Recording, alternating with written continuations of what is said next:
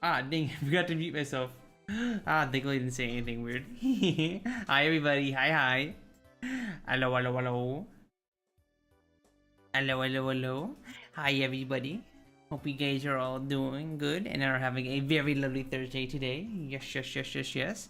Hi, Elliot. Hi, Miss Newts. Hi, Dan. Hi, Reddy. Welcome on in, everybody. Welcome, welcome, welcome. Hope you guys are doing good. That was is only a writer. Hi, writer. Haven't seen you around a hot minute. Hope you're doing good. The out of season Petaru memes. Do I still have the? Yeah, I guess. You know what? I completely forgot that that was there the starting soon screen.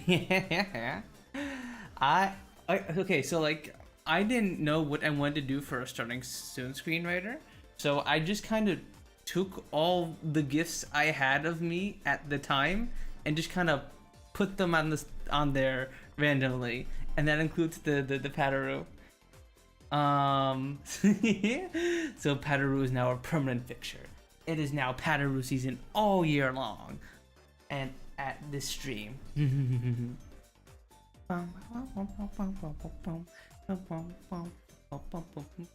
Hey, hope you're doing good. I'm gonna go take a shower. Oh, have a nice shower, Elliot. Hope you don't fall asleep in it. Oh yeah, I do that sometimes. Sometimes when I take a bath, I'm like laying down in the bath, just feeling the nice warmth of the hot water. And I'm just like, you know, I could take a nap here. I could totally take a nap here. I could totally just lay down here and just take a little nap. But then I'm like, wait, no, I probably shouldn't do that. I probably shouldn't do that in the bath. Something I miss from my hometown where I grew up in. I grew in up in a house with my parents, and we had a little hot tub slash jacuzzi, whatever you want to call it, and that was super duper awesome to just sit down and relax. Because if you've never seen one of the little home hot tubs, you get like a bunch of, it's like a little square raised pool that like you get, there's like I'd say like 8 or so seats in it for everyone to sit down in, and you could just lay down there with your head back and just relax, and it would just melt the stress away. Your muscles would feel all relax, and not the best. We're gonna fast them 6 weeks. Aw, hope you feel a bit better, Ryder. Hope you feel better soon. Oops, my tab was muted. Caught, Dan, caught. My bad. It's your bad. You messed up. You messed up, Danska Krem. Hit it. He comes out as Sneevo. Yeah. I added that a couple of weeks ago. And then now everyone, whenever someone says aren't I such the villain? Everyone sounds silly whenever they say something. There are a few other ones too. I think the is so people will be like, what is you doing? It's awesome. It's awesome too. It shows up for everything as well. So even when like I add an emote, it shows up as hite in the description. It's great. No, Dan, no. But yeah, I wish I was able to go to, had a little hot tub to go to again. The apartment complex. There's a pool nearby I could go to, but there's no hot tub. Sadly. Hoping I can get back into cooking some of the things I care about, but for now, just trying to get a chill game of Vic 3 running, and you're on. Oh, hell yeah. Oh man, I need to play more of the Stellaris strategy games. It's something that's been on the to-do list for a while, but I haven't gone around to it. Because I am a big Stellaris fan, and I got like 1,000 hours in the game, like one of my favorite 4X games. But surprisingly enough, I haven't had a chance to have a look at the other Firaxis, not Firaxis, paradox strategy games. Like I haven't played Heart of Iron. I haven't played EU4. I haven't played Crusader Kings. I haven't played any of those. They've been on the to-do list though, but I haven't gotten around to it. It's a game that's something you want on other screens for, you know? Oh yeah, I completely understand. Currently that game for me is Balloons Tower Defense 6. Balloons has been my little I'm gonna put like a YouTube video one monitor and then put balloons on the other while I'm like grinding out map completion and stuff like that. That's been my little not idle game, but like game while I'm listening to something in the other monitor, that kind of thing, you know. And Stellaris also is that can be that game for me. I'll just put like a podcast in the background or whatever, or just have my friend stream on while I'm playing it. Yeah. In fact, Stellaris is getting a new expansion soon. That looks super duper cool, actually. They're having a new biogenesis expansion, which lets you like improves the genetic ascension in the game, and it lets you become like little mutated monsters and make little bioships. I'm so excited. Now I can be like Tyranids or the Zerg and have like little alive ships and stuff. It's gonna be great. I might even play that on stream maybe. I might honestly. It looks super duper fun. It's a game. Speaking of Heart of Iron Force, they showed up last. They got on my team. Oh hell yeah, Ryder! Let's freaking go! Heck yeah! Can you tell me what mod you're working on, or is it still a work in progress, or is it a little secret? I always wanted to get into modding games, but I never. There was never a game that made me want to learn the effort of modding. No one tell me one chat. You know your sister and Reza tank that with the tiny femboy sheep. It's never you're ready to actually come out, of course. Yeah. Oh yeah, but I have massive respect to modders, especially those who manage giant projects like gigastructural engineering. Man, that's for those who haven't played Stellaris, it's like this giant mod that adds it's like a combination of a whole bunch of other mods that adds in a whole bunch of megastructures to the game, adds a bunch of like late game crises, and add just so much stuff to it. It's super duper awesome, super duper fun. But yeah, they have to like every time the game is patched, they have to make little patches to make sure all the mods works. And it's all for free and stuff. Absolutely respect to modders who go through all that work. But in a few months, we might have something worth talking about. The Cyberpunk game ops, Cyberhearts. Ooh, interesting. That sounds super duper cool. Yeah, I've heard there's all sorts of weird mods for Hearts of Iron 4 that like add future tech and stuff like that. Interesting. I wish I played Hearts of Iron 4 so I could know a bit more, but that's super duper cool, Ryder. Hell yeah.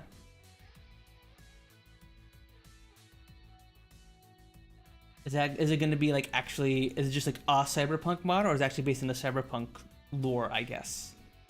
Because I guess nowadays with the Cyberpunk game, people use that word interchangeably.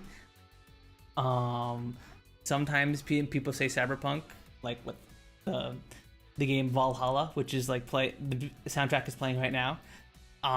It's just like a genre, but now people sometimes say Cyberpunk and they mean like the physical game by CD Projekt Red that released, or like the lore from that or something. It's very, very interesting. Very, very interesting. But yeah, that sounds really, really cool, Ryder. Hell yeah. Hell yeah. If I have played Heart of Iron before, me word speak, femboy brain, please work. If I have played Heart of Iron 4, by the time it comes out, I would definitely check it out at a stream maybe. I'd have a look see. I imagine it'd be pretty funny if you were one of the first streamers to touch it, TBH. Cyber takes inspiration from Cyber 27 and other related stories, but is it based on anything specific? Okay. Gotcha. Okay, so just overall, it's just cyberpunk ideas in general and stuff. Okay, that's cool. Heck yeah. Oh, I would love to play it. Yeah. I might do. I don't know. I might be a pretty bad Heart of Iron 4 player, but I definitely would love to check it out. Hell yeah. I didn't put my line break in. I didn't say that. Hopefully you don't sleep in there. What do you mean? What do you mean, Elliot? I don't know what you're saying, Elliot. Humor that is terrible. I'd absolutely have a place in Heart of Iron 4. I'm okay. So like, I'm always afraid of like playing 4X games on stream that I haven't played because, okay, so like, I played Casual Punk on stream a bit ago and I had a lot of fun with it, but like, while I was playing the game, I was a bit worried in the back of my mind that the stream was too boring because basically the tutorial of that game takes like 2 hours to get through. So basically half the stream was just me going through a tutorial and then the other half was me actually playing the game. And then like 5 hours into the stream, I hadn't actually like been able to declare war on anybody yet. So I was just like, oh, this feels bad. I feel like I wasn't able to fully show off the game to people, you know? So I'm always a little worried about that, but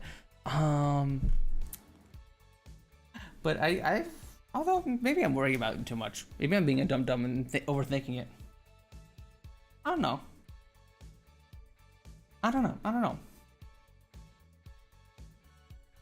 Is rated by PDX to bring the strong personality.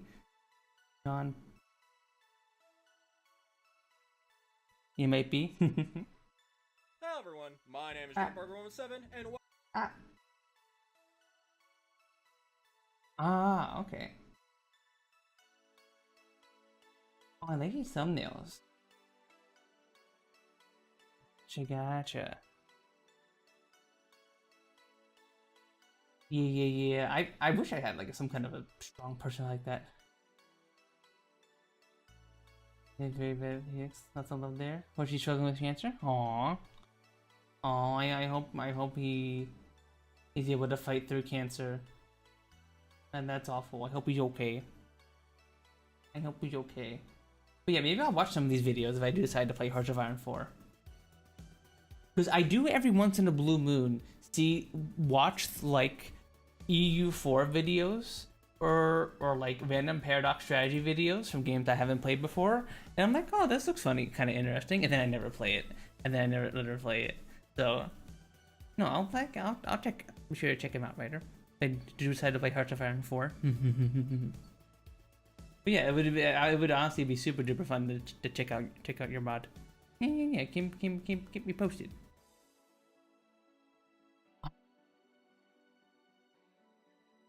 But yeah, that's something I've been thinking about in the back of my mind is like, so something I've been thinking about personally, like I guess content creator wise, is I don't know if if my content is too varied, right? Because like I think about it this way, right? Currently my content each day, every day I do content, the stream is usually completely different, or the games are in completely different varieties, right? So on Tuesday I do Puntin' Pals, which is a podcast with me and my friends. On Thursdays I do variety, which could be like anything. It could be City Builders, it could be weird games like Nubbies, it could be Balatro, it could be factory games like it's gonna be today, or anything. And then Fridays it's Auto Battlers, which is like also I guess kind of its own little niche. And then Saturdays are the visual novel streams, which is also like their own niche. So like every single day is like its own little niche, and I've been wondering if that is like, if I am like, I don't know, hindering my ability to make an audience by doing all these niches, right? All these different variety in niches, right? I'm wondering if I only played Auto Battlers, if I would have more people in my community, or if I played just 4X games or whatnot. But I don't know. I don't know. I'm kind of afraid to commit to something, right? I'm afraid to commit to one of those because I'm a person who likes variety in their life. I like playing a variety of games at once, and like I've never been someone who's just been like, okay, I am going to play just this one game every day after day, every time I get home from school, and that's it, right? It's like for example, I love The Binding of Isaac. I have like 400 hours in the game. I only play it like 2-hour bursts, and like that's it. Then I'm done for the day, right? That's how I like to play The Binding of Isaac. Something to hop on, do a couple runs, get an unlock or two, and then just that's it for the day. And then I play something else. So like, I kind of structure my stream schedule around that as well. Just having a nice big variety of stuff to do every day. But I wonder if streamer-wise that is like hindering me. I don't know, because I didn't think about it too much when I first started streaming, right? Because as someone who has, since I have my arm problems, I'm already kind of limited what kind of games I can play, right? So it's not like I have to be like, yes, I shall become a Fortnite streamer and I'll only play popular video games, right? No, I can't do that. That's not an option for me. So I was like, okay, well, I'll just play whatever the heck I want, you know? And just see if anything sticks from there, I guess. But Fortnite Battle Pass. No Fortnite Battle Pass. Hard to be certain. Plenty of streamers do variety. Hit the key is that hit the thing that brings hit the audience. In this case, is your personality rather than hit the games. Yeah. Oh yeah, definitely. Like Northern Lion, for example, like one of my favorite streamers, just absolutely carries it with his personality. He has such an ability to just yap and make these bits out of nowhere, and has all these funny stories, and he just has so much energy to him, and like he can any game that you watch him play, he's entertaining. But yeah, man, Northern Lion's like a streamer goal for me. If my streamer goal is to be able to yap like him. Hi Cynthia, hi. You know, she's just a podcast in disguise. Podcast with the gaming in the background. But he does talk about the game, though. He does talk about the game. Like, if you watch his Bizarre videos, he does play it. You ready, little tappies. I can't yap by myself. I need an extra voice for color commentary. That's I think that's one of my biggest weaknesses as a streamer at the moment. I feel like I'm bad at yapping and filling up air, right? I feel like that's one of my biggest weaknesses, that I'm unable to like yap while I'm playing games, and that's something I'm trying to get a little bit better on. I think I have improved a bit over the years, since I'm now a little past 2 years of streaming. I think I've gotten a bit better at that, but that's something I want to get better at. Definitely. Ethan Henry, the color commentary. You're good at yapping? Aw, thank you, Dan. Thank you. Nah, I'm bad at the spontaneous keeping things interesting, I think, and I don't know. Mario. That's something I'm gonna something I need to work on, I think. The power of yapping is extremely important. Yes. I must learn to yap. Because one of the reasons I started streaming actually was to get better at yapping and talking to people. I was a very quiet kid growing up, so I was like a massive introvert, like super huge introvert. Like, I know you wouldn't think it from seeing me now, but like I was one of those people who was like, I would go to my friend's house, I would hang out for like 3 hours, and I would be like drained, like mentally drained. Like, I was truly an introvert in like the truest sense, where like I would just be like, my brain would just be like blech after hanging out for a few hours. So part of the reason why I wanted to start streaming was that I could get better at talking to people and sharing my thoughts and yapping and stuff, because I never really got to do that when I was a kid. So yeah, that's part of the reason I started streaming. So I want to do that. Yeah. I think it would help on that front to have some random beliefs to talk about. not not necessarily anything big with something you could talk about. Yeah, something I've been trying to do is like make little notes of like stuff to yap about during stream. That's helped out a little bit. It's helped out a tiny bit, but I'm bad at like I need to get better at doing that, and like making the mundane interesting was like something that was suggested to me in like one of those here's how to get better at streaming videos, you know? I need to make my mundane life interesting, because unfortunately my life is kind of mundane for the most part.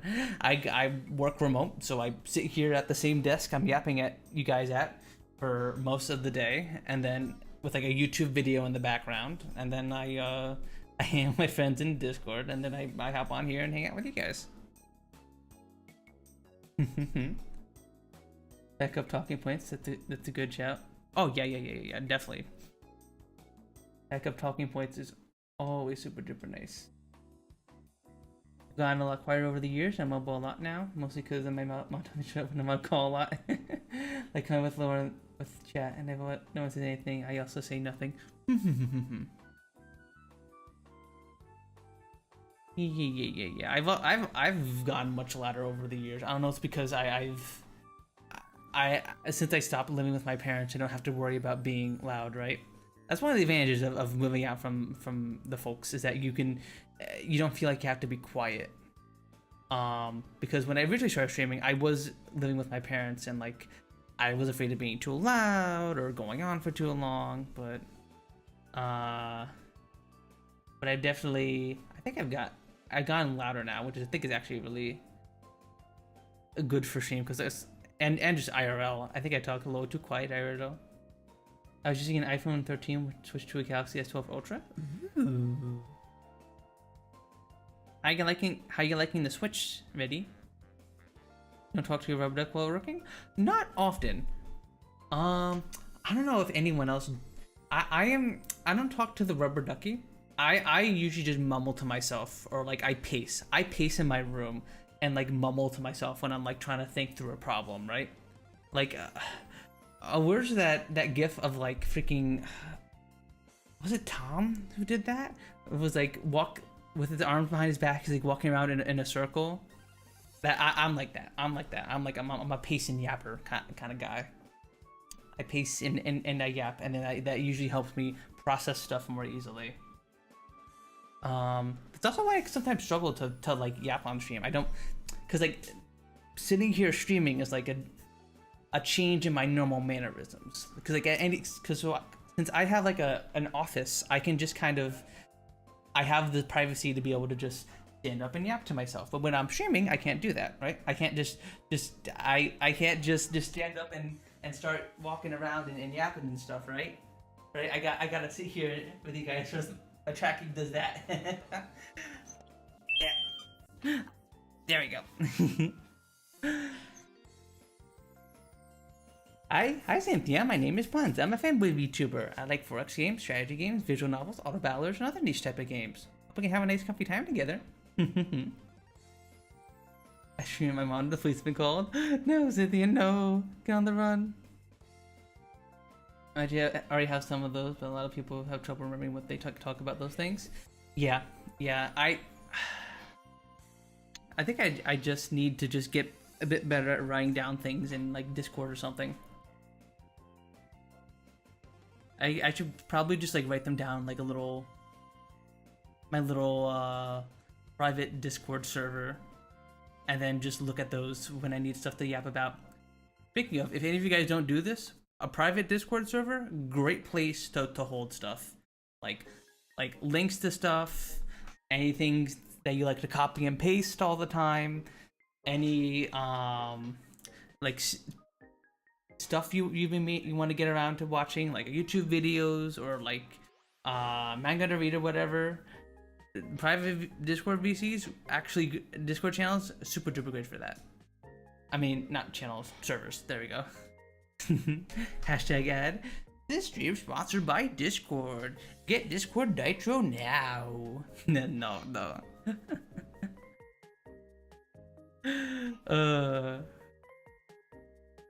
Beep beep.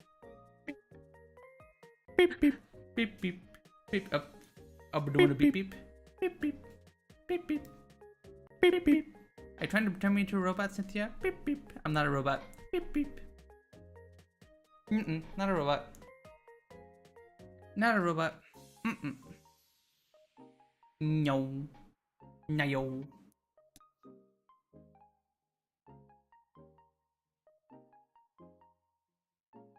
Oh, I have something that I could talk about today. Do any of you guys buy bagels from the grocery store?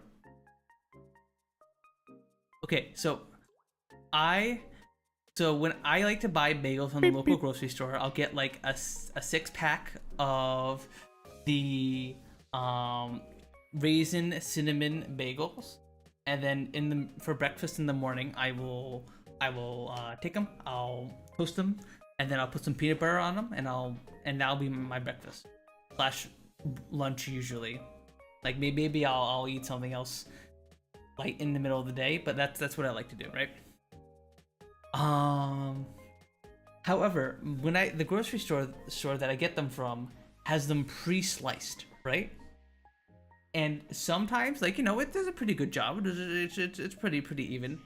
Other times it is just like super duper skewed. Like it's like it's cut through, instead of half, it's like cut through the quarter. So there's like 3/4 of the bagel that is just super duper thick, and then the other half of the bagel is just super duper thin, and it's like grr. So I tried to cut them myself, and then when I cut them myself, it's also skewed. I don't know why. I don't know why I can't cut a bagel in half. I just can't do it. Whenever I try to cut a bagel in half, I slice into it. I'm like, okay, yep, this looks even. This looks even. This looks even. And then it's not even. It's not even when it's done. It's not even. I'm like, Skill issue. Hi, Kara. Hi. It's crazy. It's crazy. I guess even a machine is incapable of cutting a bagel evenly. It's fucked up. Jamie said? Oh, off the top, be right back. Okie dokie, Dan. Jamie, you good? Let me turn Jamie off and on again.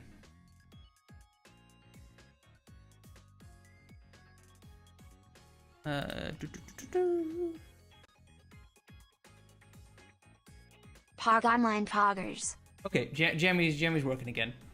He was just sleeping, Cynthia.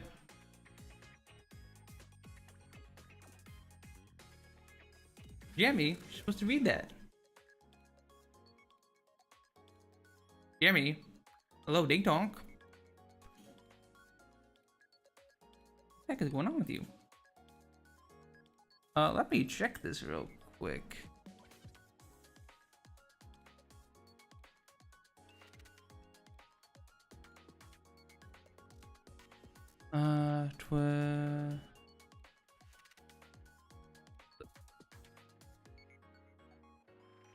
Yeah, you're definitely set to the TTS redeem. And you're connected. What the? Yeah, StreamerBot's on. Oh yeah, if StreamerBot wasn't working, Cynthia, we wouldn't have the dual chat here working.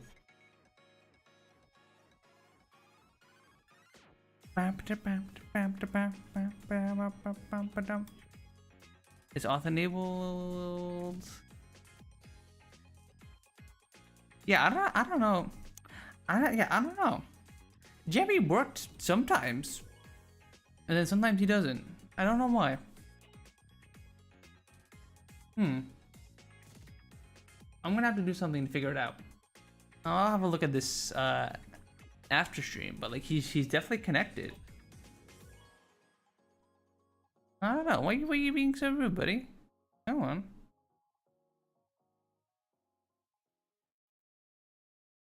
I don't know.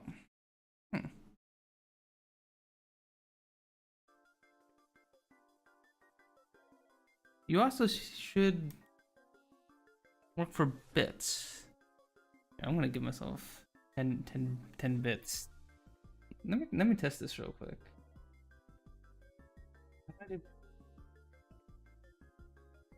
How do I actually use bits?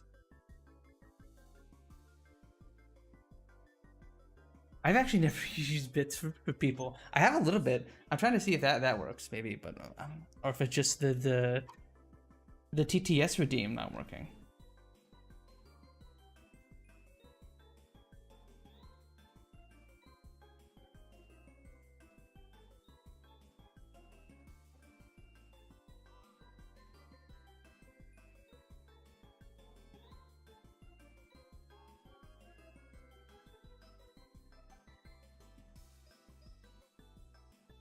I don't know.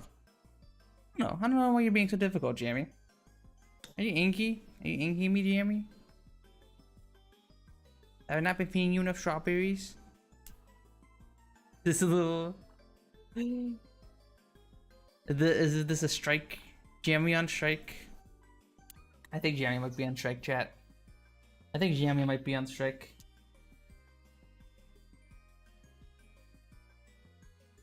I'm sorry about that, everyone. I was gonna go. I don't know why Jamie isn't working. I'll have to investigate after stream. Because I think he's... Some streams he works and some streams he doesn't. I think, right? I remember a few times ago, someone else was trying to use Jamie and it didn't work, but... I don't know. Because like if I test him, Pog Online Poggers. he's definitely connected, and the audio is coming through, but he's just not reading Twitch chat. Give me a few more minutes. Give me another second to check this.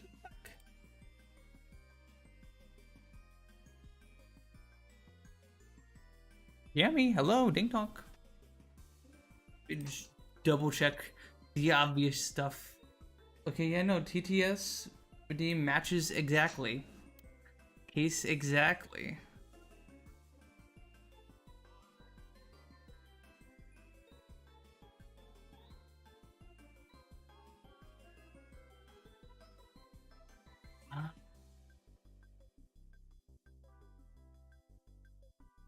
I don't know. All right, well, we'll leave you. We'll give you some time to rest, Jamie. We'll see if you're feeling better later on.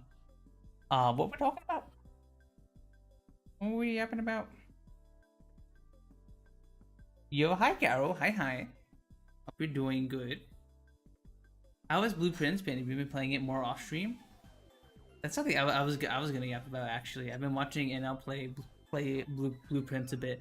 Oh man, I wish that game is so cool. That is just like a one of a kind of game, right? Utterly unique in all aspects.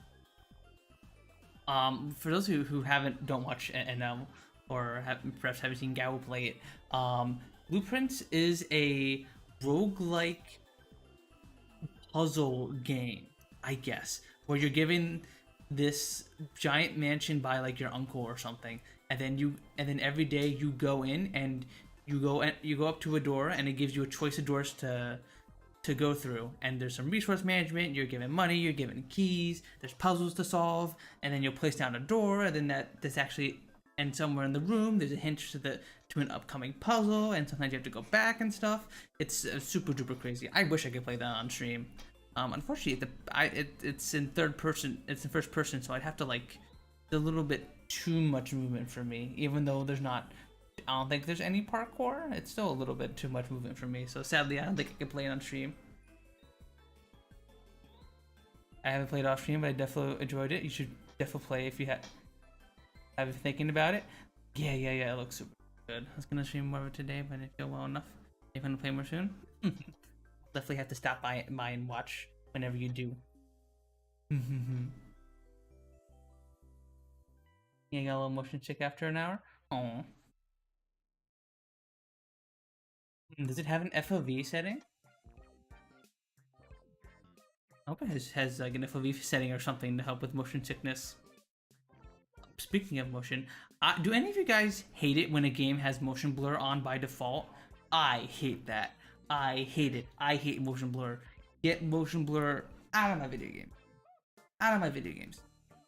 Get out.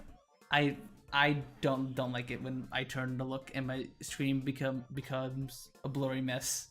I hate it. I hate it. I know it's a thing used in movies. I know I know all that stuff, but I don't want that in my games. I don't want that in my games. I don't want my screen becoming a blurry mess, because when I turn to the left, it doesn't. My vision in the right, my vision doesn't become a blurry mess. It's just normal. It's just normal, and it should be that way in video games. It should be just like that. It's I think I don't like it. I don't like it. I don't like the urge to make games look cinematic, like that. Like, make games look good. Don't get me wrong. I can appreciate a good looking game, but like they shouldn't. I don't like it like filtering either. I don't like when they artificially make games look bad, I guess, unless if it adds to the has an artistic purpose. Like some things I don't mind. I'm like things that are like a low resolution. I don't mind for games like mouthwashing. I think it actually adds a bit to the aesthetic of the game, so I think that is fine. But other things that are just added in to just make it look bad, like the film grain in the Mass Effect series. Like Mass Effect has film grain added in to make it look like one of those old sci-fi space operas, like Star Trek or something, right? It's very noticeable in the first game, and I hated that. I immediately turned that off. I thought it looked terrible. Adding no accessibility options? Oh man. That's my one bad feedback about the game, because it also has some flashing lights. I think just in this age, every game should have accessibility options for the pretty common and well-known issues. Oh yeah, absolutely. Every game should have you be able to turn motion blur off, turn off flashing lights, turn off like anything that obvious like that would cause pain or discomfort to people. Any like obvious accessibility options like that. Absolutely. Does it at least have controller support? Because controller support is a very large accessibility option that a lot of games don't have. Because while I'm not someone who uses and I typically don't use a controller for the games I play. I typically just use the mouse, and then occasionally have to use the keyboard if I'm like rotating a building in the city builder or something. But there are a lot of people who have disabilities that rely on controller support to rebound controls to whatever device they are using to help play the game more easily.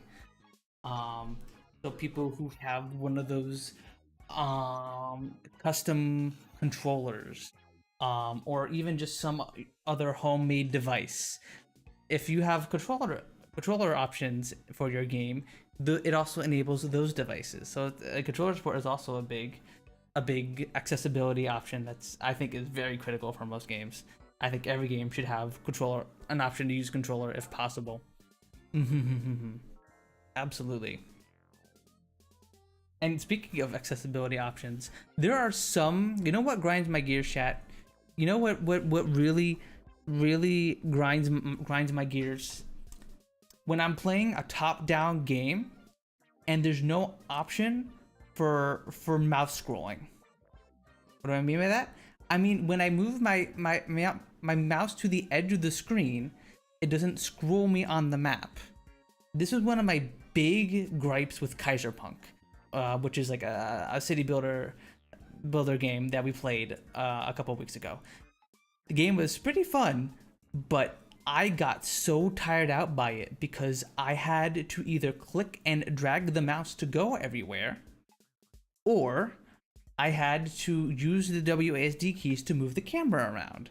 So if I wanted to examine the map for resources, I had to use my hands to like move the camera around instead of just moving the mouse, the pointer to the side of the screen and just having the screen slowly drag over there, which is nice and easy on the arms as opposed to having to move the game around with the arrow keys. Super duper annoying. I don't know why it isn't in every game. It wasn't in Frostpunk 2 on release for some reason. It's there now, but it wasn't on there on release. What? Why not? Why is it not there? Why is it not there? Why is it not just coming on release with with all these games. Like, it's such a nice quality of life feature, and it's like such a simple thing to implement, and it just doesn't come by default. Like, you don't even have to lock the monitor. Like, monitor lock is nice too. Like, mouse locking the mouse and the monitor, nice too, but not necessary. Like, Factory Town thankfully lets me scroll with a mouse, but it doesn't have monitor lock, so it's a little annoying. But at least I can like pan around the map in that game. Super duper nice quality of life change, but there are so many games that don't have it. Super duper weird. Cause like it's just so easy to just pan the mouse to the edge of the monitor and just have a quick look around.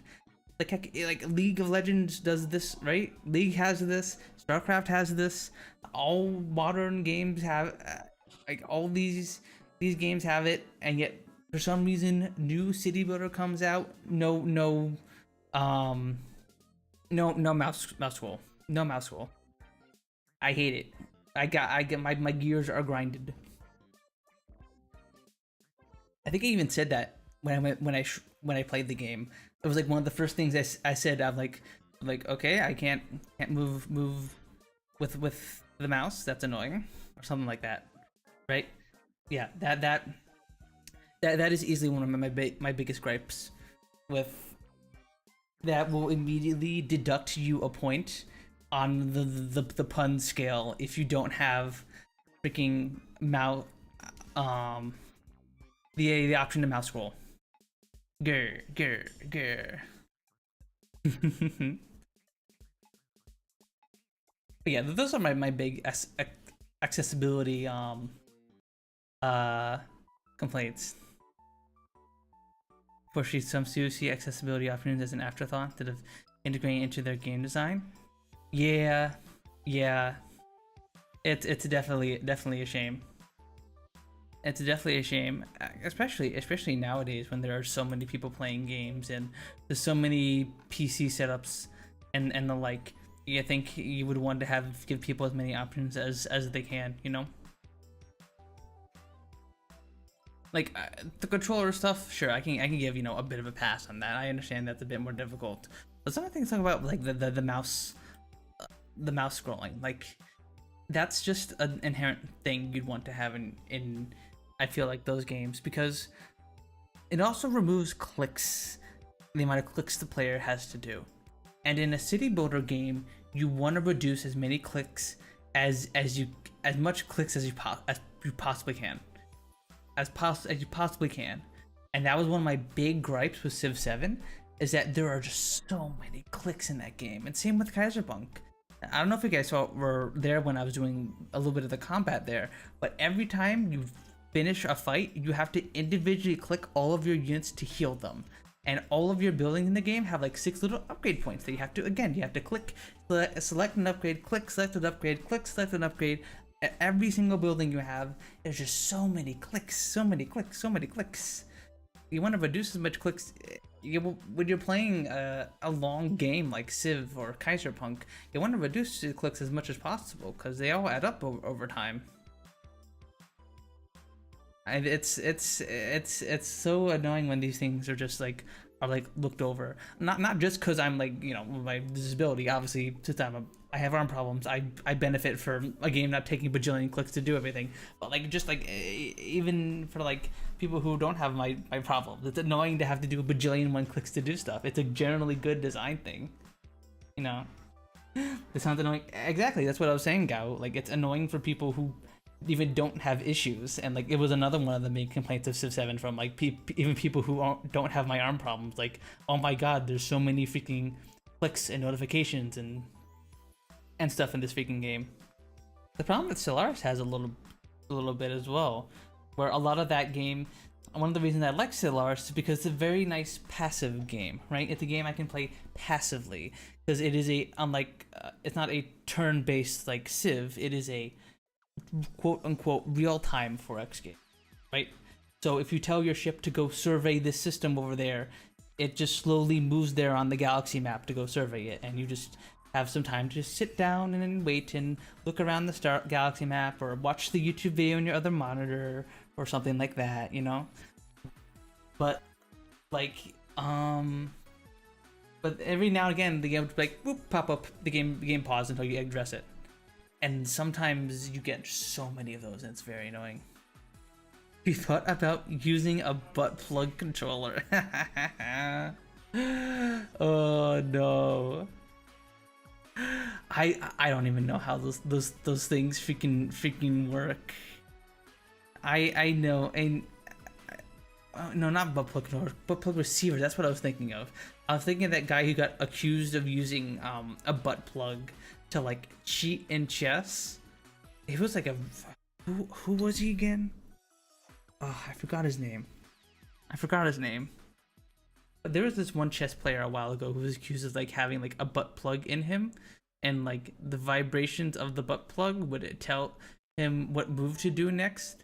Magnus Carlsen, yeah. I think that was the guy, Gao. I think there wasn't any actual proof he actually did it. And anyways, but that just stuck with him forever. That's crazy. That's so crazy. How the heck would a butt plug controller work though? Would it just would it measure the grip? Oh no, I don't know if I can talk about that. I don't know if I can talk about that on stream. I forgot his name though. Okay, oh, okay. He was against Magnus. Okay, and then Magnus accused him of using a butt plug, a vibrating butt plug, to like cheat. Yeah, but he was the one that accused. We never learned how the cheating was done, or if it even happened. Yeah, exactly. Like, we never were able. Basically, the guy said that, and then nothing was ever proven that he actually did. Never specified a method. Yeah, exactly. But a lot of people took with it and ran though. I feel kind of bad for Magnus's opponent. It's supposedly pulse code for move, but that's the only speculation. Yeah, exactly. Like they were. I mean, you can't really prove that he was wearing a butt plug without like. Thank you for the follow, Alex Lotto. Axolotl, thank you for the follow. Thank you. What a time to drop by stream. We're talking about cheating in chess with butt plugs. But yeah, I mean, like, yeah, it was never proven because, like, I mean, what are they supposed to do, right? Like, unless if the guy was just like proved he didn't have a butt plug in him, like right then and there, like, what could you do? Talking about plugs estimation. How you doing it? Axolotl, hope you're doing good. First game try. I gotta drink some water.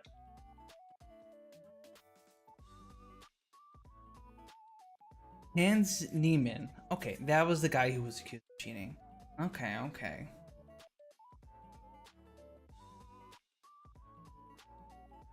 You just by shoving the pieces up my ass while they're not looking. Oh, I don't know, man. I guess your queen's gone. And oh man, that sucks, huh? Losing an important piece like that, man. Me, I'm feeling okay. I'm feeling great. I'm doing okay, having a gnarly like right now. Aw, hope you feel better. Hope you feeling a little bit better soon. What do I do for when I have a tummy ache? I like ginger beer. Ginger beer's my little ginger ale, I guess. Same thing, I think. I like to drink that when I have a tummy ache. That usually helps me a little bit. Crackers. I also like to eat crackers when I have a tummy ache. Something nice and light like crackers or rice.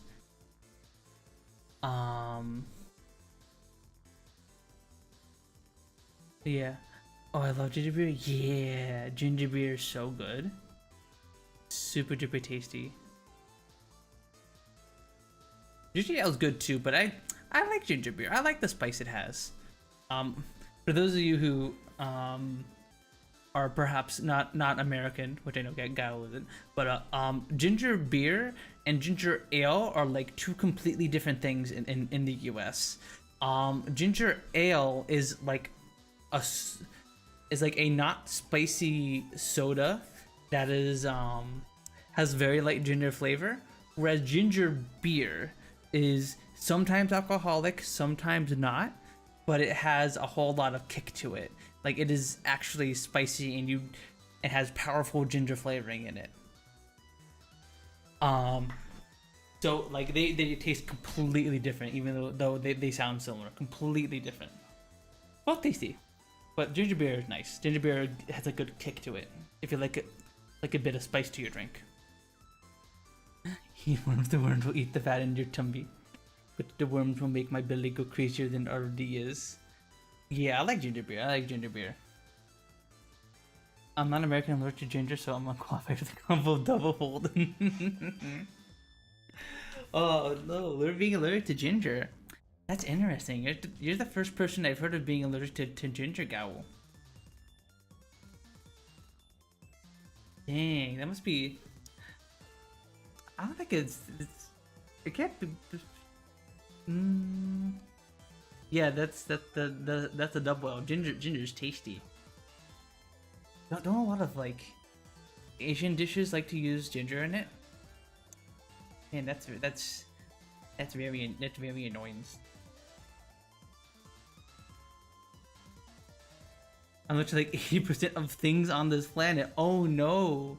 Wait, are you allergic to peanuts too? Oh no, go! Oh, that's rough. That's rough.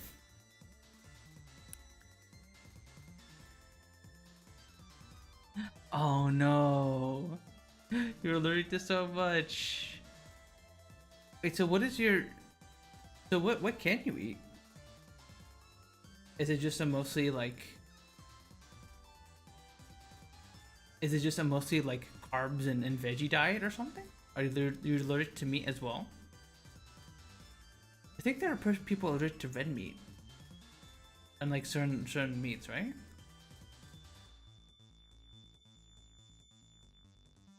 Interesting. Man, I hope they have come up with a cure for allergies. I hope they're eventually able to discover whatever gene like produces allergies to foods and is able to fix it. That's something that I look forward to in the future, when we'll be able to do gene editing on people and to like fix allergies and stuff, or like make it so that their children don't have like allergies and stuff. I think that'd be pretty awesome. Most vegetables, most fruit, some dairy. I'm vegetarian, don't eat meat. Okay. Interesting.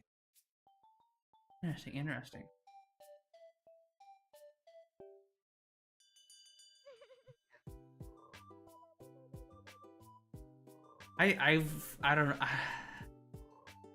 That seems rough. I'm sorry, Go. I'm allergic to immunity for some things already. Just that my issue is slightly more complicated than just a normal allergy. Oh, okay, I see. Interesting.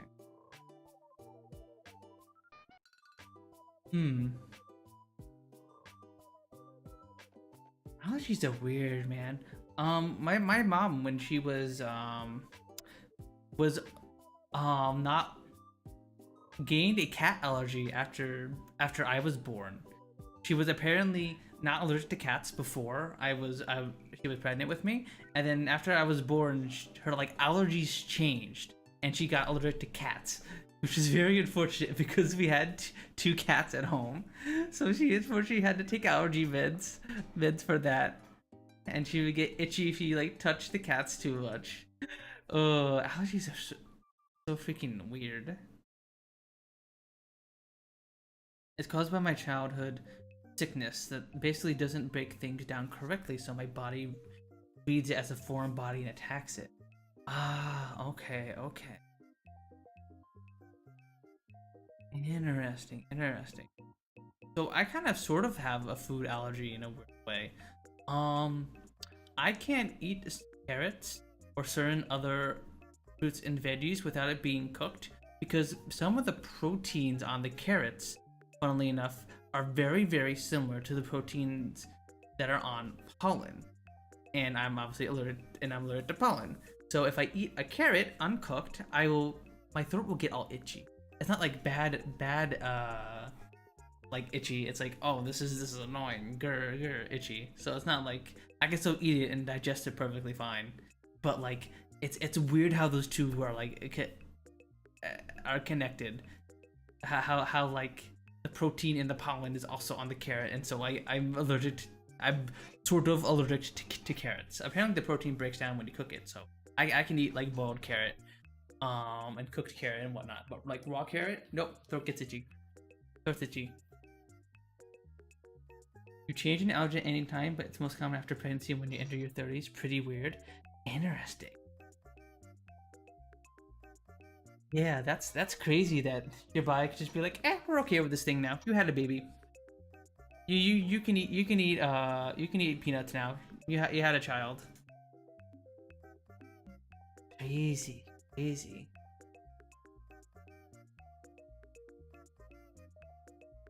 And the human body's crazy, man. It's crazy. Oh man, we've been yapping for an hour. Jesus, chat. I'm stalling here. I've been stalling you guys out. I'm sorry about that. We have some gaming to do, but it was fun yapping with you guys. But yeah. All right, everybody. Looks like ads are gonna pop up. So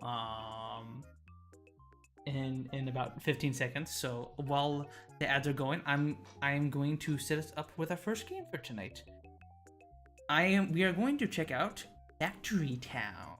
It is a production, as you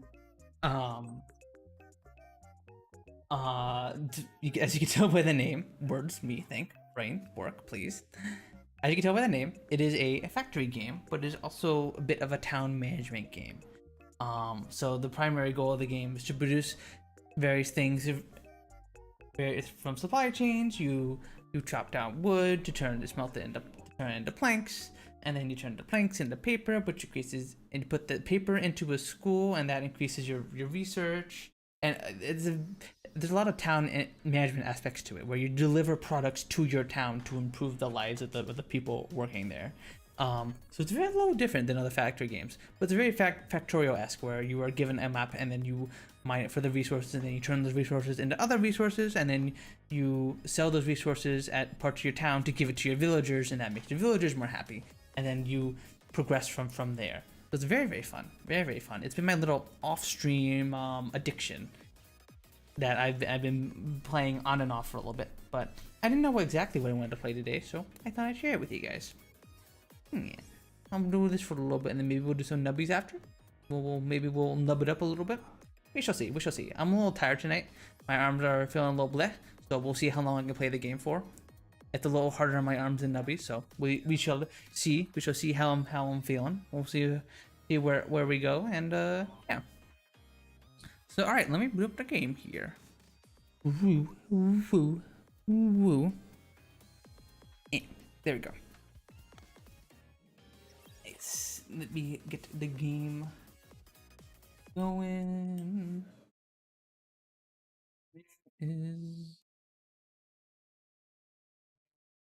Where are you? There's Factory Town.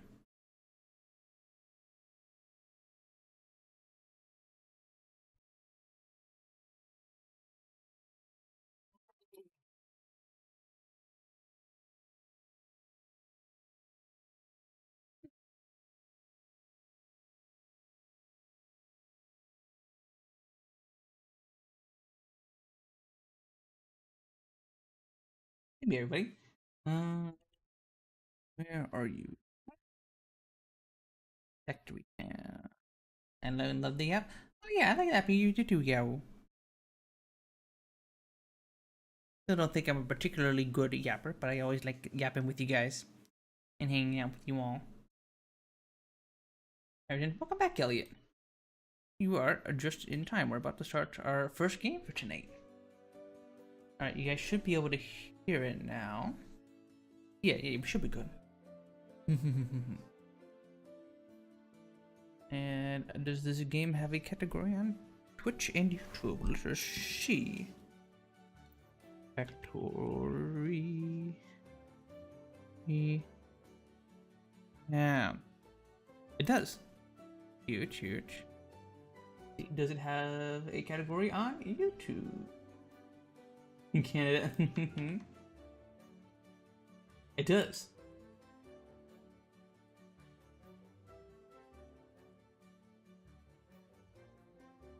Timestamp factory on for. Right, I've been getting better at timestamping the YouTube videos afterwards, so that way people can find parts easily. Factory, that is.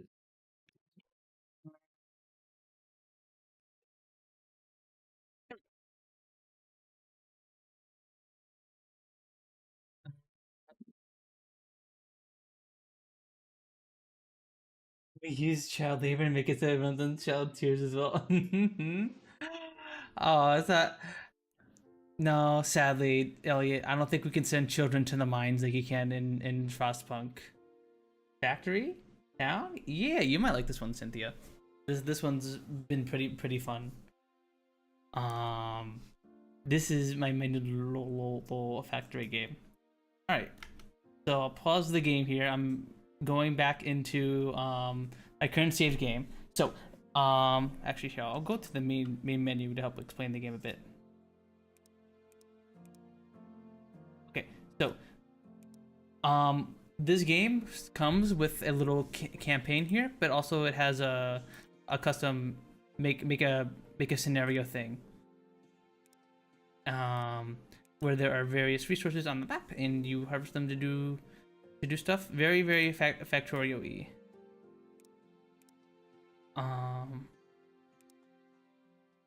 And I'm on the 4th level of the campaign. So this map is like the introduction of trains and stuff, and transportation methods and all. All right, so this is my little town here. Got a bunch of little houses for everybody. We got a little food market here. We got a little school. We got a little general store. Now here's our little town center. So as I was saying before, Factory Town is very much similar to your Factorials and other factory building games. As you can see, we got my little thing of conveyor belts here, shipping all sorts of products across my little production buildings over here. We got the paper coming out of this paper mill from let's see, where's the, okay, no, there you go. I'm harvesting wood from this forester, which is sending wood down the chute down to this lumber mill, which is bringing the paper over here to make books, and over here to the school to generate research. And the books are being put in the laboratory to generate industrial knowledge and nature knowledge, which are just like higher tier science points, basically. And over here, we're harvesting cotton from this farm, and then we're turning it into cloth, and then we're storing it up here, and we're using it to upgrade wood conveyor belts to cloth conveyor belts. And it's this big mess of a factory and stuff. But another aspect of the game is you deliver some of these products you make to some of your town buildings. So for example, here I have this forester here harvesting wood and then sending it into this workshop here to make wood wheels that are then sold at the general store, and we generate coins here by selling it at the store, and it also makes everybody happy. All the little villagers get little happiness bonuses by having products sold to them at nearby buildings. And this is how you improve the lives of the people in your little town, I guess. You make products for them. You make products, you bring them to the buildings, and then you generate money and happiness. So I can make things like apple juice and pear juice, and other sorts of more advanced products, and then sell them here and get money through that way. And you also, and that is actually important, because the way research works is you need research points and you need money to as well to get the higher level and stuff. So see, some of these require red coins and industrial research points. Some of these require nature research points and red coins. But yeah, this is my little. It looks a little complicated, but it actually it's very it's the typical chaos you see from a factory game. And yeah, I got this little train here. I got my little villagers here mining this iron ore, putting them in this barn, and then shipping it over here. And I got another villager here getting water from this well, and then putting in this conveyor belt here. So we have a little train who's gonna come by, pick up some iron ore, and then he's gonna get some water so that way his steam is full. And then he's gonna bring the iron ore back over here to this barn, which is then gonna go feed into our little forges here. I got one of these producing iron plates and another producing nails, and then I am turning these into some reinforced planks, and I can do all sorts of cool stuff with those in a second. But yeah, I guess where do we begin? Where do we go from here? Go from here.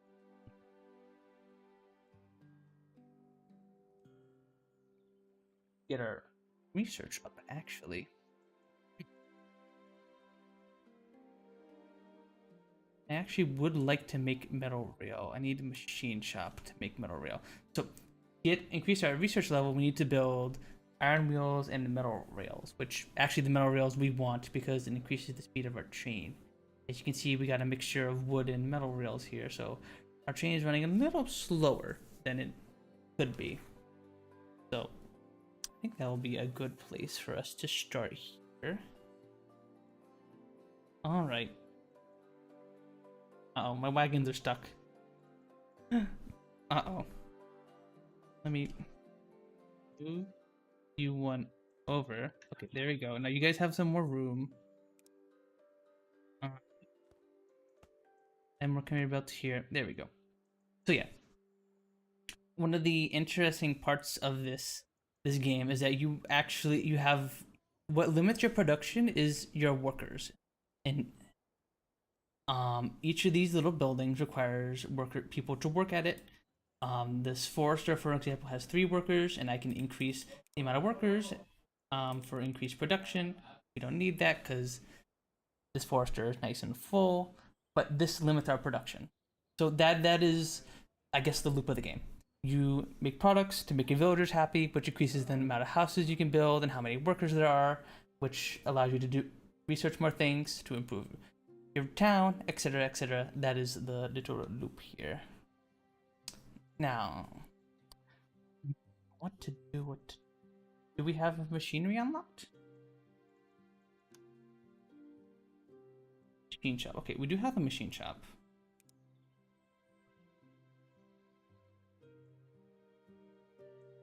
I guess we can. The machine shop is a little jank, but we could put the machine shop here. Oh no, I don't have you unlocked. So, oh wait. There we go. Alright, and then it has little tutorials here to show you how railways work and stuff. We don't need to look at that now, but yeah, so the game has little goals for you to do. This is our victory condition for winning the scenario. We need to produce health potions, elixirs, and antidotes, but for now we just need to get our focus on getting our tech level up. So we're gonna start working on these here to get our tech level. Right. No recipe assigned. We want to make metal rails. Actually, over here we have this old stockpile of rails. So I was thinking we can use the. What are you doing? Okay? You're gathering stuff from. Okay. Metal rails here. Now all we need to do is get some of our iron plates over. I'm gonna get iron plates over from here. Got this big old barn where all my iron plates are stored. I need to get them over yonder. How? I guess we can do the spaghetti way of where I just do this. Not want to grab the metal plates, I just want to grab you. Oh.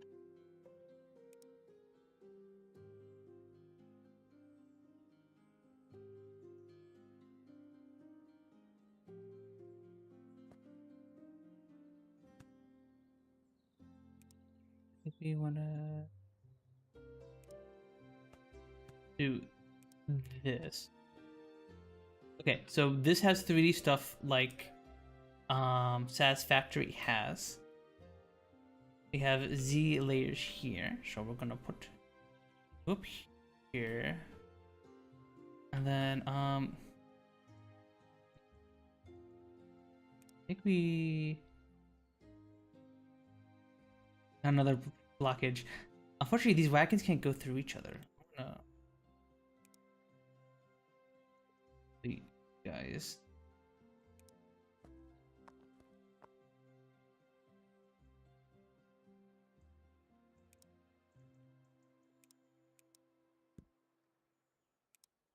Here. There we go. Now the wagon can go. Wagons are nice because they're nice and fast on road. And they can carry multiple things at the same time.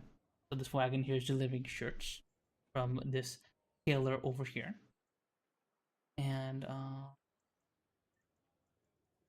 we do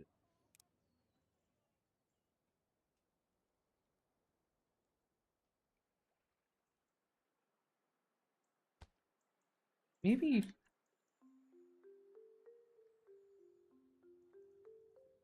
we can like boat it over here across this river.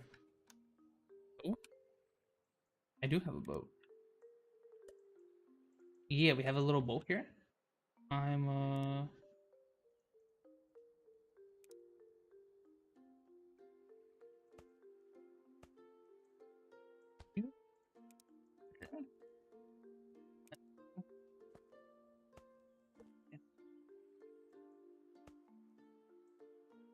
there.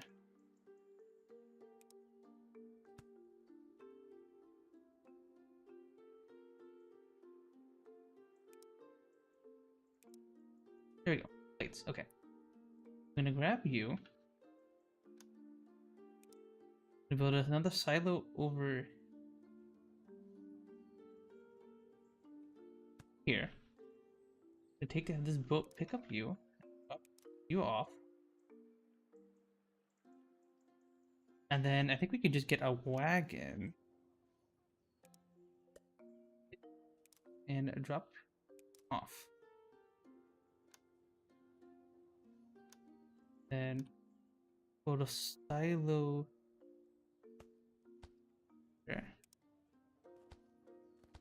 There we go. Okay. And put a little road to speed you up.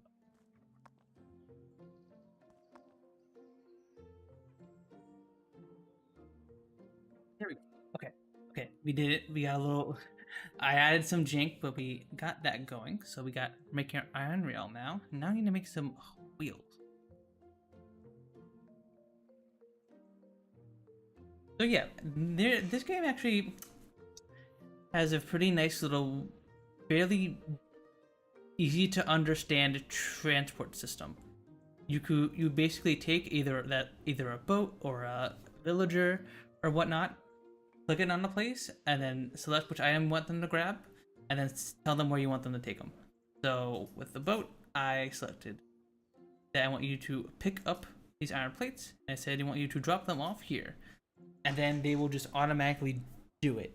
It's actually a lot simpler than Factorio's system. Which I think is a little... The system that Factorio used for trains is a little... I think a little scary to some people. I was also scared by it a little bit.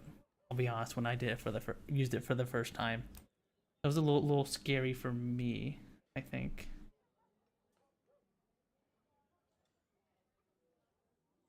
So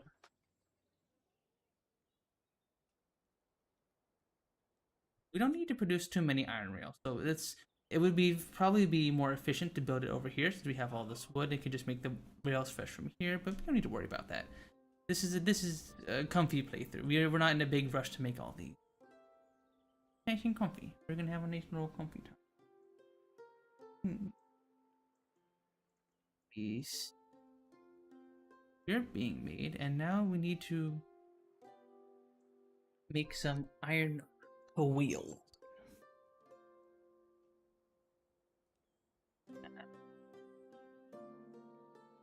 Maybe I should.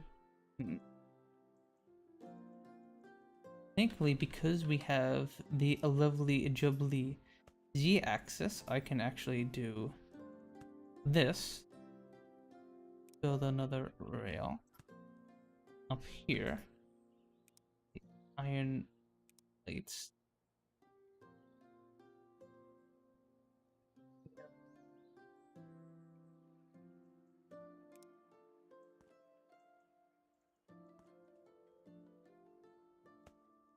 You go down here. Then workshop. Workshop is a general. Oh no, not workshop. You need machine shop. One of my I'll give you one of the main gripes of this game is the build menu kind of sucks. If I want to build a machine shop, I have to either go to buildings here and search for the thing I want, or you have to type it in, which is a little bit annoying, but not the most awfulest thing ever.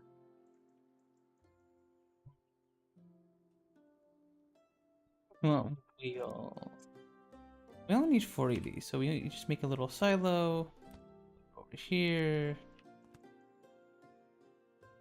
Put you over here.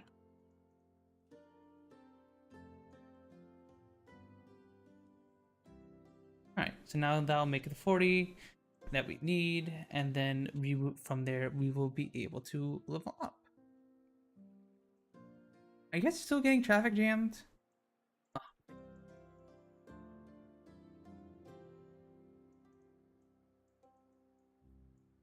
Let me do this real quick.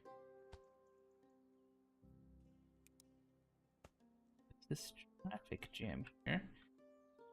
Angle carts and stuck on each other.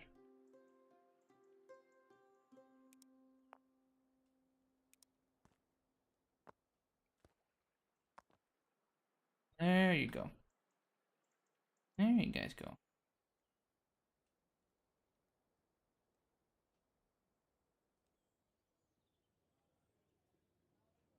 Built-in paths over here. Yeah. Normally at the start of the game you use your little villagers to go grab things. Yeah, I have this villager here picking up some wood bricks, I believe, and then selling them to the general store down here. They're generating some.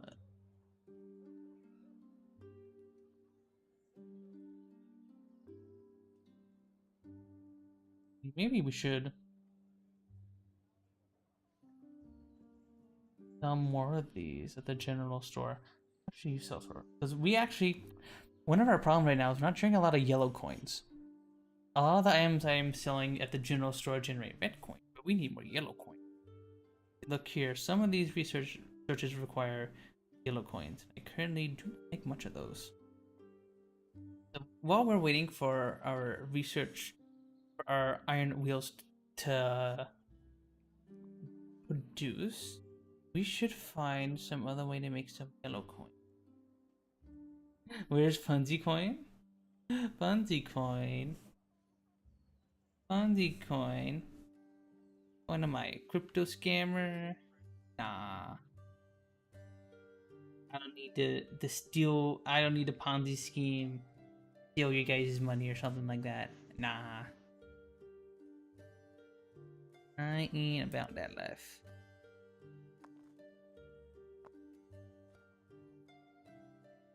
It is weird nowadays that like people are still making weird crypto scams, like the Haktua girl and her rug pull crypto. That's crazy to me. That stuff like that is still going on.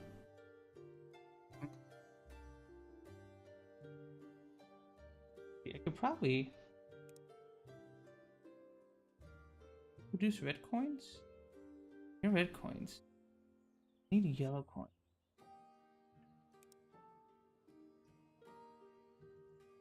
I agree. I agree. It still is very weird that people are giving money to it.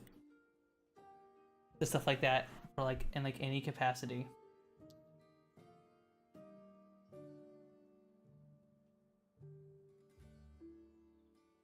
Maybe we could. First off, we'll add a little worker here. Just these apples. More yellow coins from selling you.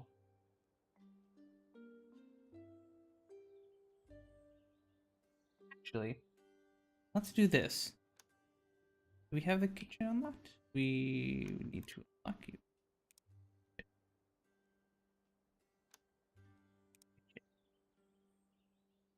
Ian. And then we're gonna have you make some apple juice. We're gonna take you three top off apples, and you top it off here.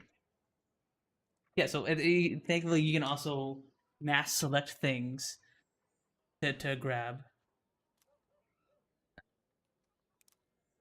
and it's super duper convenient.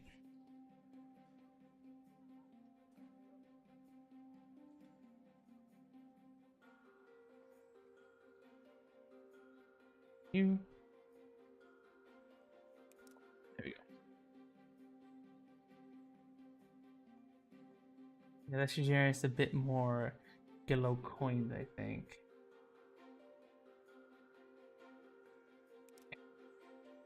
There we go.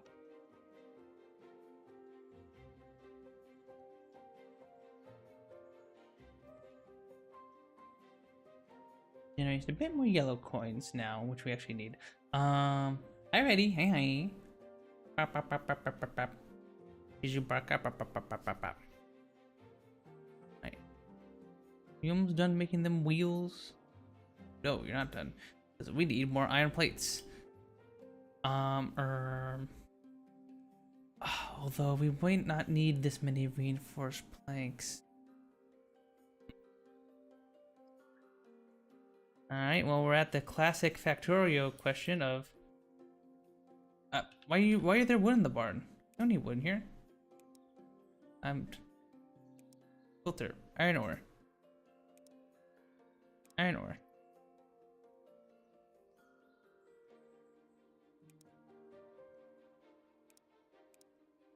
You can be wood, because we do actually want some wood in here for the train to grab. Wait, no. Don't you get wood from elsewhere? Yeah, you get wood from elsewhere. Never mind. I don't need that. Get out of here, wood. Boop. I'm deleting your wood, chat. Your wood has been deleted. There we go. Okay. Okay, I think we have fixed the blockage.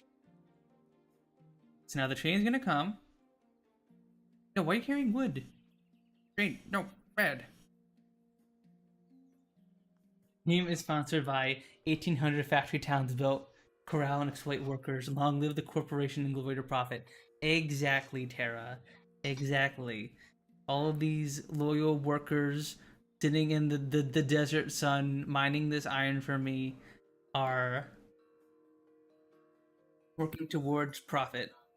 Yeah, sorry, Tara. Jamie's on strike at the moment. He doesn't feel like working. I don't know why, but he is not feeling like working.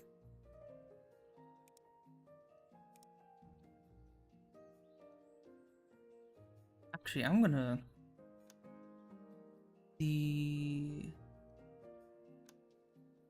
tutorial. Tutorial.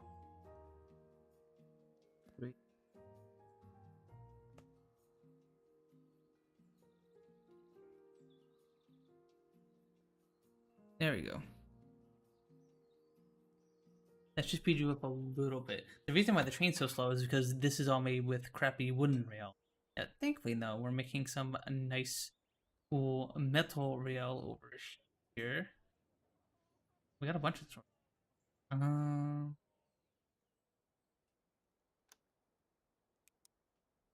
We have metal rail. What the?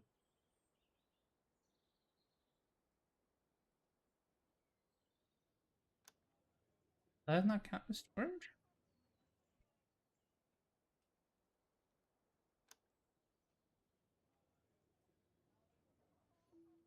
Okay, so in this game you can't you have to put items in storage in order to access them. So I'm actually gonna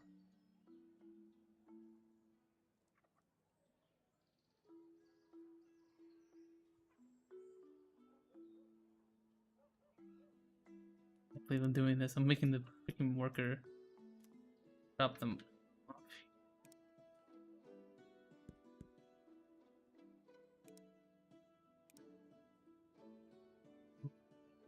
Rail.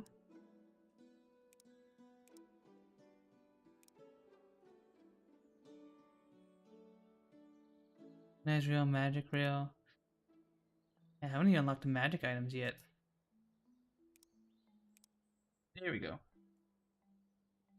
Regulated Bezos. Let's hit the jar too long. I don't know. Jamie hasn't been working these past few days. I'm not really sure why. Should have ability to use metal rail again. There we go. There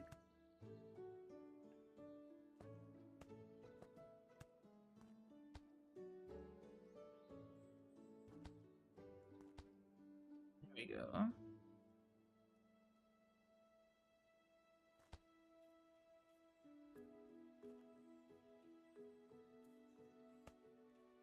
Just pre true.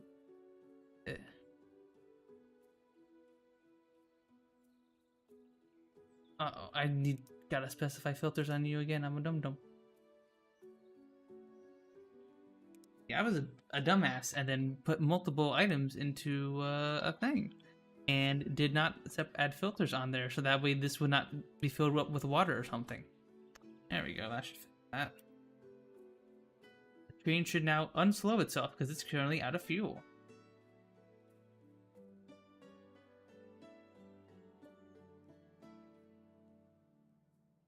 There we go. No farming clips. They love farming clips. There we go. You should be fixed now. Thankfully, while this is going on, I'm getting some good research done. Yes.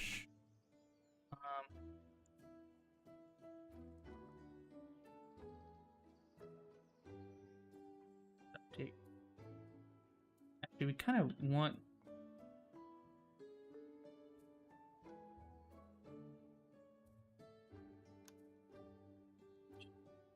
We want to make a little chute here. Maybe these fall down here.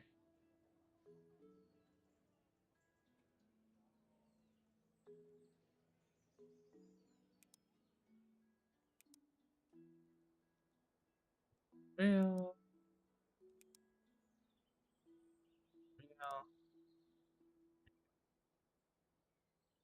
So now you'll make big wood rail again. I turned this off at some point. Again, this is a different kind of conveyor belt that you can use in this game, where you make a little.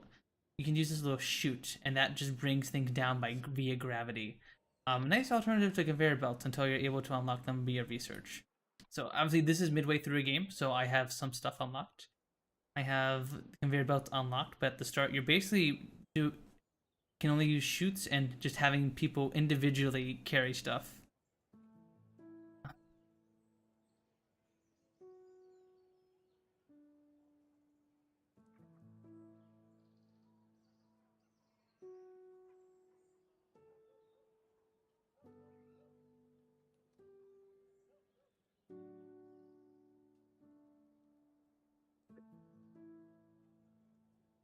Be good for the metal.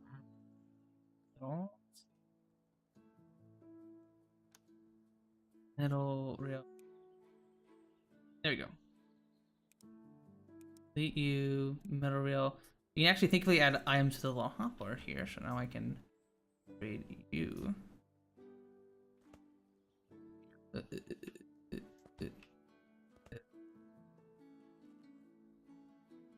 You. Oh no. Uh-oh. I done goofed. I fucked it up. I fucked up my reel. There we go. Okay. Fixed. Now I gotta do it before the train comes back. I gotta upgrade this rail before the train comes back.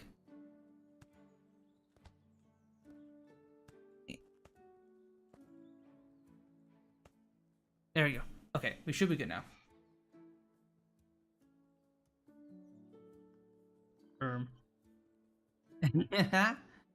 Let me pick you guys up. I'm gonna just delete you from existence real quick. Let me just doop and doop. Real. Here we go. Okay.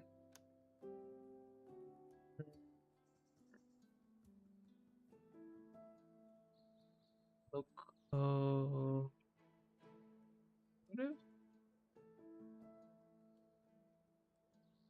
Oh wait, no, did I done goof? Because like the game gave me a free train to use, but I delete it and now it's gone. Uh-oh. Should be in my pocket. Where's steam locomotive?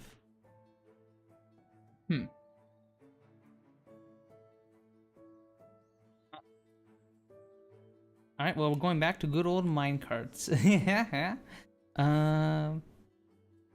I'm throwing my comfy factory game. No. Okay.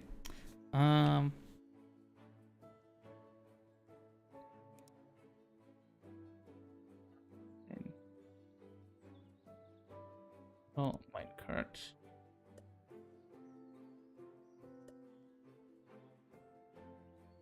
Gonna build multiple minecarts. No, not you.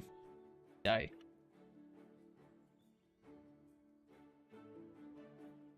Also, we need more of you workers here. Workers, get to work in the mines. Paths, so you guys move a little bit quicker. We don't need you anymore. Hi Cynthia, my name is Puns. I'm a femboy vtuber who likes 4X games, strategy games, visual novels, and other niche type of games. Hope we can have a nice comfy time together. Also, there's no wrong way I want you to go. I want you to go this way. Go this way. There we go. Then we build...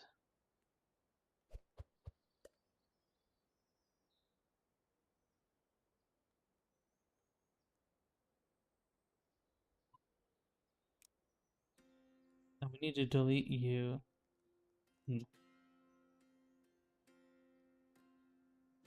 Okay, if I have the minecarts together like this, they shouldn't bump into each other. You like this feel, huh, Cynthia? Alright, well, we have our metal.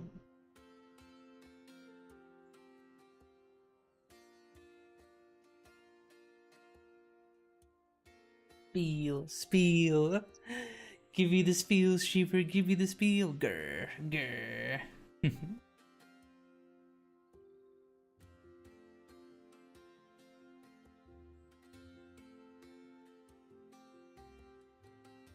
I need to find something else here. Maybe we just make a direct conveyor belt.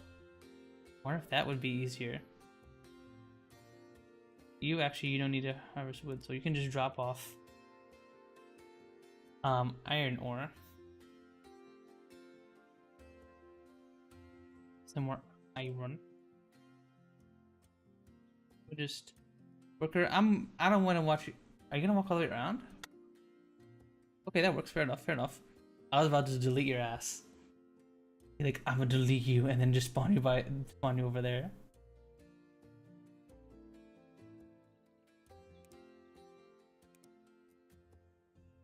Iron ore. There we go.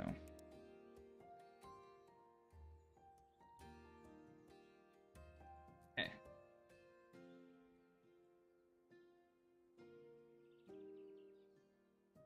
I think this should be fine.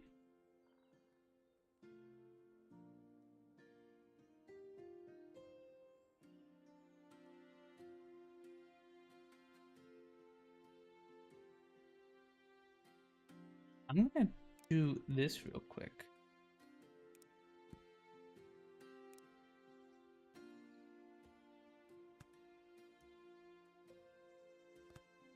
There we go. This way the carts have extra time to Oh wait, no, I can add multiple carts together. I'm stupid. I'm dumb.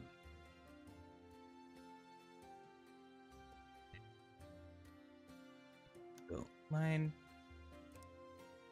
Yeah, make this big chain of little mine carts going together. Yeah, there we go. Then we're gonna upgrade you. Your storage capacity, so now you can hold a bunch of iron ore. Yeah, there we go, there we go. That's what I want to see.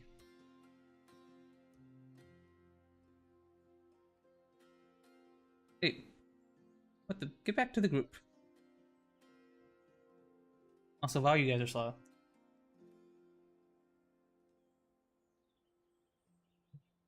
You see, you're supposed to have a steam locomotive to help push these guys, but they can kind of be okay on their own. You.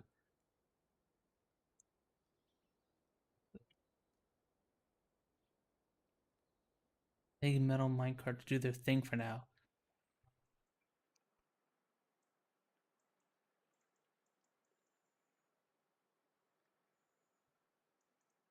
Where do we go from here? What to do? What shall our next objective be? Flint and steel. Beep beep. Beep beep. Chicken jockey. I still haven't seen the Minecraft movie, and I'm a little scared to do so.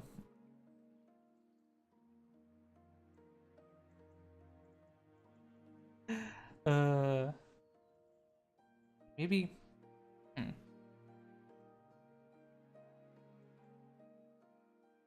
I wonder if I should change this laboratory's like position or whatever, so that I can get the research better, more easily across. You can keep doing this. Wait for I'm moving as soon as see the pain in their face in real time. Yeah, no, I think it's better if I just don't watch it and just let the memes exist or whatever, and just have the version of my head of it exist. See, this is the annoying thing. There's no mouse lock in this game. I can scroll to the edge of my screen with the mouse like this, without having to do anything. I'm just using the mouse. Nice and convenient. But then if I scroll to my right, it goes off the screen. Very annoying. Very inconvenient. Wish all games had a mouse lock option.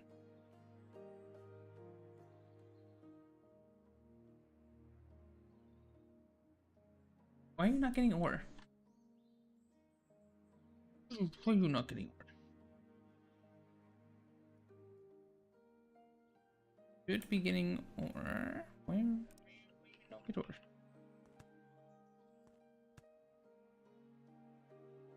You're being blocked. Oh, we're out of ore. That's why. I'm stupid. I'm dumb. Hey, chicken chucky one more time with occur. Damn, true. You got auto modded. The the real rare Gao auto mod. I'm gonna. You guys are so freaking slow. Without the train to push you, the train that I accidentally deleted from existence, as the all powerful god that I am.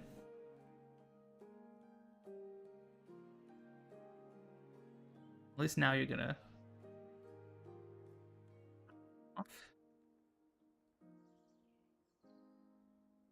You guys drop them off. I'm gonna delete you.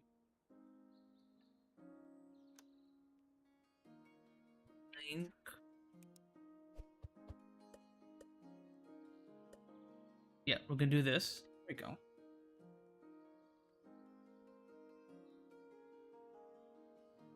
This should work out, I think.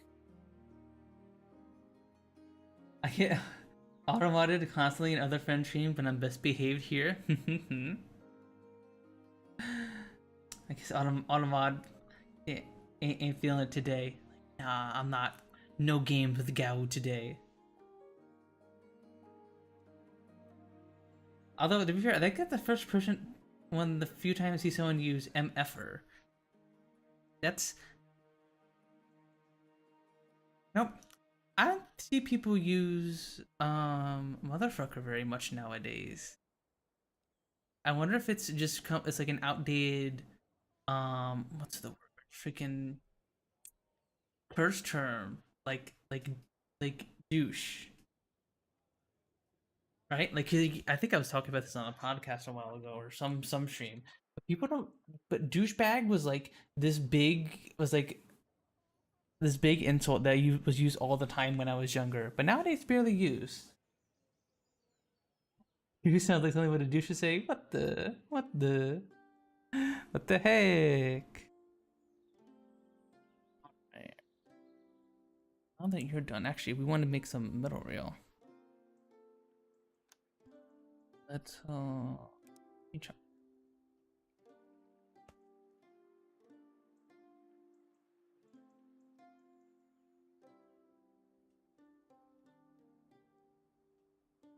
To ever about you.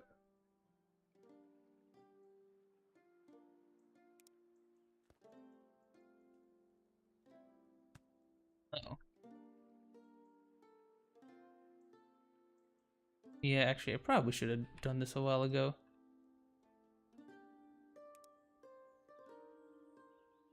Hey, delete.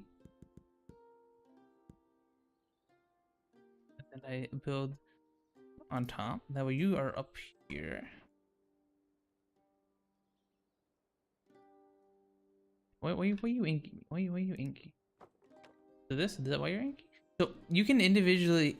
One of my things I don't like about this game is that building structures could be a big pain in the ass. That is the one of my biggest negatives to the game thus far. So as you can see there, when I connect two supports to each other, the game will auto path its way over there. With all the connecting supports. You're the iron. Go. You are the cloth conveyor belt.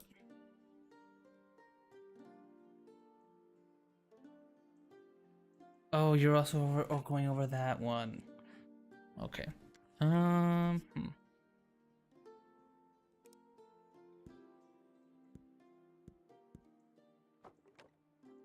me a second, guys.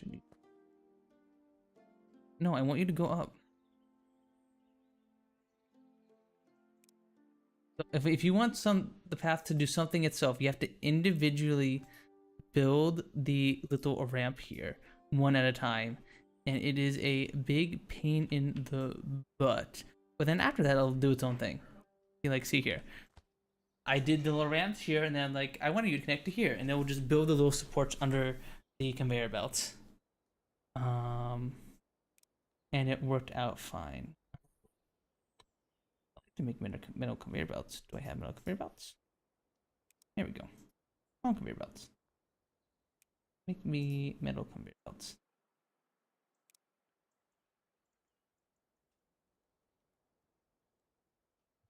And hit it, but language. Pain in the butt. Oh, I thought I read pain as hit for some reason. Pain in the butt. I'm sorry, Gao. I'm sorry. I'll tone it down. I'll tone it down. Even though this is an 18+ stream, I gotta remember to keep my manners, you know.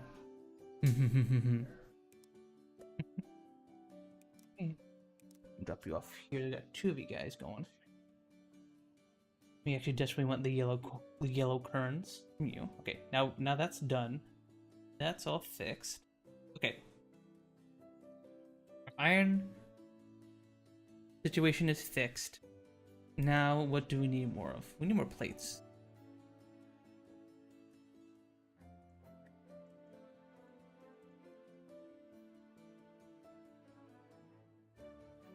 We must make an additional forge.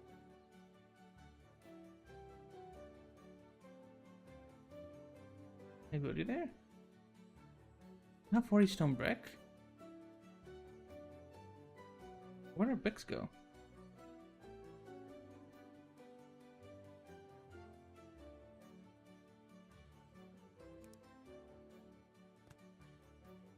You to stone.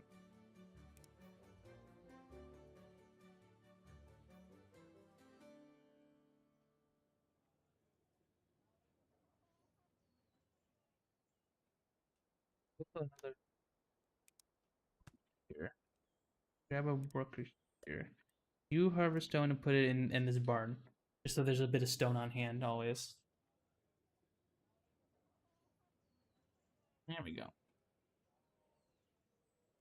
A lot of these buildings have resource requirements that we make sure we meet. So it's actually important in this to keep a little stockpile of like these wood planks and wood and reinforced planks and stone bricks, which I neglected to keep.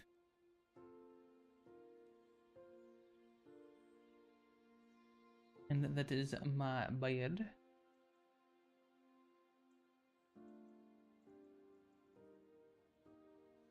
Oh my god, I have...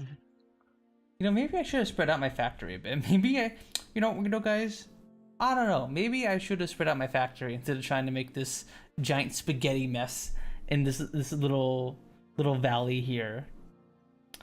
Got this lovely, like, nice and orderly town where like all the houses are aligned. We got this little all these apple trees in the town center. And like, you know, okay, sure, this is like a little bit of industrial stuff over here, but you know, whatever, no big deal. All of like the general store next to the school, it's next to the town center, everything's all nice and pretty. And then it's over here just spaghetti. It's just belt spaghetti.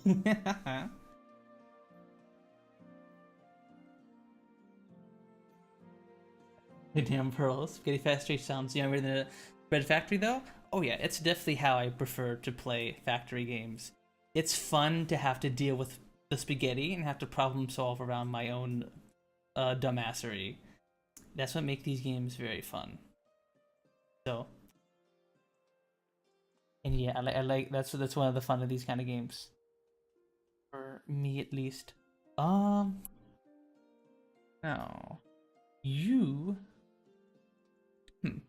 So one of the nice things about this factory game is you can select multiple recipes in a single building, unlike in Factorio and Satisfactory. What we can do here is we need a gear to make these metal belts. I can actually set it to make a gear, and then it will make gears to turn them into metal conveyor belts. And now all I need to do is make a little splitter. Hi Tig, hi. Yes, new factory game, Tig. Actually new factory game. Well, actually not new factory game, it's an older factory game. But I found it and I just started playing it, therefore it's new. I just heard of it, therefore it's new to me. There we go. Facing. And that should split some of them onto our little machine shop here. There we go. Lovely jubbly. And I'm gonna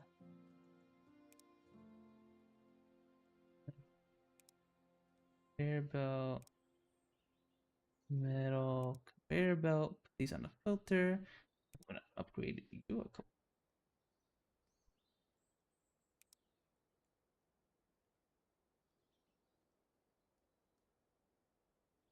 There we go. Groovy Hotkeys RTS factory game 300 APM. I've never heard of it. Yeah, this is called Factory Town. Like, this is very, very fun. Very fun little 3D factory builder slash town man. Not much town management. Very light town management. We got a little town here, and so unlike in Factorio where you build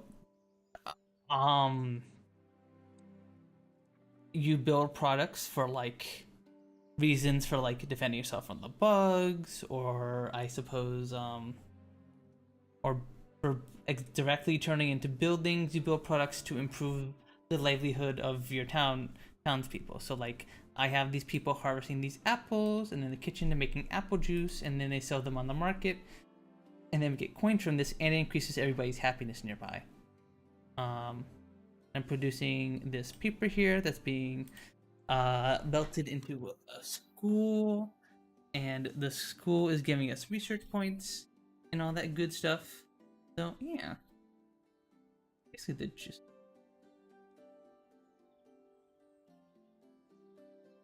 Build the silo here. Yes, there we go.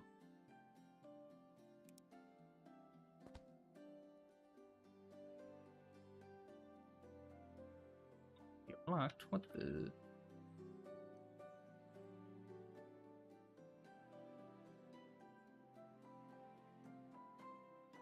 No. Delete you. Delete you. Silo here. Just use the children for productivity. Send the children to the mine.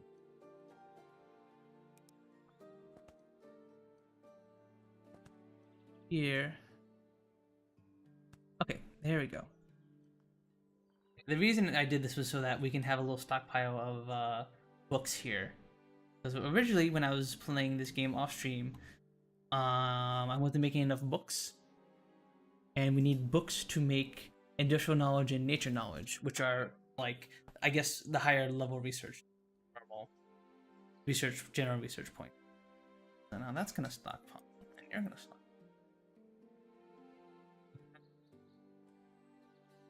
Full of wheels. You can stay that way.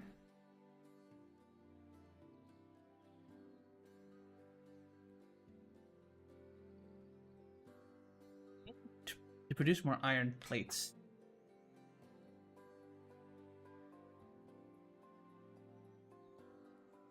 Do you think future artificial organ growth will be farms where people basically keep cold and organ ripe age? Like for organ transplants and the like? Maybe. Then again, weren't scientists able to create a working artificial heart not too long ago? Or was it, how did they do it? Did they take like the cartilage of a pig heart and then add human, somehow make it into a human heart? I forgot exactly how they did it.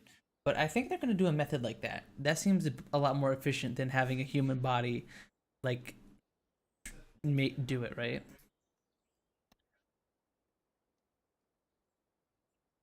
We need to fix the core problem here, which is in our production line, which is that we need more iron plates.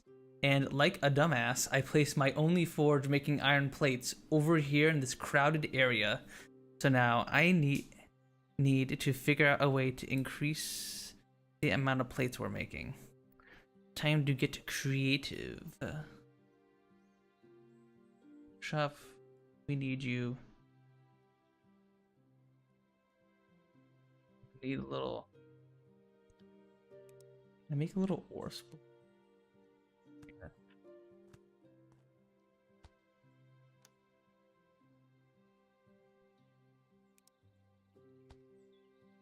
go. Okay, got the ore down here.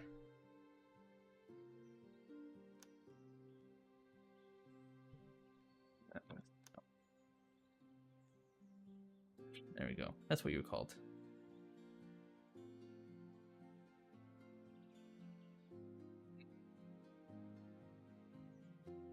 Okay, wait, no. This can work. This can work. You go in here.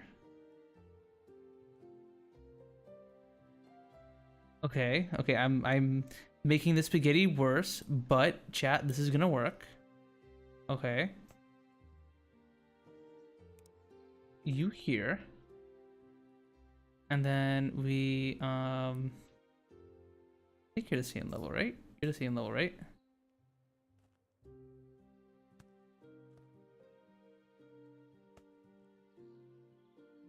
I need to get the fuel over here, chat.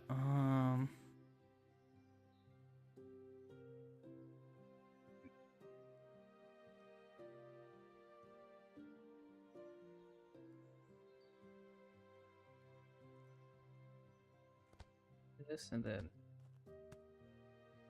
merge you. Sure. There we go. Okay. This is a temporary band-aid solution, but this should work. To overfarm and kill more animals. Yeah, no. Yeah, I forgot the exact way of doing it. I don't know if they use the pig's heart, but yeah, 3D printed scaffold stem cells and use to fill the organ. That would be ideal. That would definitely be ideal, I guess. I need to get that wood over here.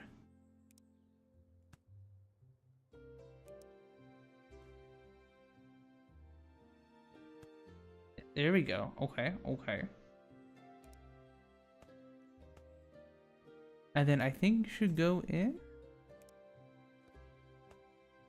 Does that work? No, that does not work. You need to go down one more.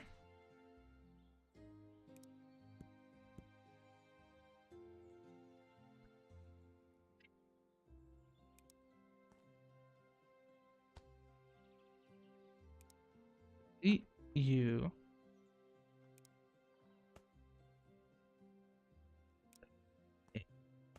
There we go. Yes, okay. All right, mission accomplished. We now got our more iron plates going. This is huge, chat. This is huge. I have a couple more workers.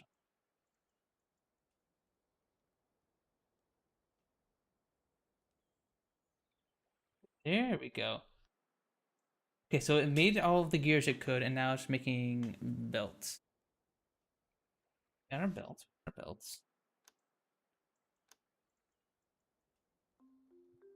Okay.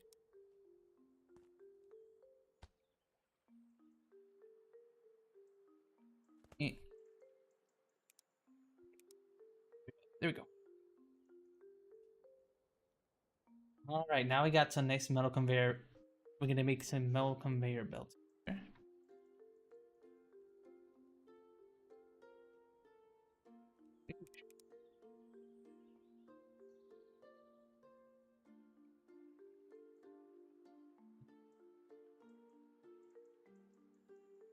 We'll probably do something better than this.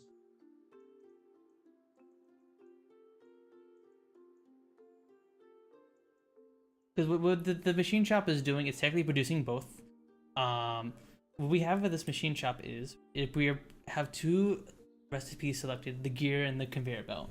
And the conveyor belt requires a gear to be made. So it's maxing out its gears first, and then and only then is it letting the iron plates go into making the conveyor belt.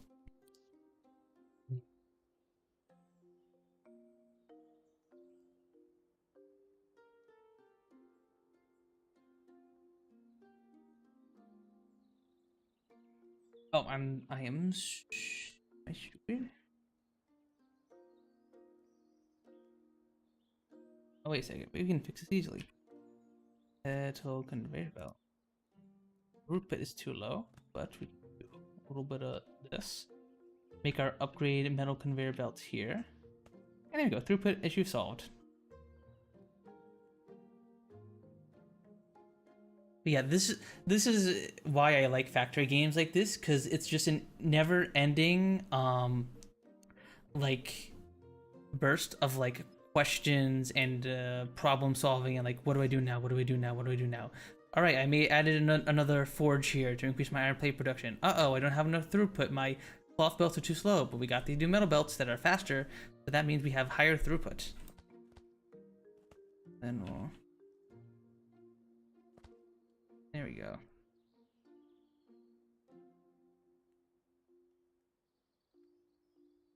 That should to fix that? No, you're so slow. Unfortunately, still very slow. Well, if you're no, you're not working at capacity.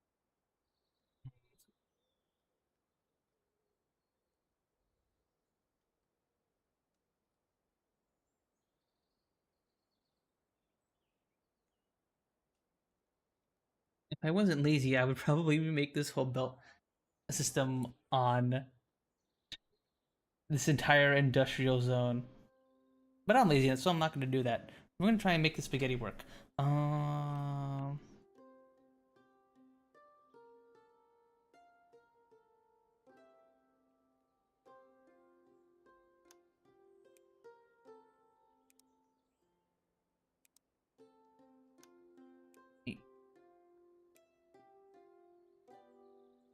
Add you to 0. There we go. Think you can clock out from work problem solving all day so you can relax and problem solve all night? Exactly. Problem solving during the day for money? Boo. Problem solving at night for free? Yes.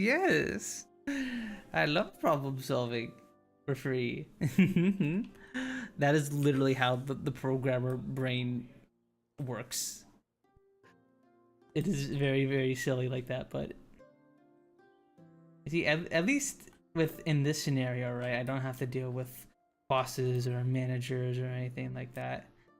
I can just be like, I'm gonna increase my plate production, and then I do, and it's fun. It is a good day. There we go. I have fixed our spaghetti by adding additional spaghetti. Now both of these are going to be coming out independently from the barn, which means they can now have their full throughput.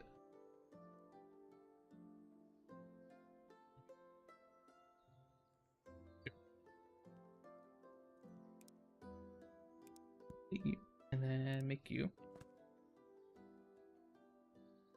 Wait, what? What are you doing? Get out of here. Where's the wood coming from?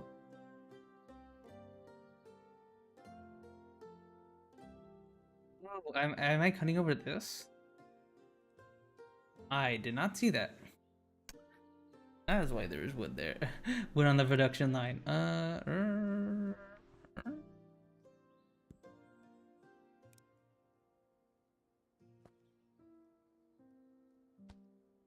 That's not what I wanted to do. Game. No. I want.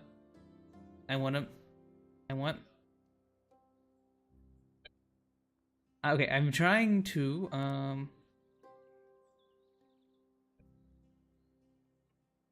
okay. Hydrate Monkey. I accidentally deleted belt here. And let me make it again. There we go. Now you're good.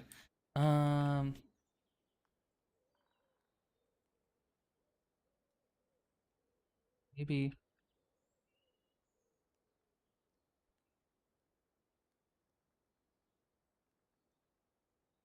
either way I have to go over this. Okay.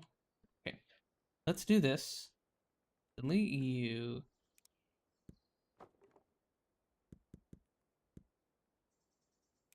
Going to this. Oh, I want you.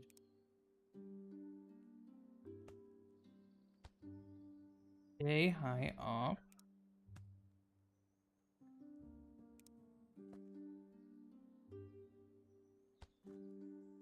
No, I don't want you to go down. No, no, not yet. Okay, so I have to build you in between the and then like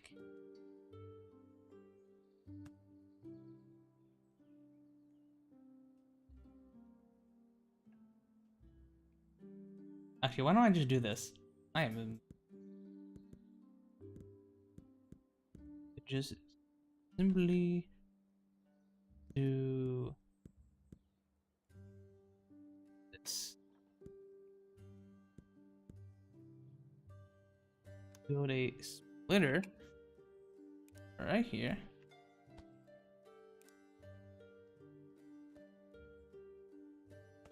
There we go. Okay.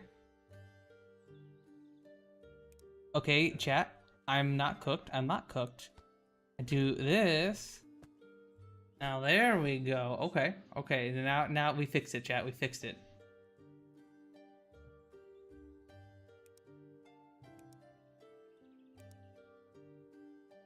Delete the fuel. There we go. I have cooked the spaghetti, chat. I've cooked the spaghetti.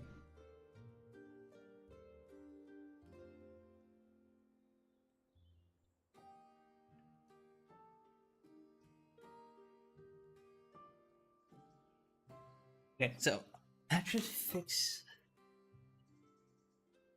Yeah. I don't need E. I could just. There you go. Okay. We were getting lesser throughput because I was splitting the wood.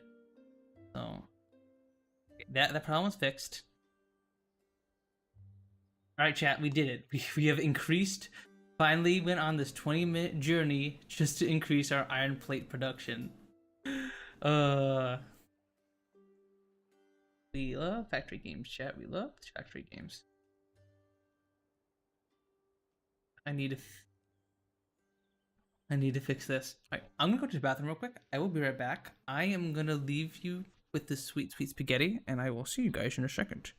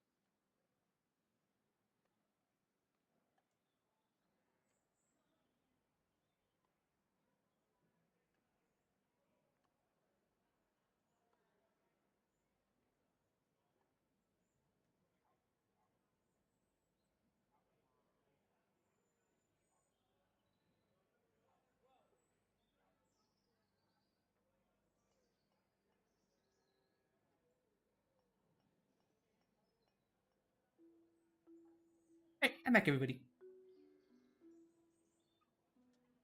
Alright. Now that we are back and are very, very inefficiently making some metal conveyor belt, now what the heck shall we do? Where do we go from?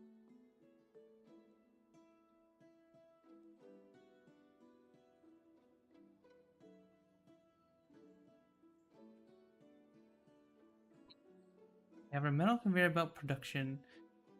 Good. So you will fill up.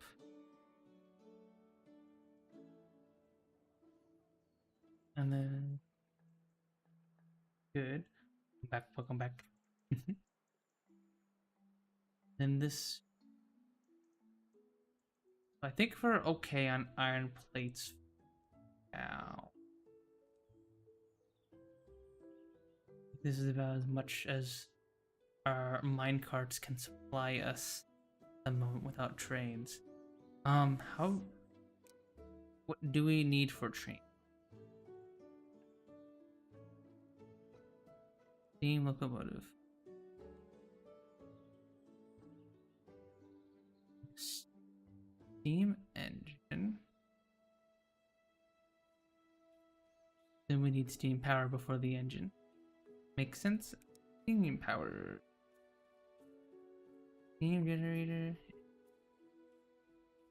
With steam pipes out of the production building. Steam pipe. Interesting. So there's steam power and other things utilized in this game, and I don't know exactly how it's gonna. Guess we'll see here in a second, won't we? And I guess research steam engine. How can we get our locomotive? Oh, we need more research. Close to enough.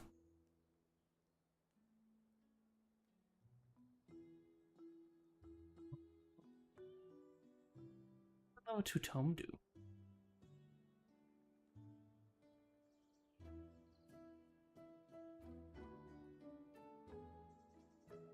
Oh, the level 2 tome games gives additional research. Okay. Interesting, interesting.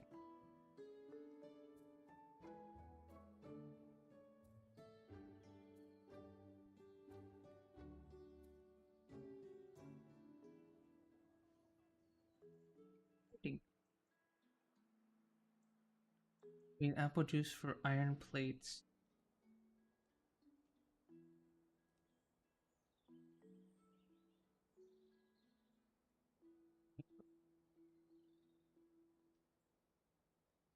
Feed. So there are these trading posts scattered around the map that we could send stuff to and have them traded back to us in exchange. So this spot here can trade us stone brick to books, which actually be the worst thing in the world. It's always nice.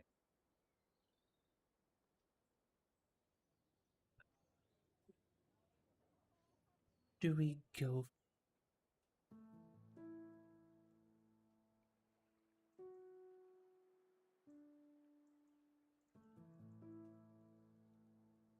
Hey guys, while we're thinking about where to go next, I'll show you guys our map. So, as I was saying earlier on in the stream, where I'm currently playing is the campaign mode, where we are given pre-generated maps and certain goals to make. So, this is the full map here. We're curious. We're on this little island thingy-majig with some, where we have a bunch of these little ravines and valleys with some higher mountaintops where most of the ores and stuff are located. And here's where our little iron mining operation is.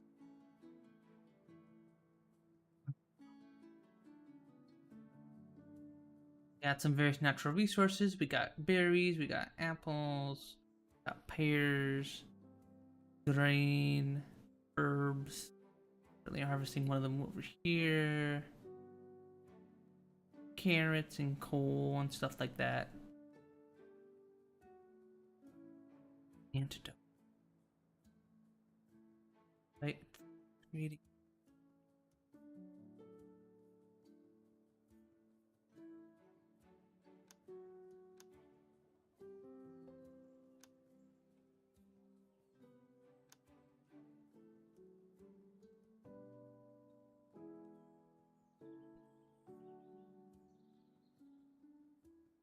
First off, actually, I'm gonna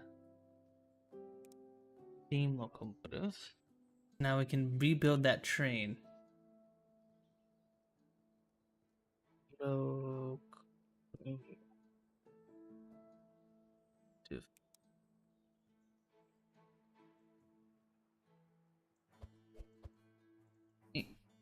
Just the second we had it.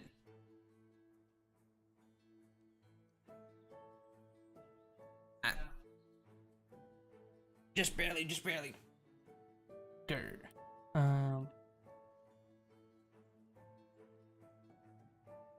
Going to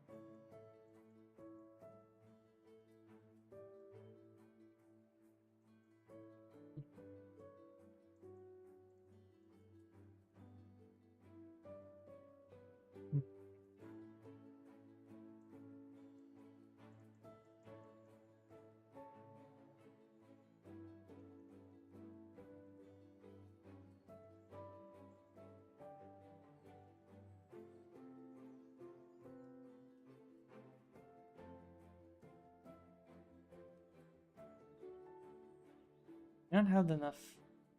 You're not harvesting enough wood. You're harvesting too much wood. Here. Forester.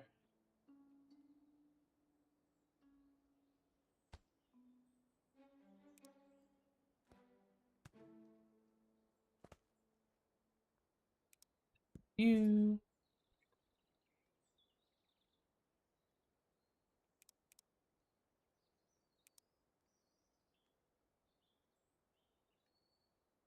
There we go. Okay.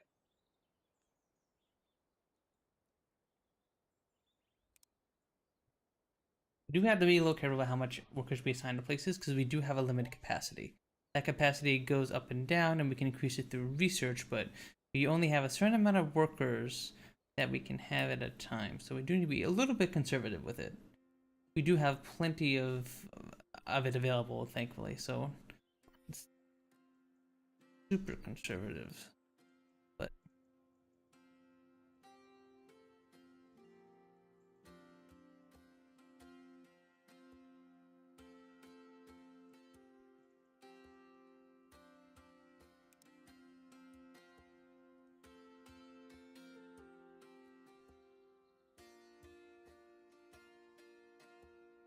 I am going to you for a second. We need to save up our iron for a second so I can make a locomotive real quick here.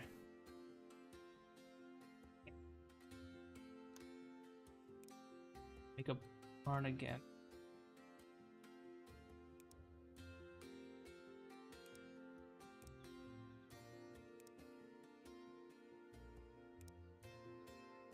Water. There we go.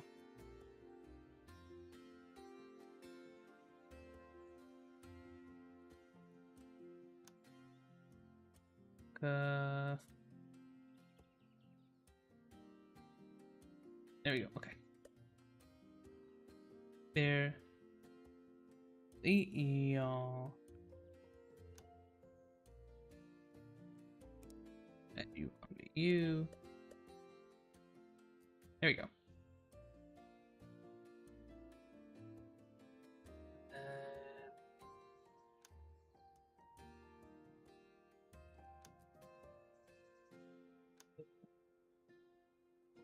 Real.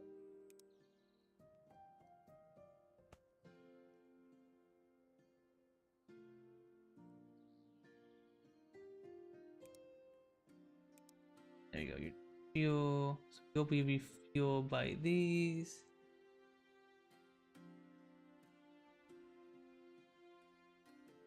There we go.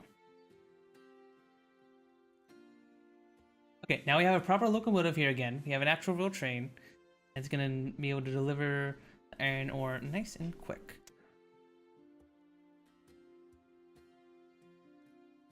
That will fix our throughput issues here. We're using more faster than expected.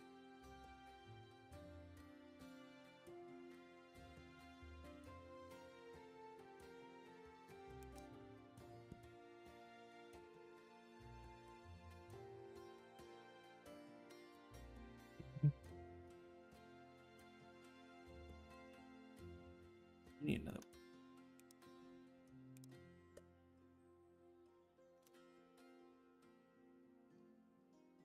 Need you to throw down wood here, so that way there is wood located in the barn for the train.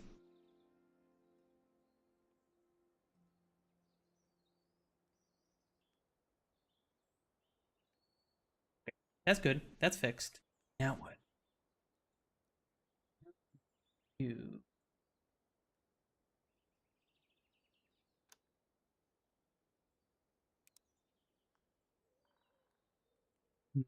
I wish there was an easy way to upgrade stuff in this. Okay, one of my main complaints is like basically my main complaints for the game is just a lack of quality of life updates.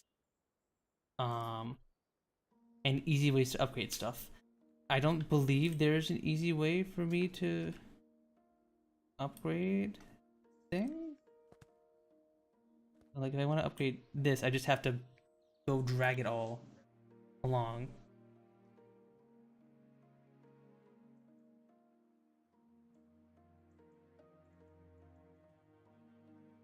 Oh yeah, you're done, so I can. And there we go.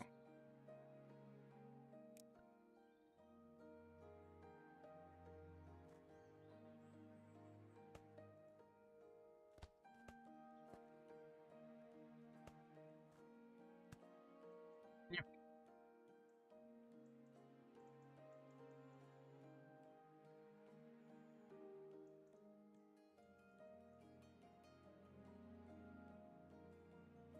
So cloth.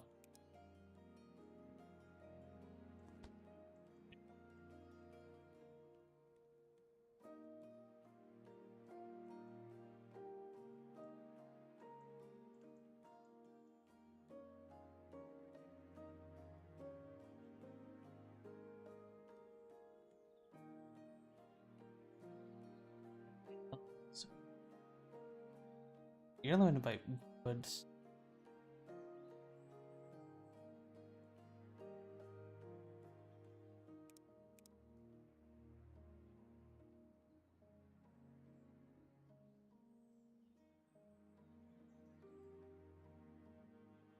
You all feed the same thing. I'm stupid.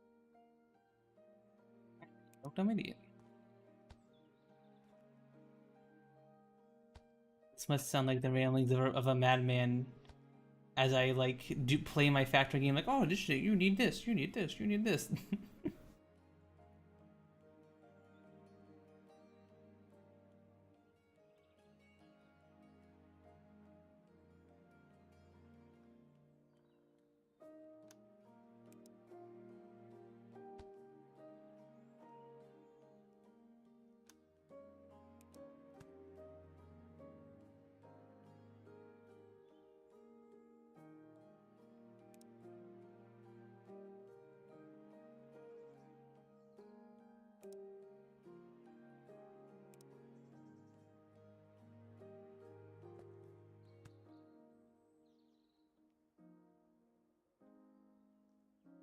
No, this is terrible.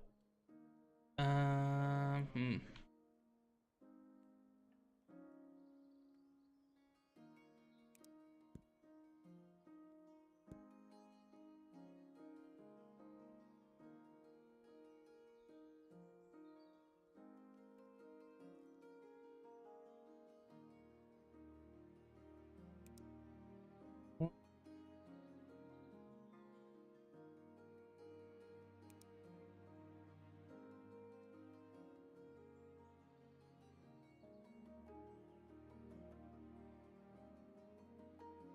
We need more foresters. We're running out of wood down here. On the snappy spaghetti. What the? How dare you? How dare you? You have made an enemy of all Italians this day, Rosebuds TV. I will tell them of this. I will tell them of your hedonism. Hedonism, you mean? I guess you don't know what hedonism means.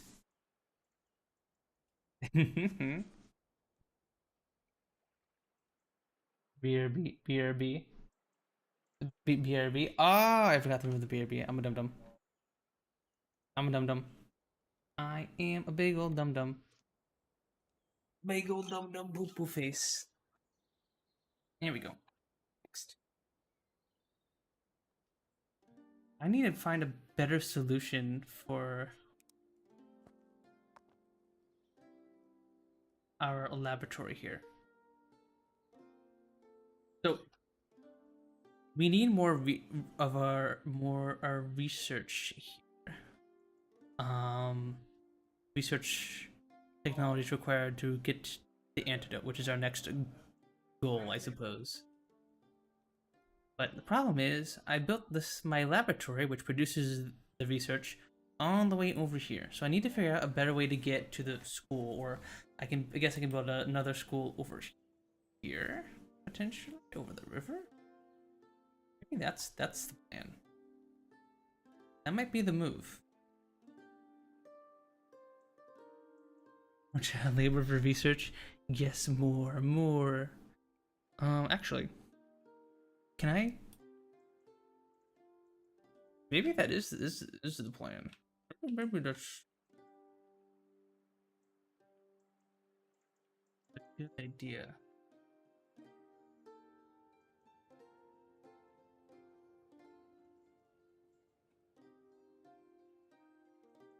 I'm gonna do this.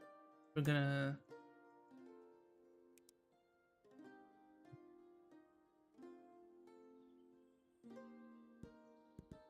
do for now.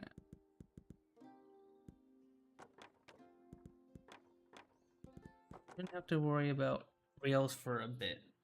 I'm gonna leave you there.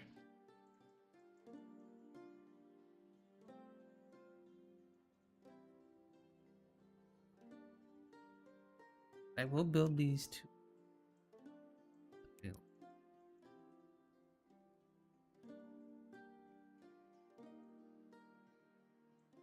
Middle.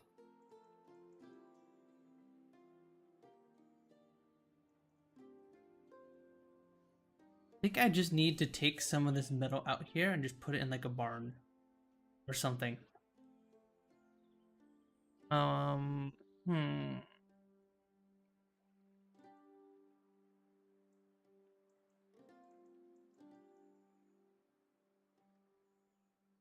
Well, we do have the barn here, but okay. So in order for us to use resources to build things, it need to be in a barn or some other kind of storage. Really, we are not.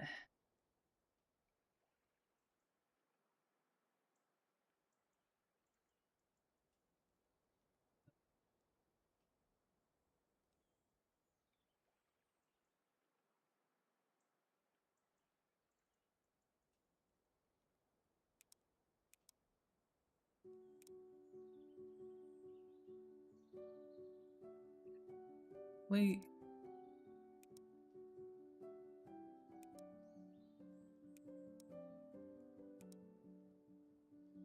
And then we litter. There we go.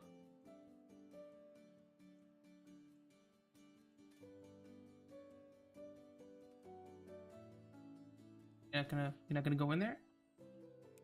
And you're not gonna go in? Iron plates, hello? Hello? Hello? You're not on the same level. I'm silly. Yeah, one of the minor complaints I have in this game.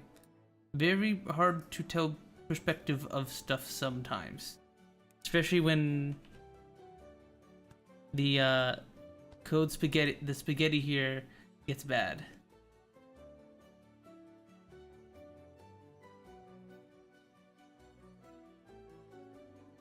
Why are we still not producing enough iron?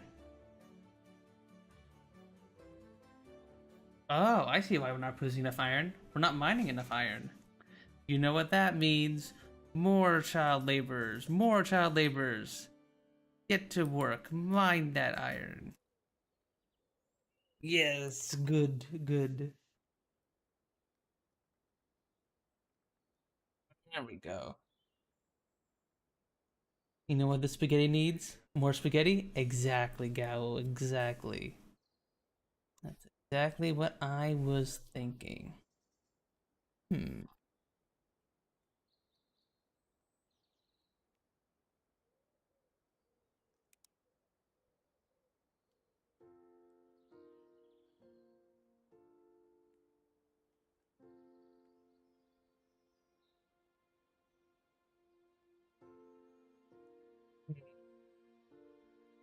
The transport of high quality. Okay, so that's the difference between the different minecarts, I guess. So, there are different types of minecarts. Obviously, we start with the wind minecarts, but I have some metal minecarts on here. I guess we can add more goods. Firestone, airstone, waterstones, gold ore. Yeah, there's so many resources that I haven't even touched yet, chat. There's like gold over here, and I got no idea what I'm supposed to do with it. Can make fire and water stones and stuff. So much stuff I haven't gotten around to.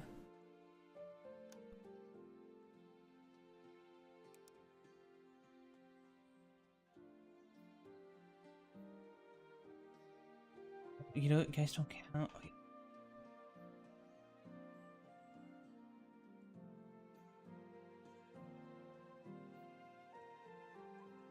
Villager, I'm gonna delete you. We're gonna have to remove you guys. The barn over here.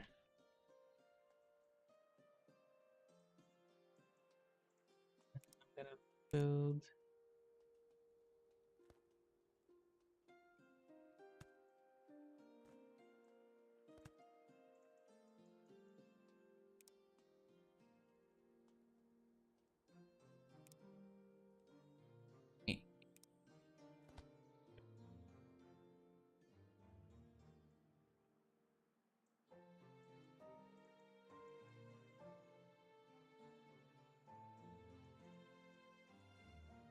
Evacuate you out of there.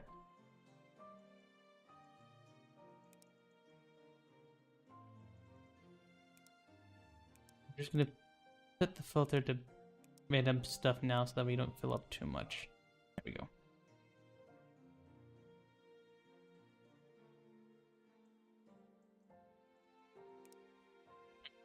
So we'll have 100 iron wheels just sitting here at any given moment. Once you're all empty, you over here, and then we're gonna make 2 conveyor belts here. Put them in silos so that we can put our research in boats, and then we're gonna move our school over, build a second school over here, and that can take our research and way faster than these wagons can. You want me to take out? Whatever, close enough.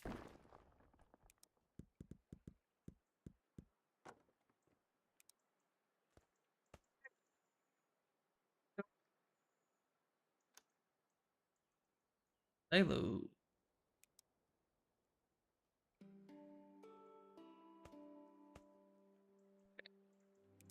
You here? You here?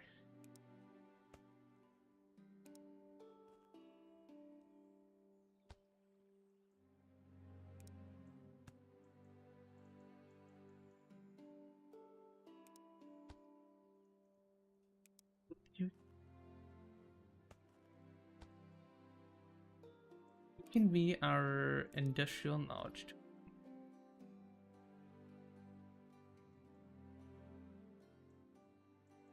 And then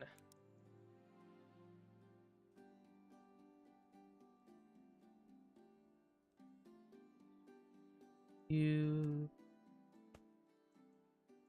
be our acknowledged home. Drinking spaghetti is normal and should be stigmatized less. What the nonsense? How dare you speak such nonsense, Tara? Spaghetti should remain as it was cast. It is pure. The way the chef made it. There's no need to ruin something that is already perfect by breaking it in half. How dare you suggest such a thing? And there we go. Okay, and then you are the nature ones. Nature.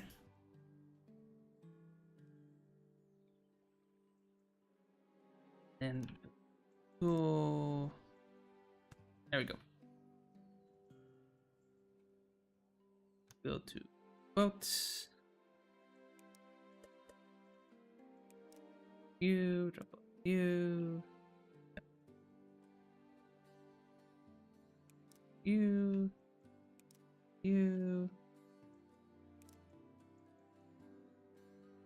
Drop off you. There we go.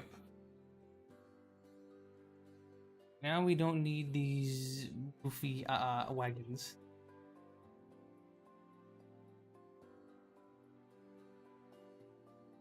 You.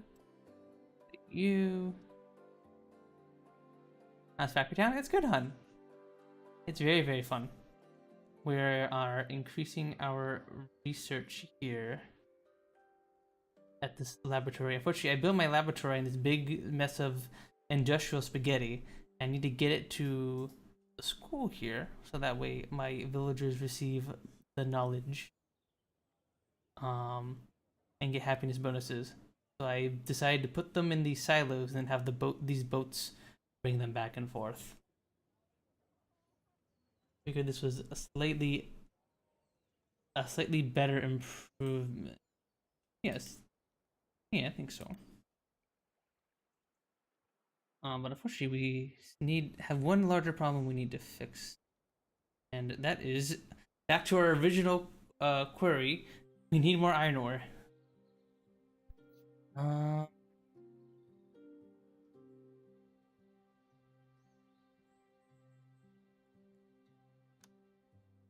Box.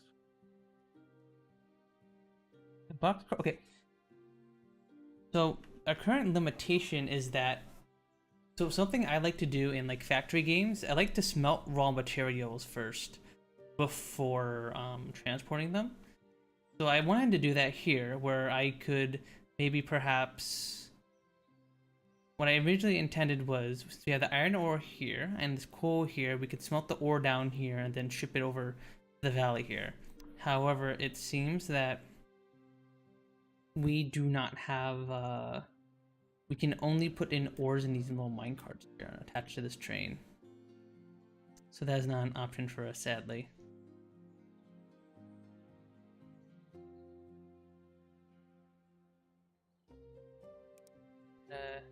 Research mining. I definitely want to build a proper mine here, because these people are actually stepping on each other's toes and slowing each other down. We need a real proper mine and not just child slave labor. In order to build a mine, I believe we require pickaxes. Yes.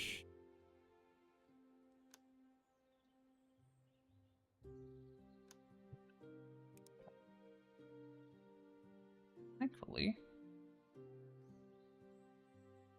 we can build that real quickly here.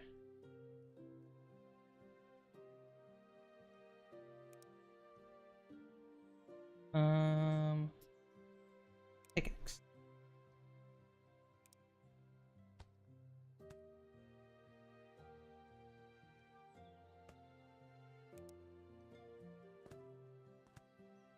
here. Alright, wait. No, I don't want you to connect those. Nope. Nope.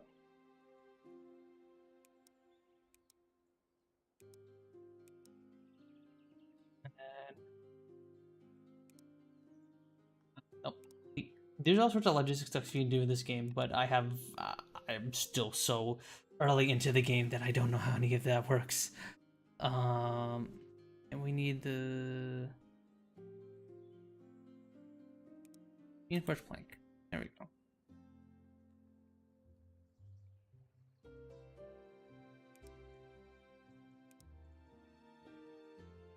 Pick. There we go. Get a pickaxe, and then we'll have our.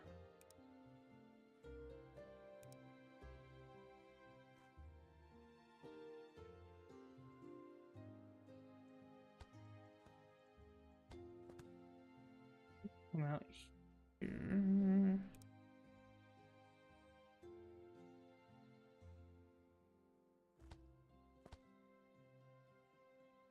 There we go. There we go.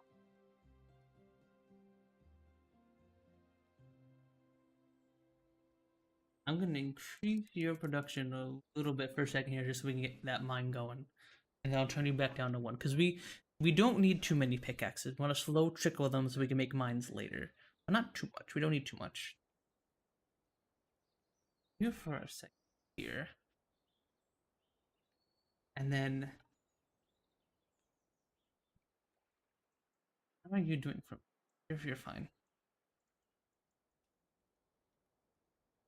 Add another.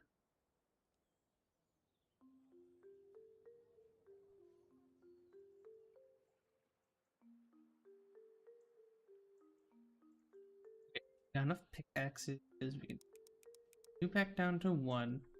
We do want some iron in our place in our storage. We do need them for building, so we don't want to produce iron.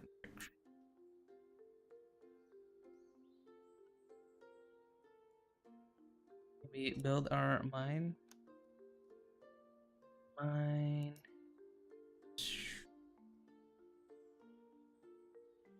Right. Child slaves, your work is no longer needed. I'm gonna delete you from existence right now. I'm gonna delete you.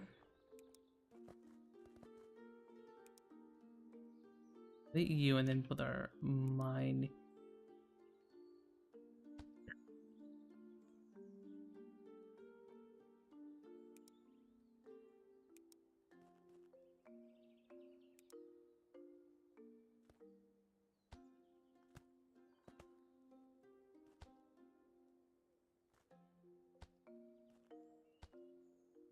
Go.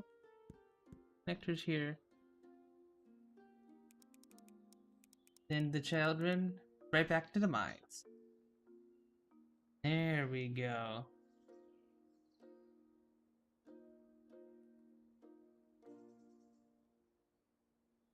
So these belts are now maxed. One full. Actually, no. One mine produces slightly less than 2 con belts. See, the iron ore is slowly stacking up. Okay, interesting. But yes. Okay, we have fixed another one of our logistics issues.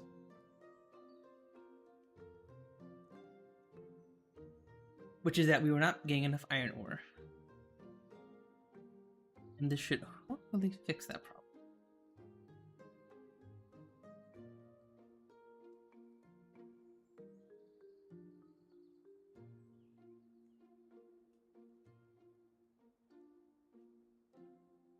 Maybe we need a second locomotive.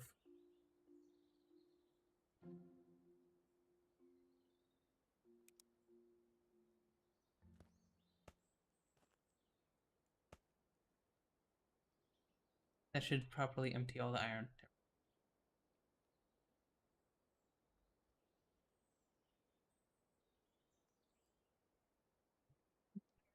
Hmm. You're still running out of iron ore. Easy. More iron ore. More iron ore.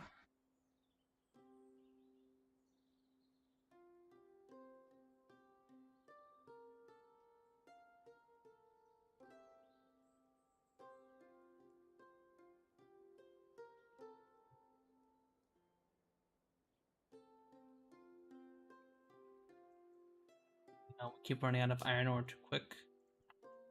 We need even more.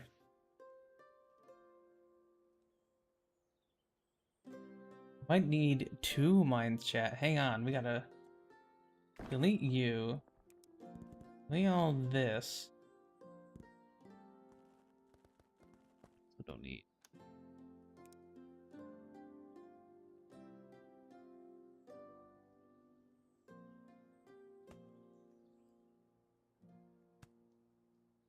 G mines. There we go. This is what we're talking about. There.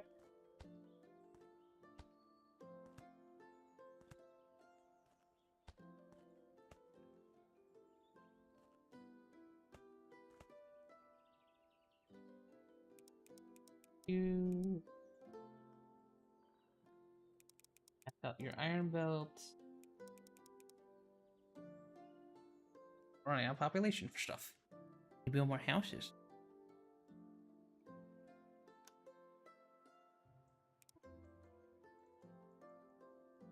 Down here. You here.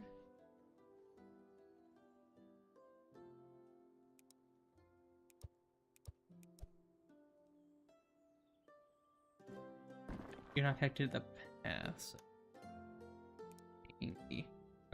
There you go. They have to be connected to a path in order to get the bonuses from the market and the library and stuff. So we can't just build them on little platforms like this in the air. We have to actually connect them to these paths.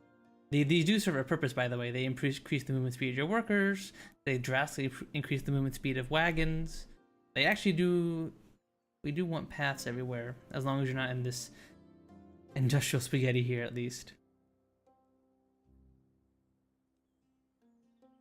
No need more iron ore.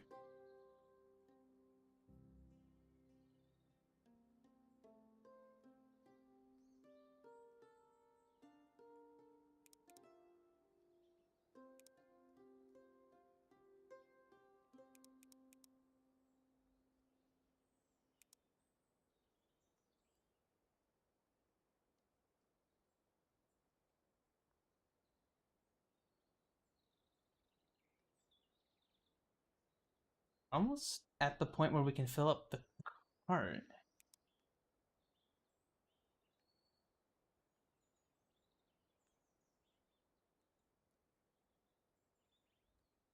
Okay, wait, are we actually filling it up? Huge, huge. Thankfully, the train doesn't have to stop and fill up the barn there.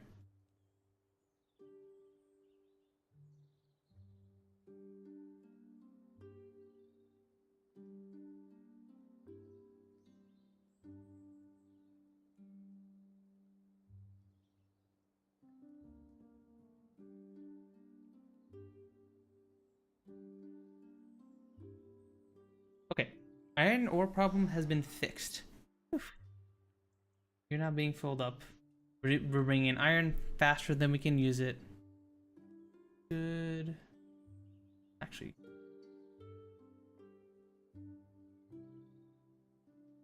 Need to upgrade you.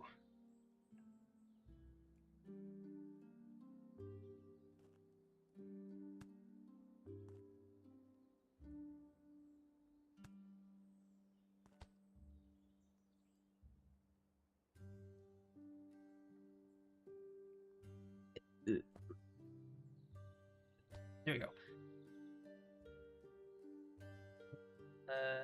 On conveyor belts, so throughput is increased.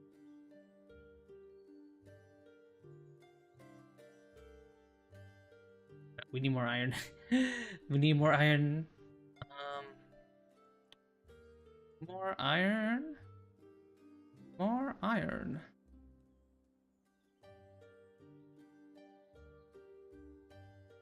Actually, it might be worth just making a direct iron line to our research here. It may actually be beneficial to us to do that.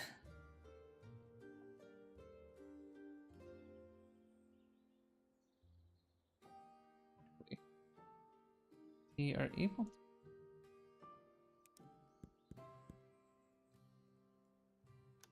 Build a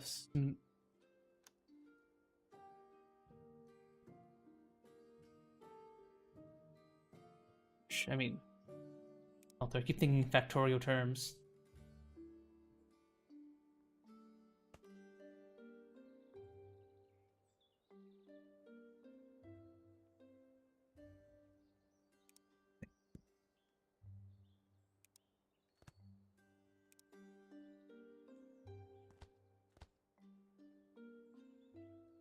Oh, grr.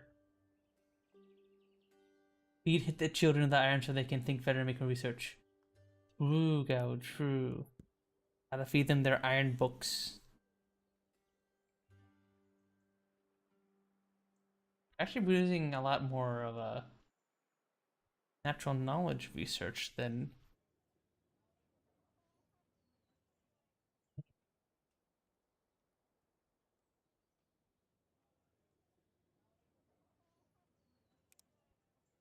Oh, you need blue coins to be upgraded.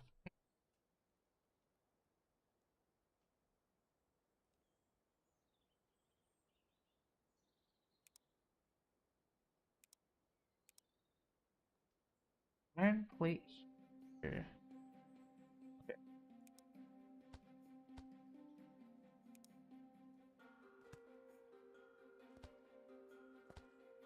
There we go.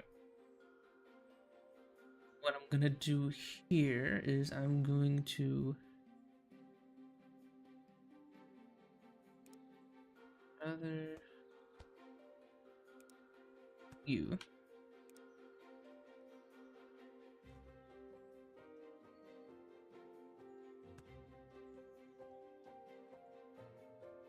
SMH Daniel, how dare you not kiss Gao back? SMH. SMH. How dare thee?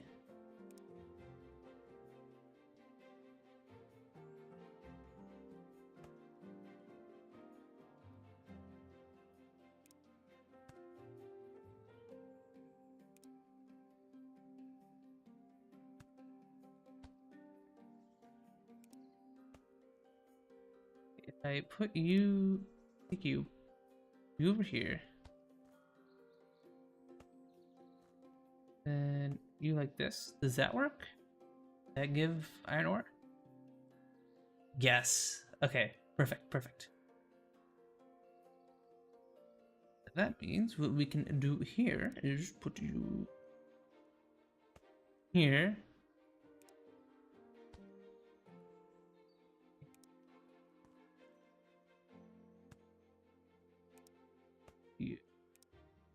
Here.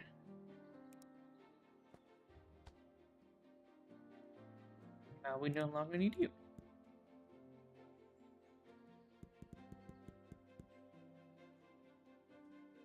Right.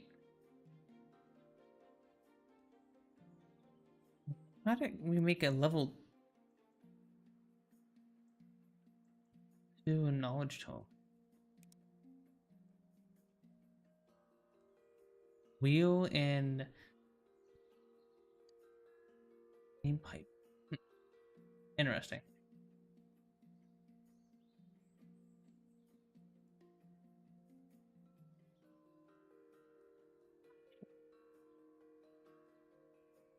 Want to get to civic level 2 so we get more houses.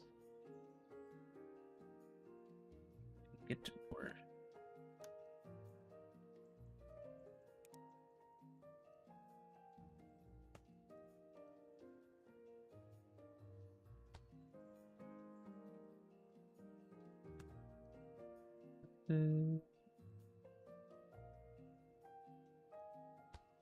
Houses, but I will build you a footpath. There you go. Now you're connected, everybody. Okay. It I thought he was my favorite once again. Cute. Finn has redeemed himself.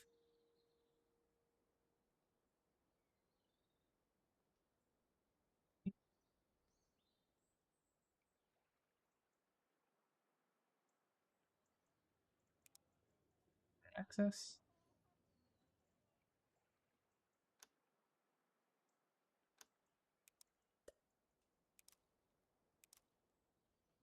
Water over here. Bring here.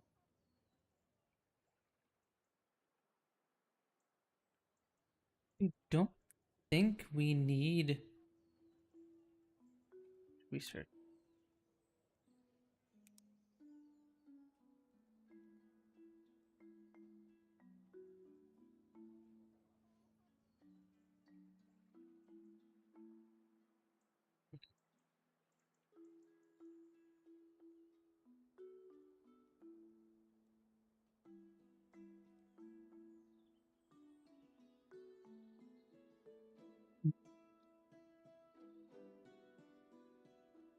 Logistics. Where do we go from here?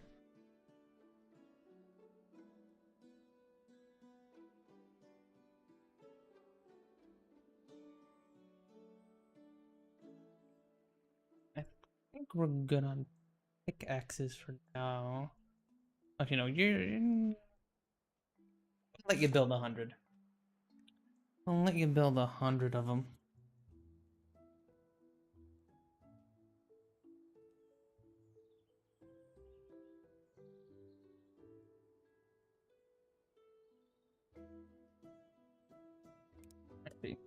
Put a worker down. Up in the. Sell you at the store.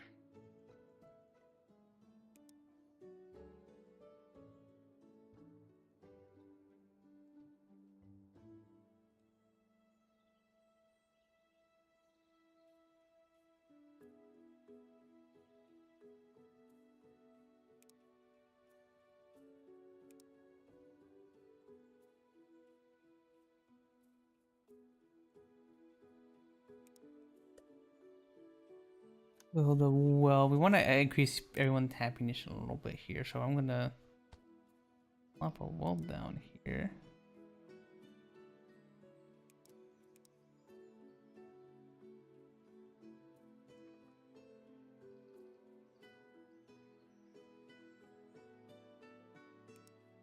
So everyone has little happiness benefits here that depend on things like education and water and the like.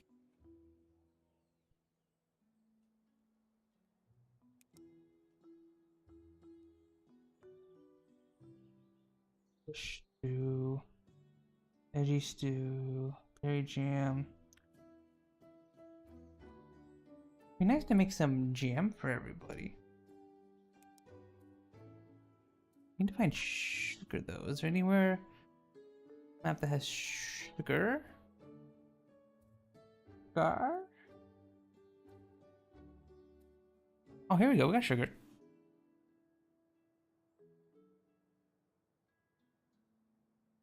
We can maybe that cargo ship and the research could help us.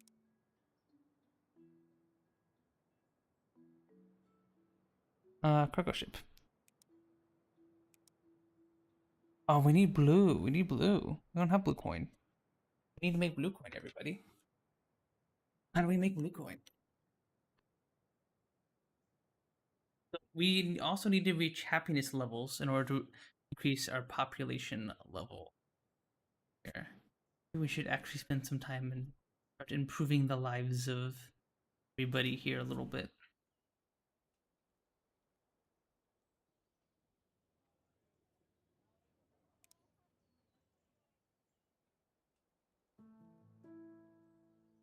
Probably should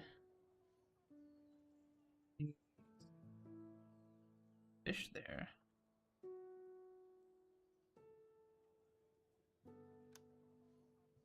Boats.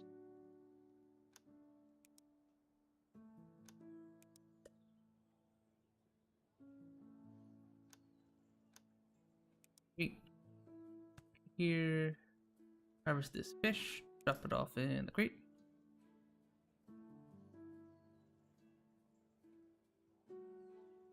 I don't need this food mill, so we can get rid of you. Fish. Kitchen.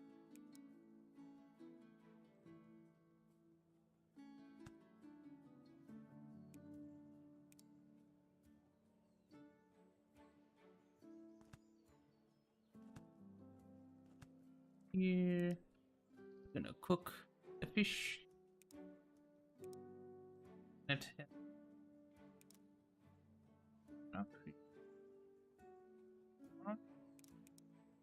He cooked fish? Yes, you do.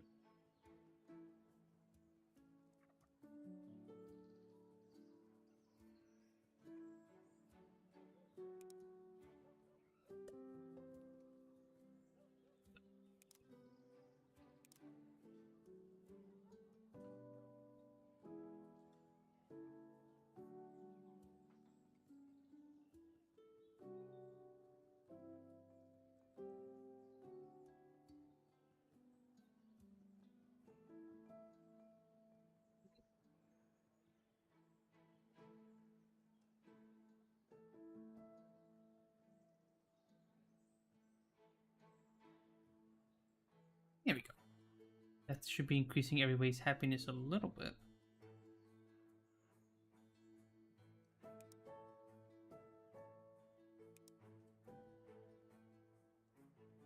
Fish.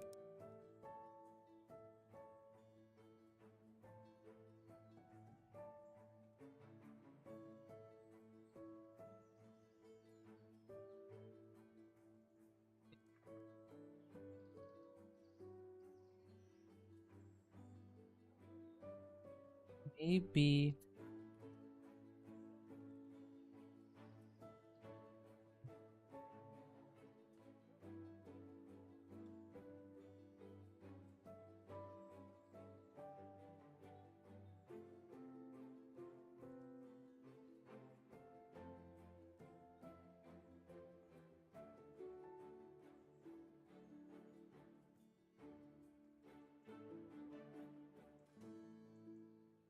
Oh, nice, we got our population increase, huge. And now we can build much more houses.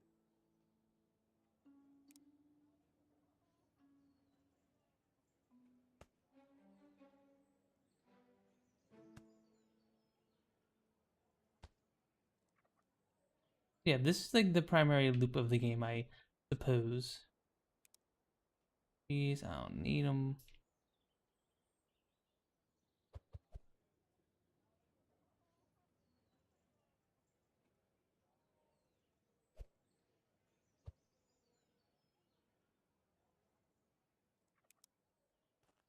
Here. Okay, we should have plenty more workers here.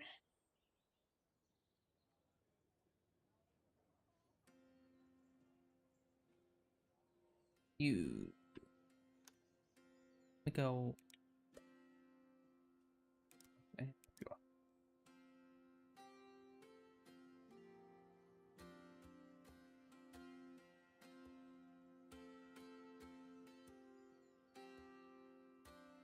So it's the overall happiness that is what increases our happiness. So if we actually make a bunch of cooked fish here and then just drop them off, maybe we'll actually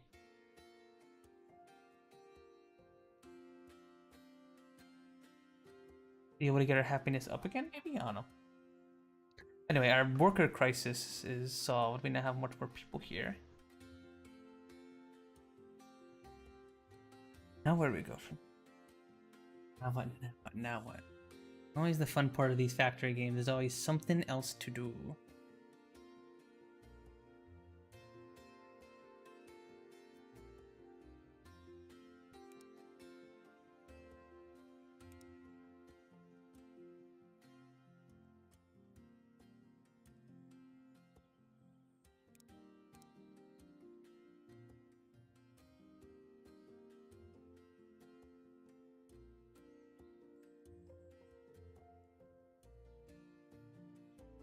There are actually town specialties here. that you can select here. I haven't taken any because we still too much of a point in doing it at the moment.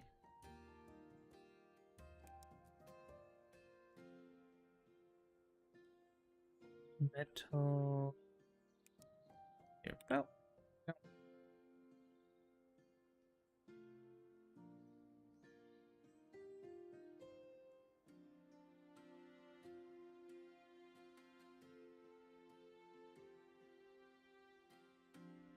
That is good. Okay, yeah, you're good.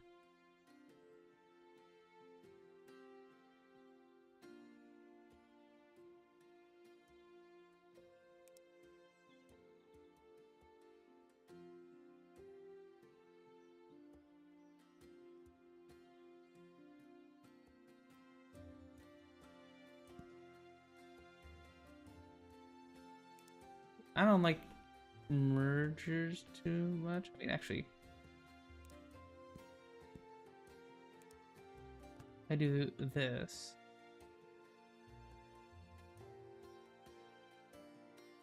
Okay, there we go. Never mind, that works. So what mergers will do, it will force weight. That there is at least one of each belt will get on at the one after the other, so it actually slows down our throughput a bit. Oh, got rid of that. Okay, let me make an antidote. Antidote. Need basic medicine first. Apothecary.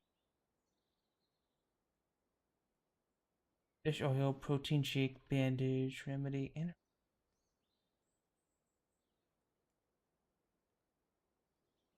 how do I make an antidote? Produced by the trading post. Trading post, huh? Apple jam. Hmm.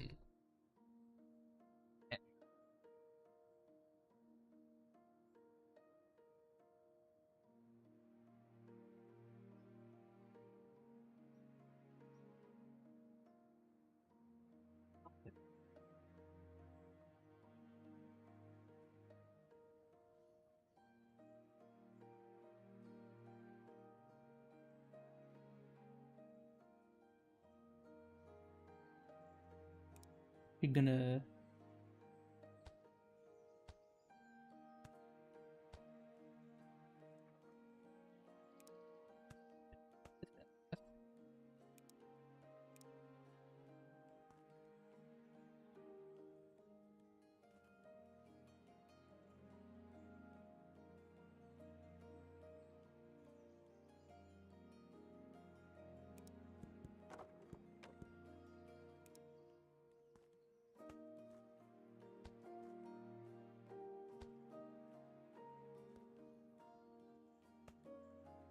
there we go. Okay.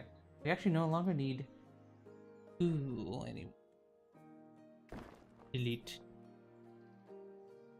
Oh, I need to freaking... I'm a dumbass. I do not connect you to the path network. There we go. Now everyone benefits from this school. Oh, we had enough population to increase our houses. I am a big dum dum. I am an idiot.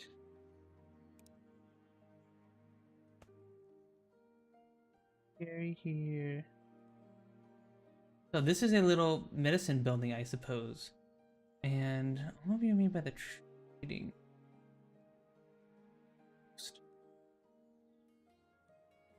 Okay. Alright. So what we're gonna do here. We have apples and we have sugar. Farm. Here. Forester.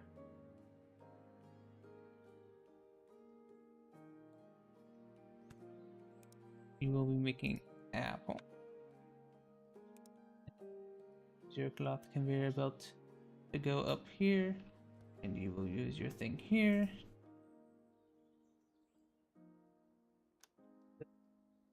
Kitchen, and we're gonna make some jam.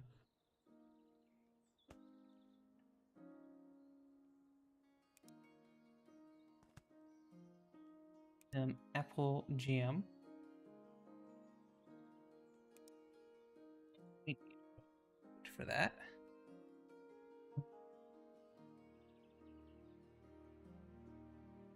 I don't see a reason why not to use oyster here.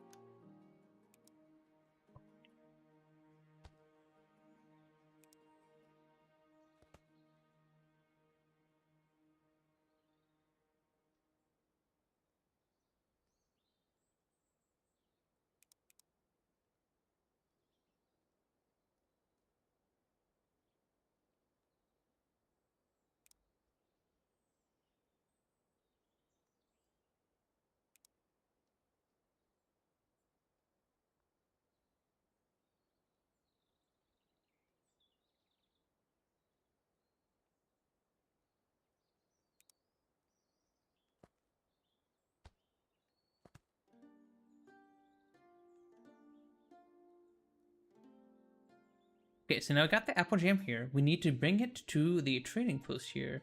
We need it for this antidote, and this will bring us up another tech level. 1 jam, 4 antidote. Right.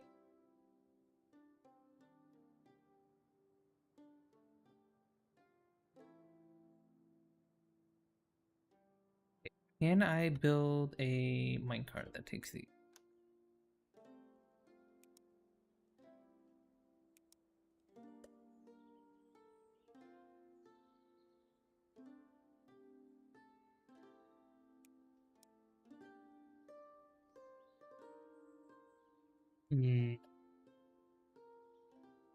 I really want to build a conveyor belt all the way over there to the trading post.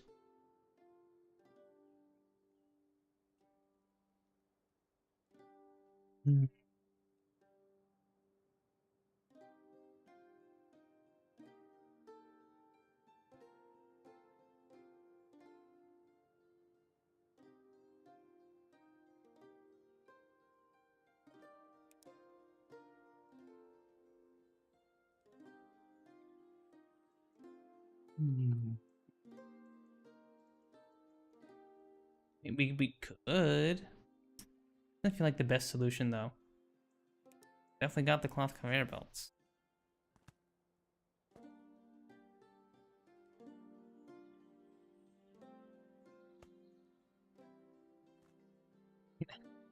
I guess we can.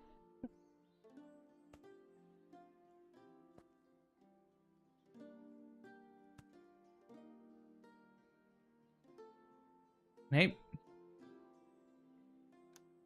I shoot down freaking jam into the trading post.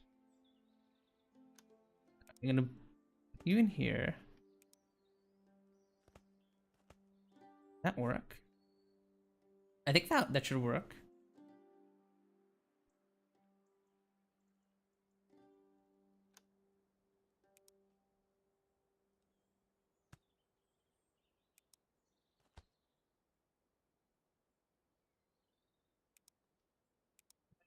I guess I'll put a conveyor belt here for the cloak if we ever use that, which I don't think we're probably gonna get to this stream. That work? No. Jam does not do that.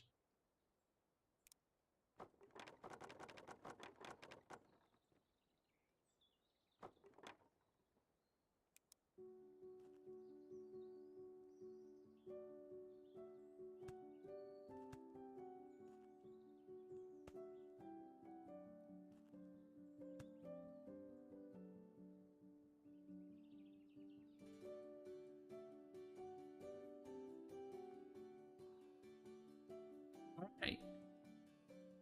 This should be producing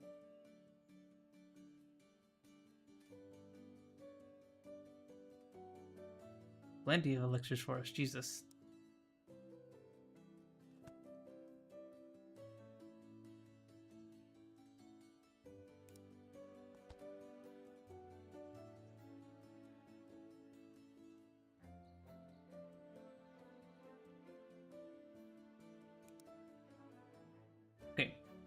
So we have our elixir. Now we just need to get him to town.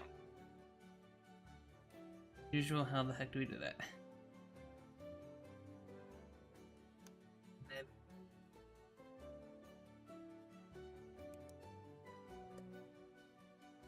Can I put in? No, I can't.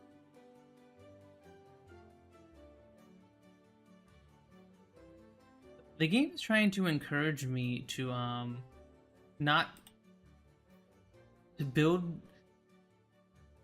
complex stuff near the town. Lizzie, have a good rest of your night. Oh, thank you, Yo. Thank you for stopping by and hanging out. I appreciate it. You have a good rest of your night too. Night night. Have a good eep.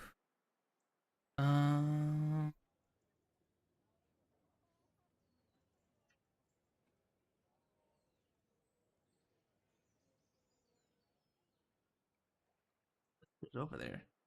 I mean, we technically reached the tech level we need. Nice. Alright, well, we reached one of our goals. That's huge. Reach our tech level, and we've made an antidote. Now, I would like it if we could bring them over.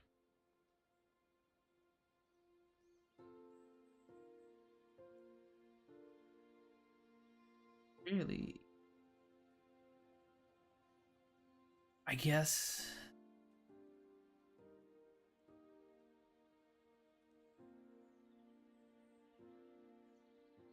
I guess we're gonna be building more cloth conveyor belts.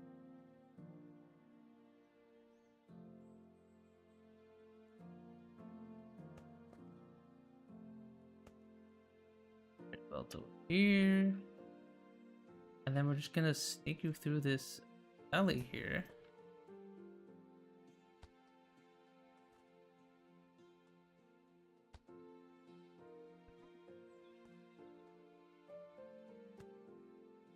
Bring them up to town.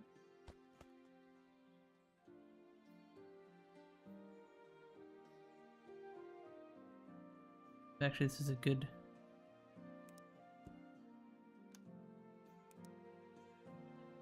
Here.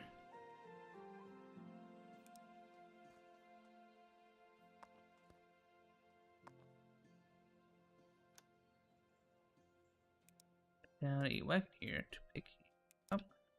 Drop you off at the apothecary.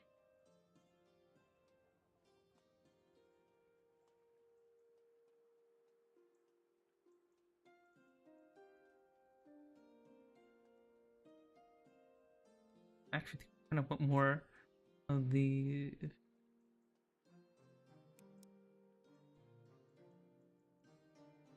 Actually want more than the metal conveyor belt, I think.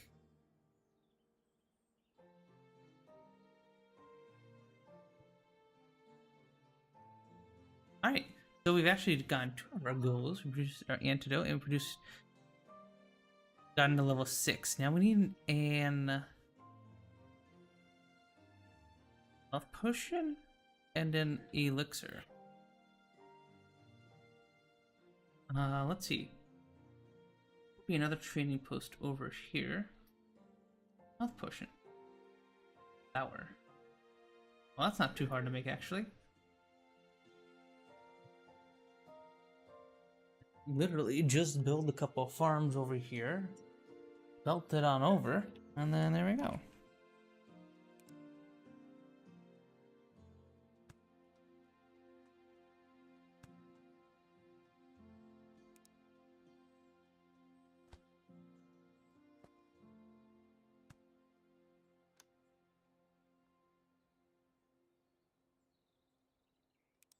Well, you and one.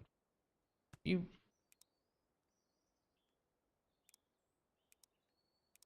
Baking flour. Flour.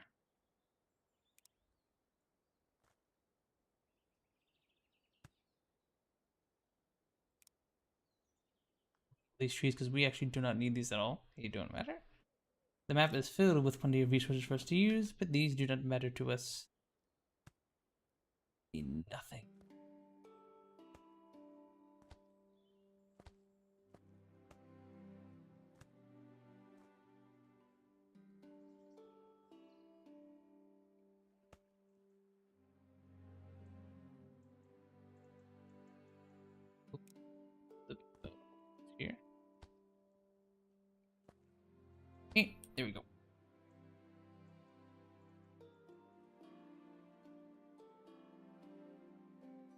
I'll give us our health potion here. A potion. And actually, this we can also theoretically directly conveyor belt to our apothecary.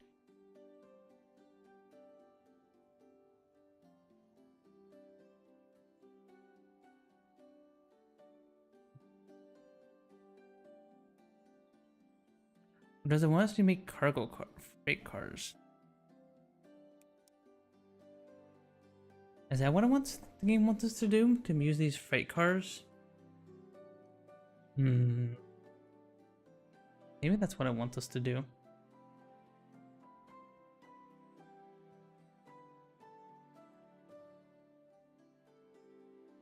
Add it.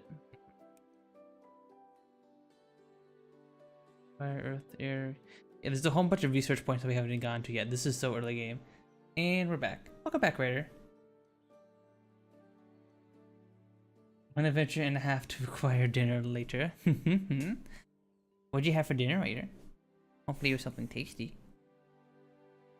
Yeah, we're just doing some factory town here. We're getting close to beating our second goal here, which is making a bunch of health potions. I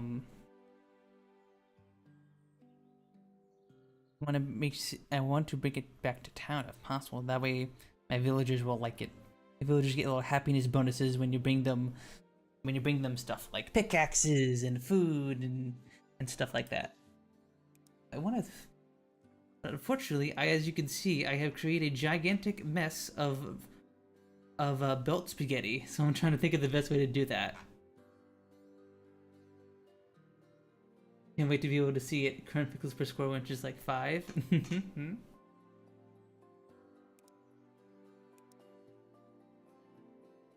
Are you saying like the bitrate is too bad, or is that like or is that because the window is too like small? Because yeah, I guess for factory games like this, it's a little hard to tell exactly what's going on.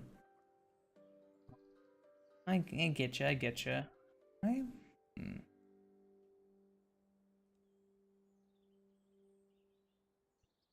Increase your production.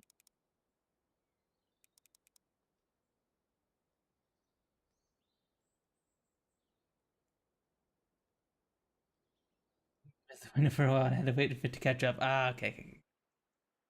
Gotcha.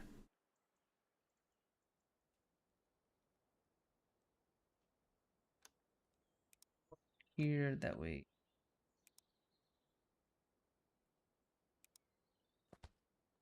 There.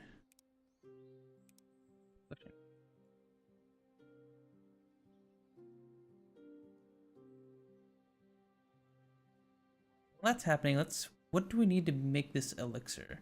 I believe the elixir is over here. On this map, the only way to obtain elixirs is to use trading posts. This requires a lot of moving goods across the map, so researching and building locomotives and freight requires will make this much easier. Ah, okay, so that's what I want us to do. There's a little tutorial prompt there that I somehow never clicked, both off-stream and on-stream, telling me how to do things. Okay, makes sense.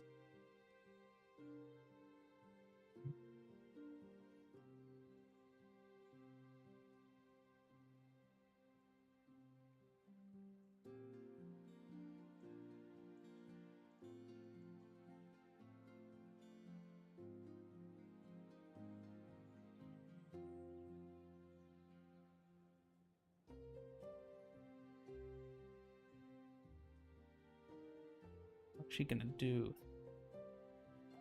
Forester over here.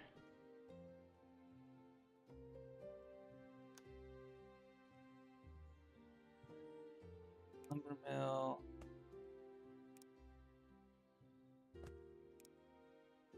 Paper.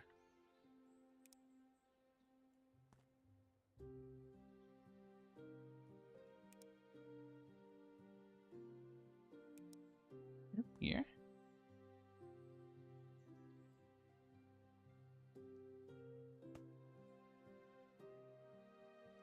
Oh, I need more cloth conveyor belts. We'll just use metal for you, I suppose. Oh,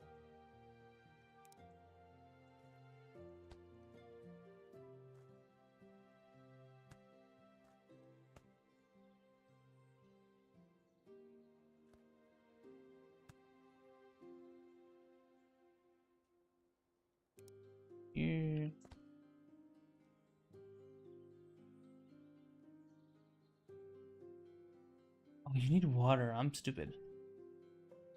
I'm stupid.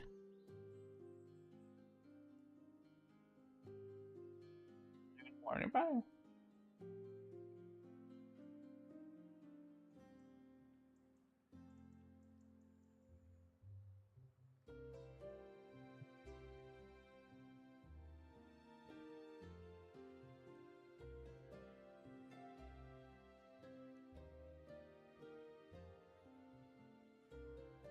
Hmm.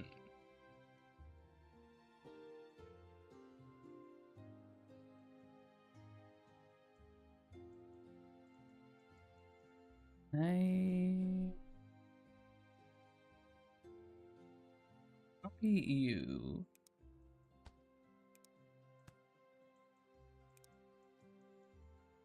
Yes, I can. All right. Okay. Okay. Okay.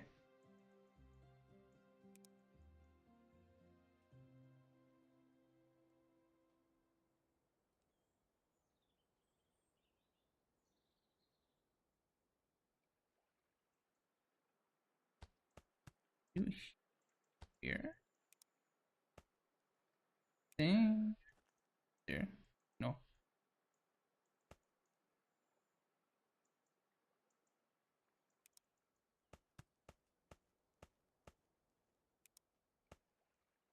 You here? You here? There we go. Okay.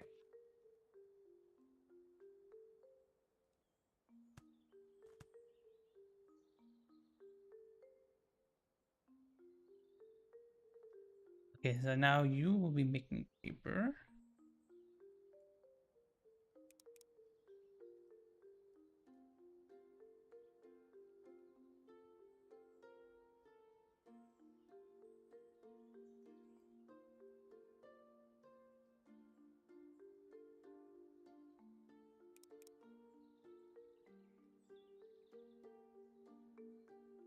Okay, we want more industrial research so we can make cargo cars.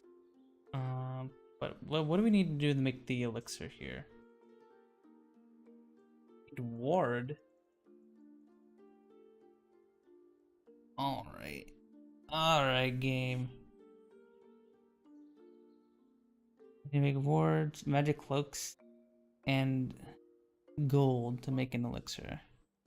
Oh, the first one should not be very hard, thankfully. I did not want to do that. What did I do? Oh. Burn, put you here. Here.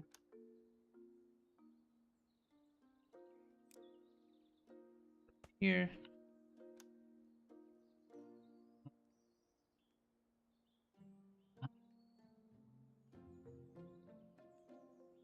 What's it called? I'm dumb. I'm starting to get cooked. My brain is starting to stop work.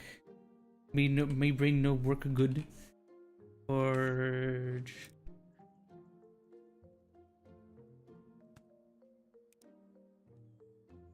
I need to unlock gold processing.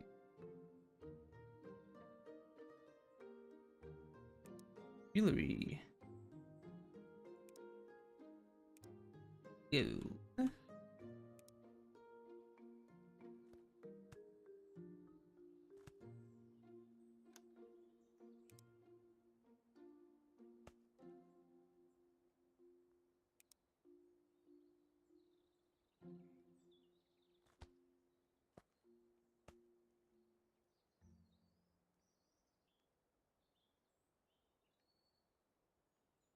Go, and now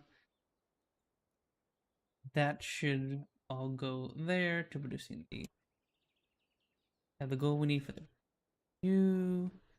Now we need to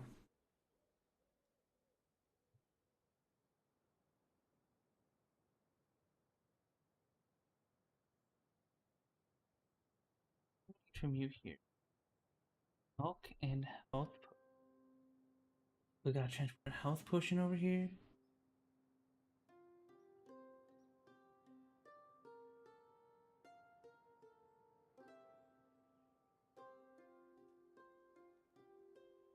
An antidote and an iron plate. making an iron plate here ain't too hard.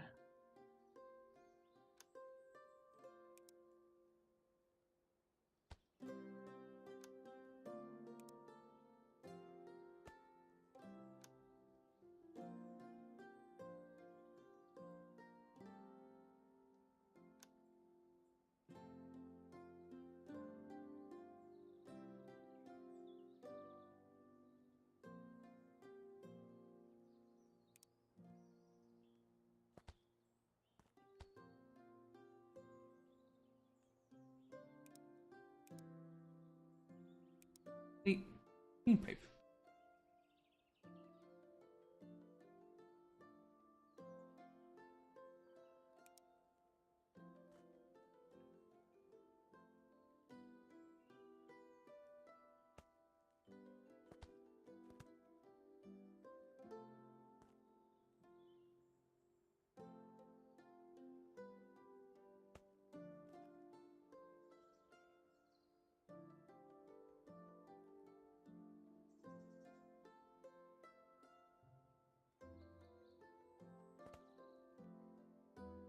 Why are you doing that? Game, why you do that? Why you be like this?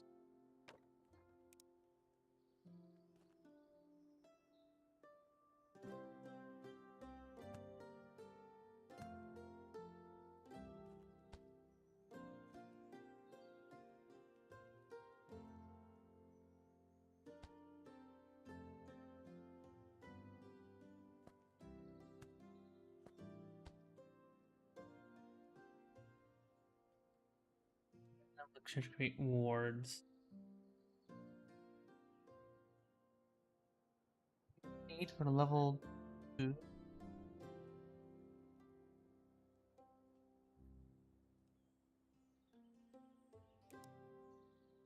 Level 2. Iron wheel and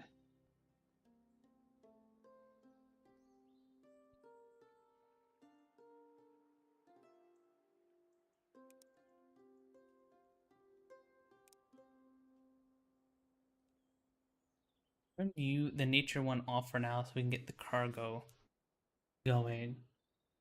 We need to research.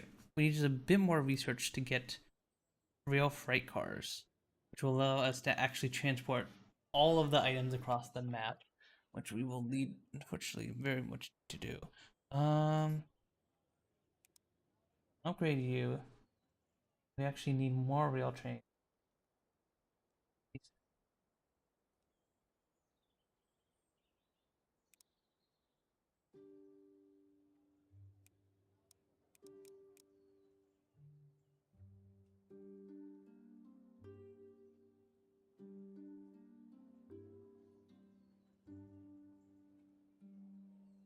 I am stupid. Why didn't I just...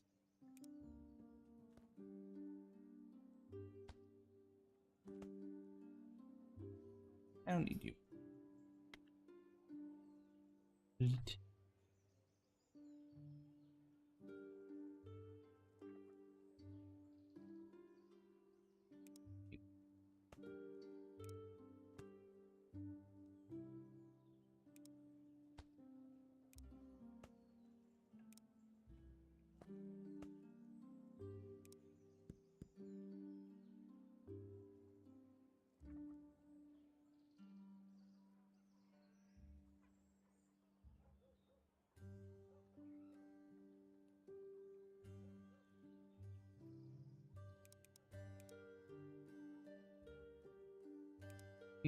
You want to get the rail cars going.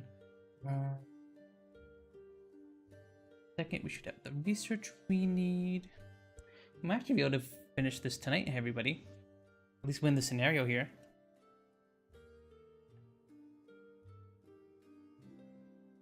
That we need now.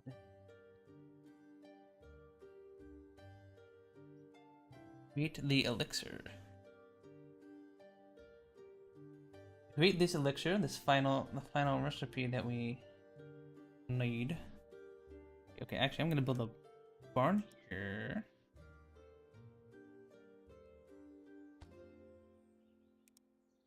This.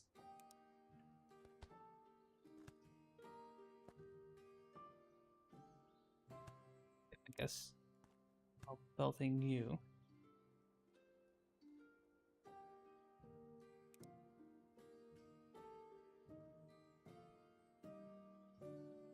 Big stack of those because we need 50, so we need the gold to produce there in the meantime. Okay.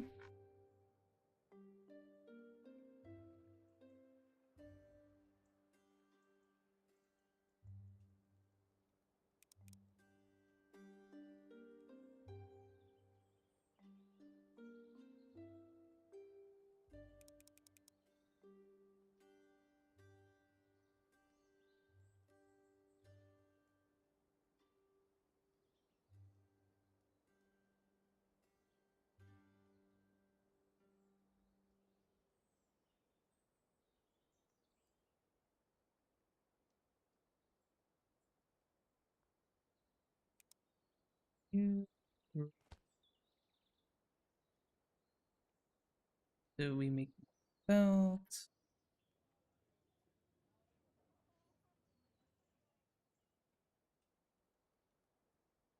Okay, we have the research that we need to make the freight cars.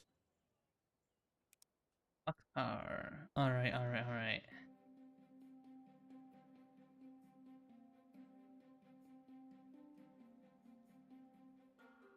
We are going to connect you guys via.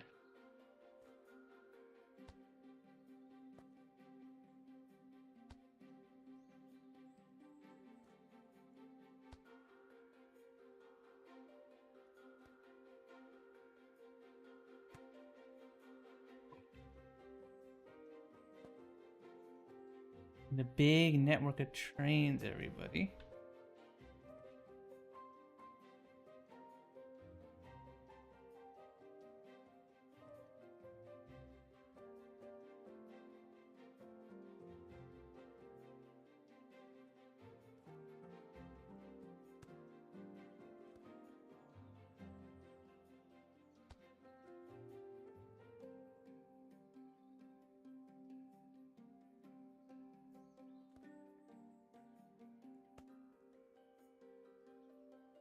Here we go.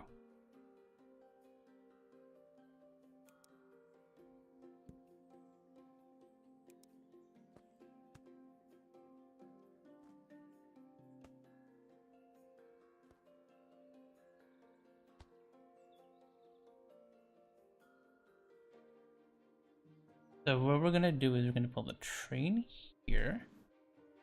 Fix the elixirs.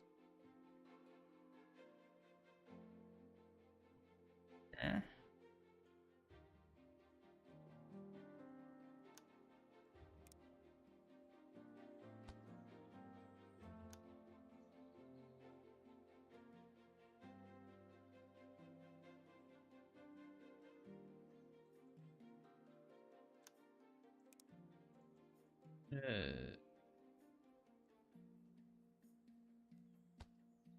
This here.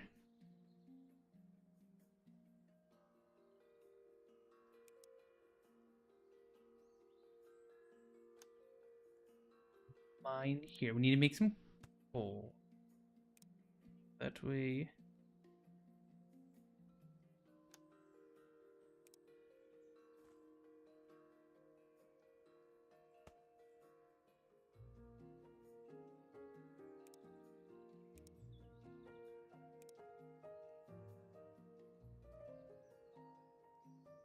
Grr.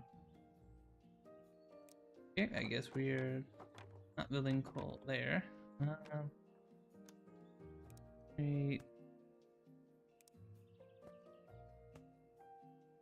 There we go. Because the trains need fuel and they need water.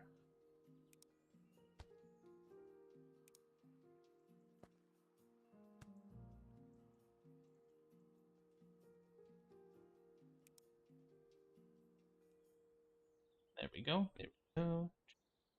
Oh.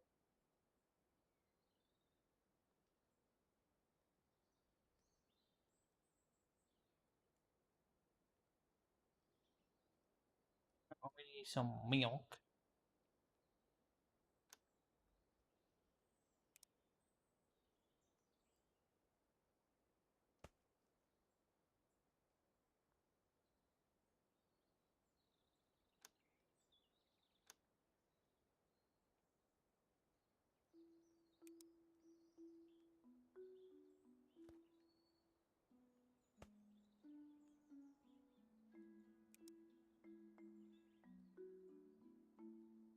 Yeah. We need some milk from cows, and then good. Here. Make some milk.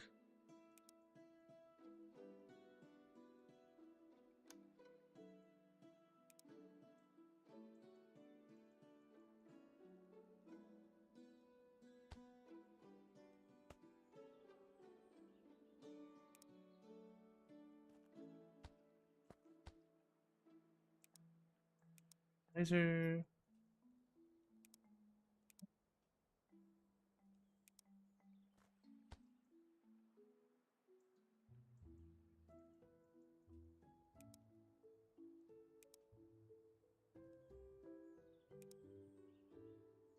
You.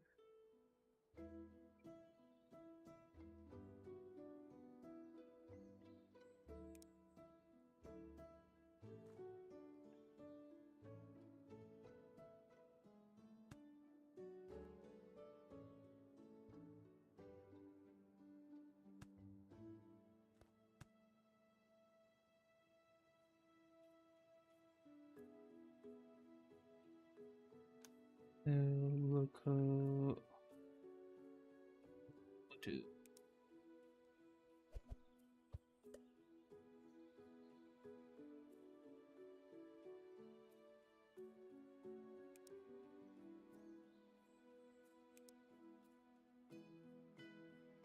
You should be able to look around.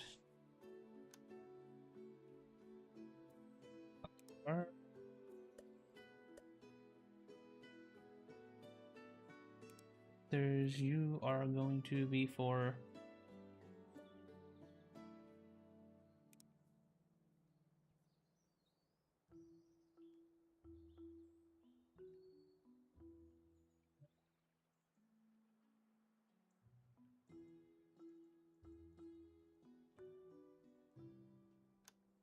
real you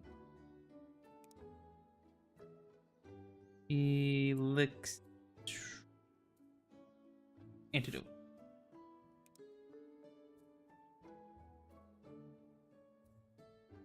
Antidote.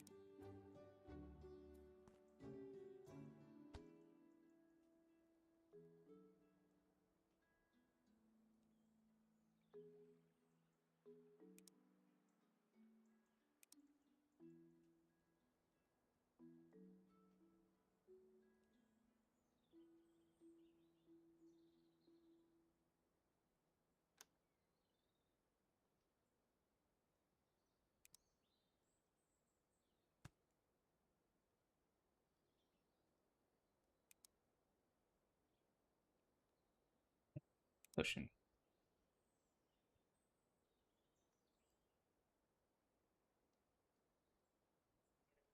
Milk. Oh, you need animal feed. Hey, we dum dum. Uh,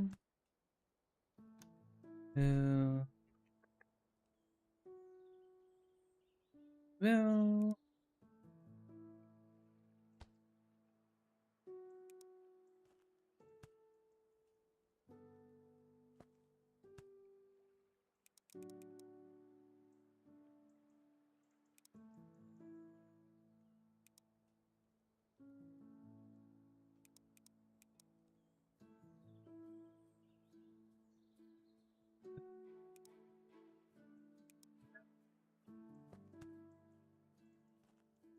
there we go.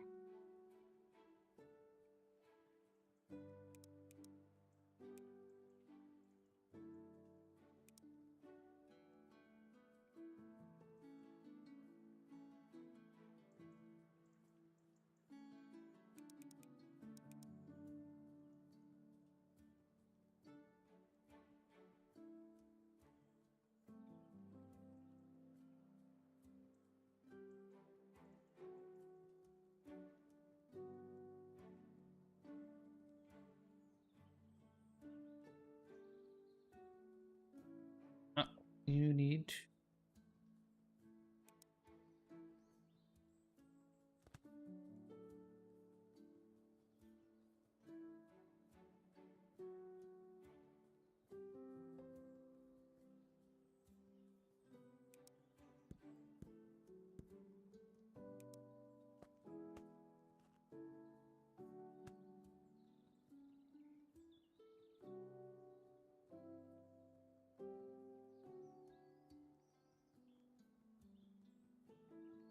Okay, that should fix things here.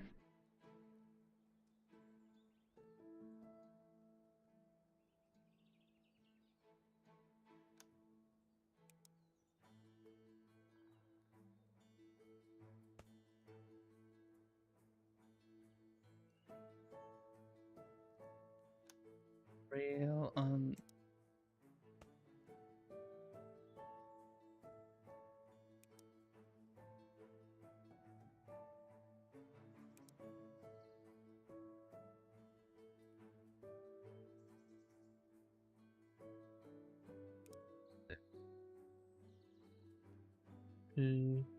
Look. You'll be able to loop around.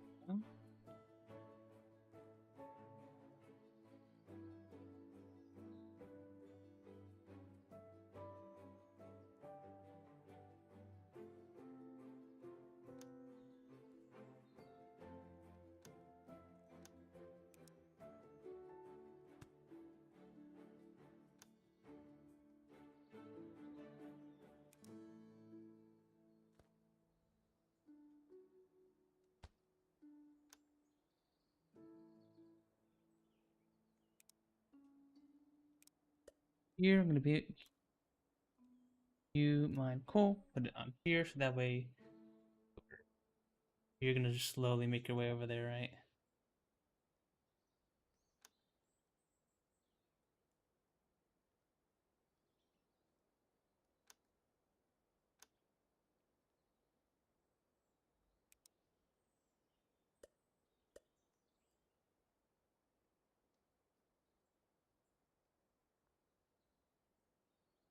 Antidote.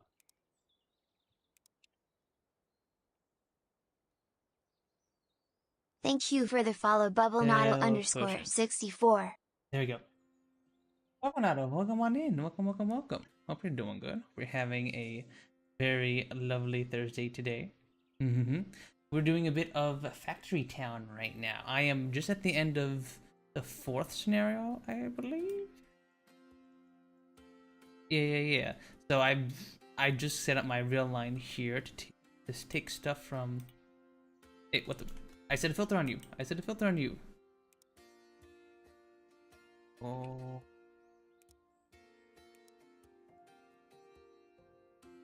We'll be fine in a second, I think.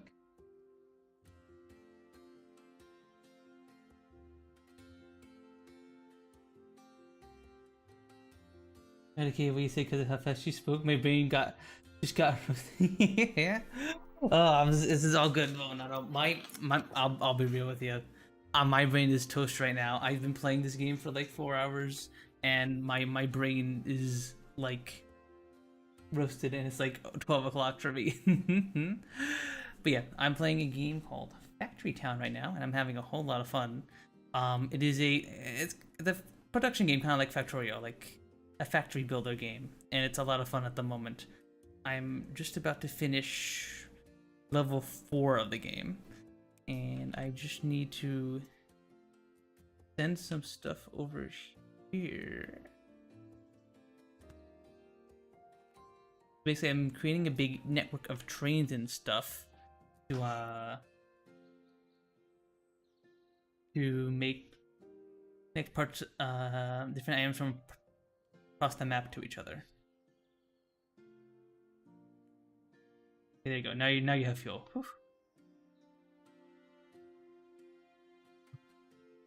So we have this little trading post here that makes only elixirs and magic cloaks.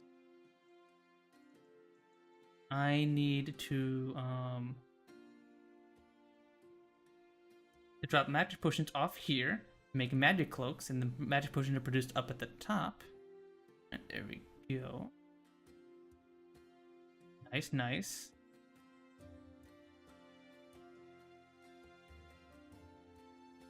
And then we are going to. Oh, you're out of water. I need to get water for you. Being very slow. I need to make. Build well.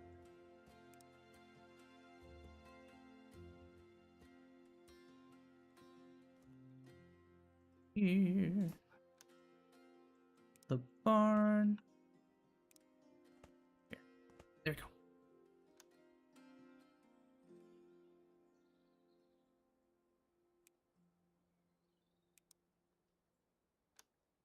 Green unloader right here, and we're gonna be field is full of water here.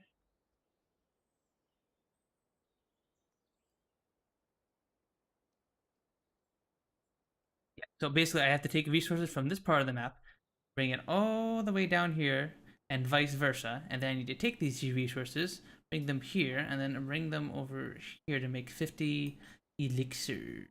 And then I win the scenario. I'm rather close to getting that done here. And increase our production of a few things. Yeah. Yeah.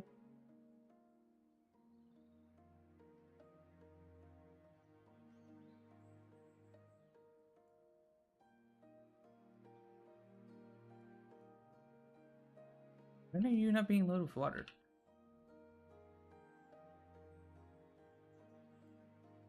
That is very weird.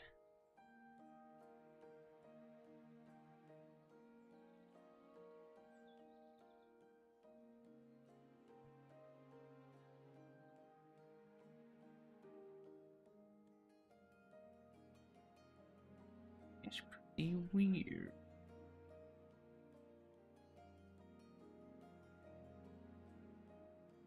Plenty of second. You're gonna take a bajillion years. Oh my god.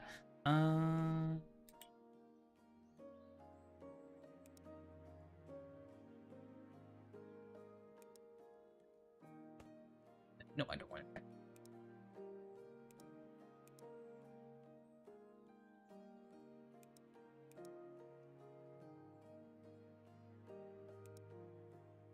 There we go.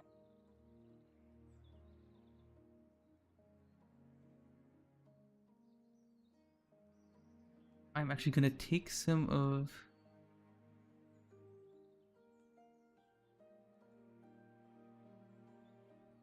you. Oh, this water over here.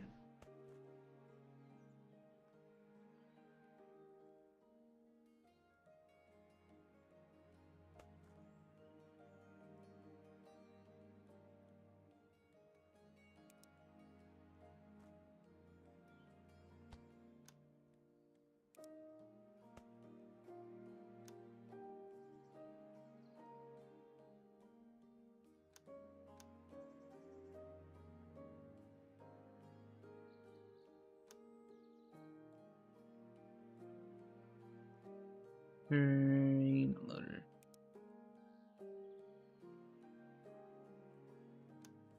Green loader.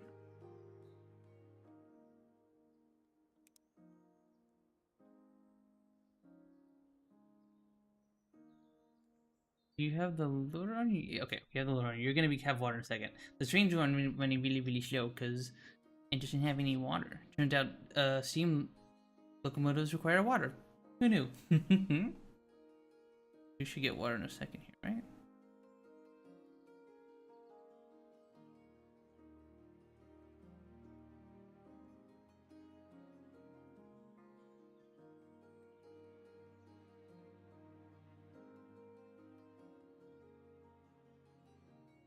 There we go. Off. There we go. Now you're speed up again.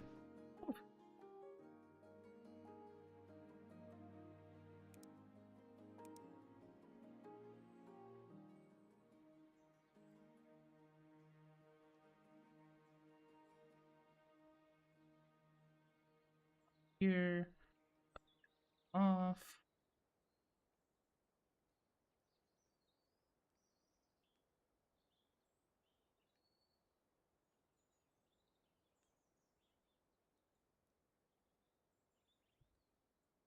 Oh, you need iron freaking plate. I am a silly.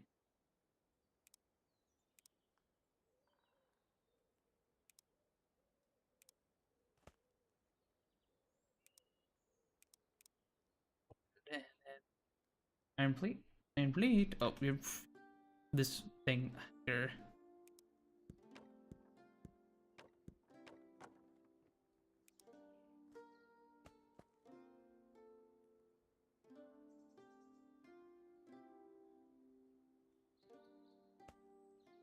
There we go. Okay.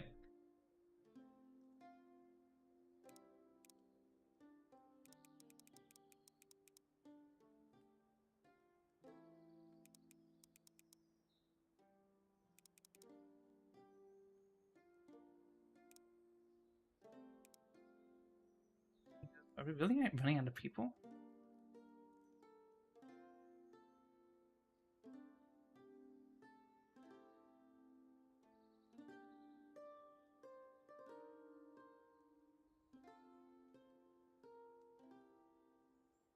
Connect here.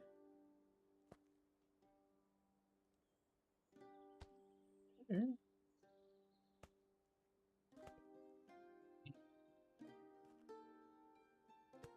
To here. There we go.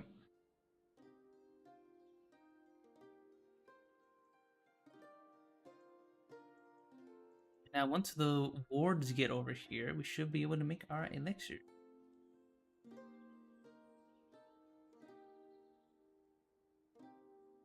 Have one of you on for... Right? Yes.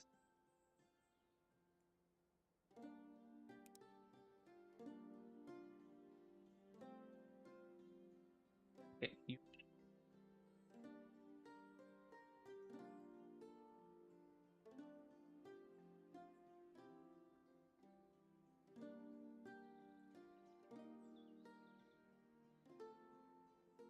need to increase production significantly. And we need more houses. We need more houses for everybody, so we have more workers. Here.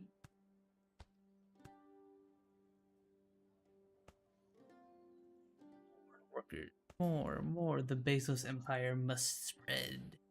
We must make the elixirs satisfy our god Jeff Bezos.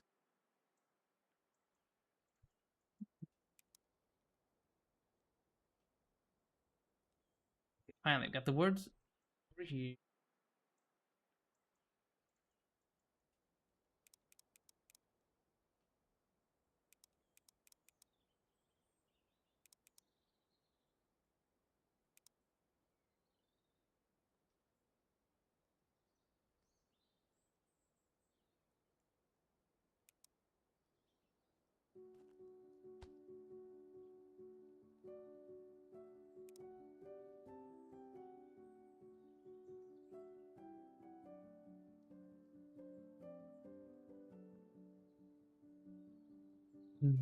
Mine more guilds seemed.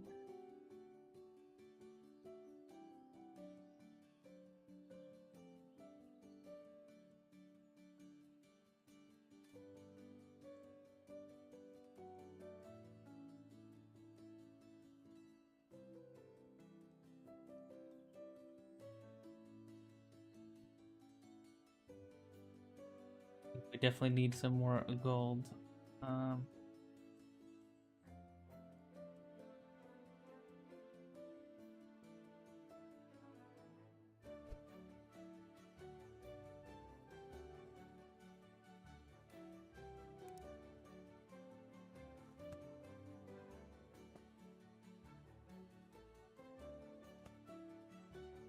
Here, you up here. Hi, Stuffy. Hi. This is Factory Town. We are playing a... This is like a... if you play like Factorio, it's a game similar to that. We're trying to... We're just about to finish a scenario here. I need to mine some more gold so I can make this elixir here. And then I can win the game here. But yeah, this scenario has been very fun so far. Basically, I had to create like a little network of trains to so that I could a bunch of different resources together. Very fun. Very, very fun.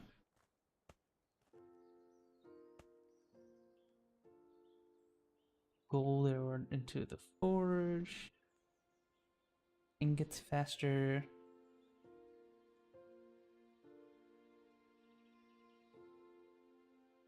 Actually need a bunch of gold here.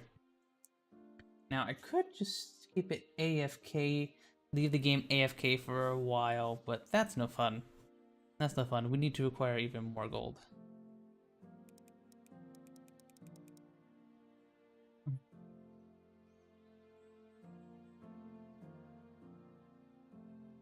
Actually, we need another forge.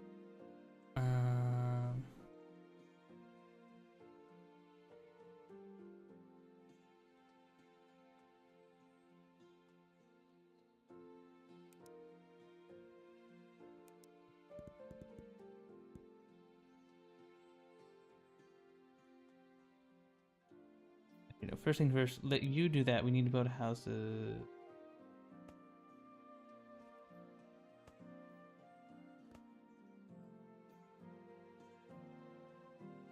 More workers. More people move to my village. Yes, yes.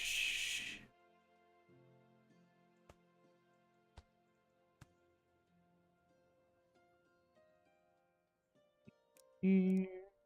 You over here.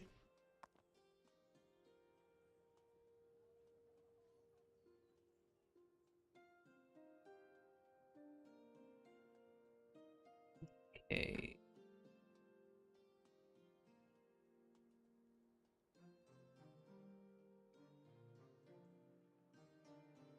Now we're gonna do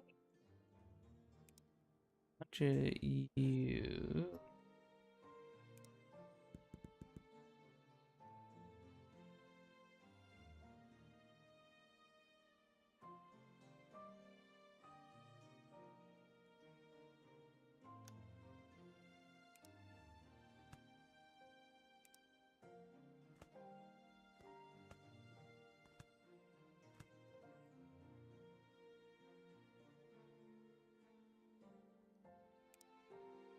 Off here.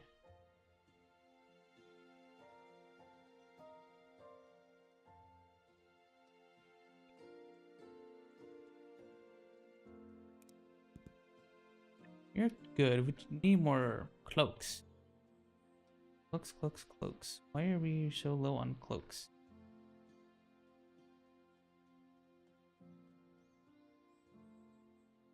Health potions.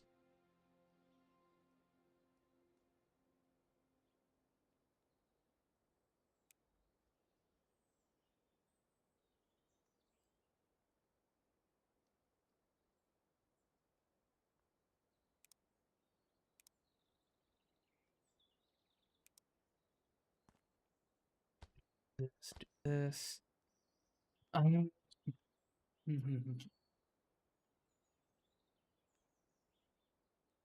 need even more farms. Even more farms. Otherwise, we could just sit here and wait for the game to end, but that's no fun. That is not the fun of the factory game.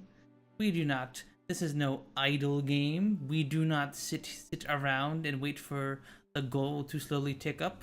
If the goal is ticking up too slowly, we build more factories. Where the heck is there any more grain actually nearby? That's kind of the biggest limiting factor here.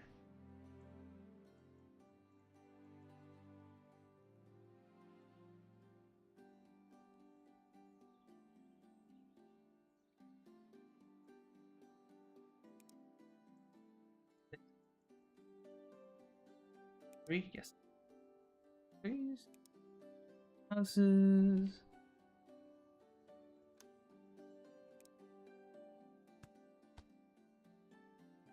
Yeah. Workers. Do more things.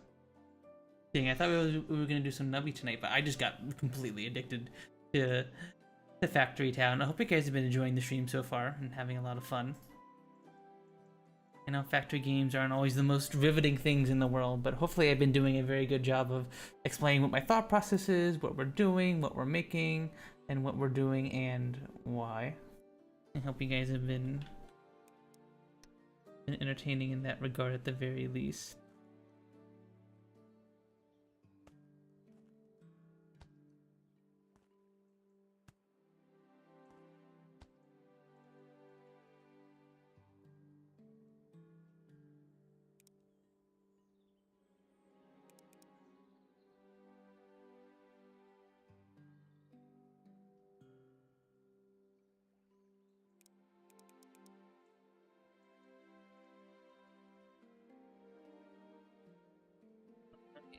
There we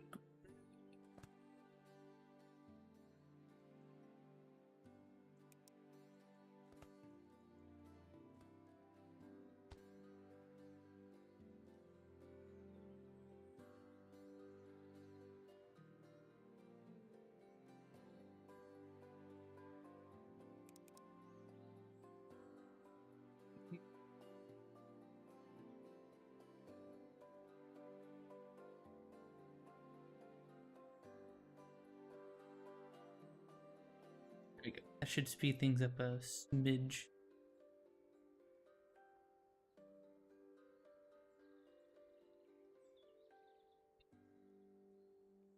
Not fast enough though. Out of green. That we need a lot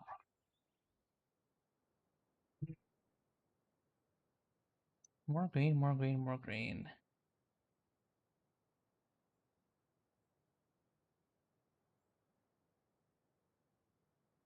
Another green on the map. Grab.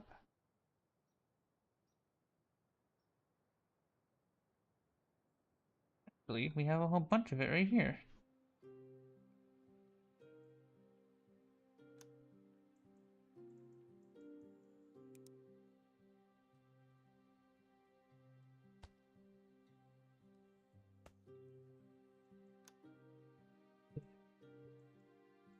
Oh.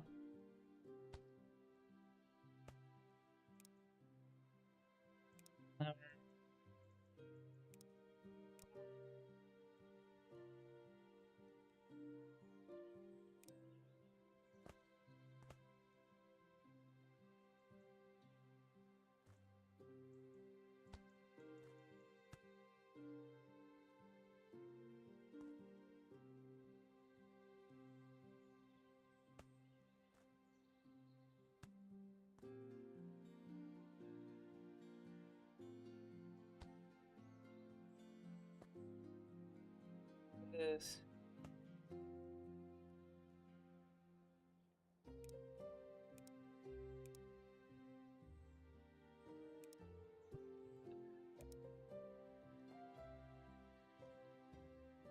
Now we're gonna make a little flower section of this barn here.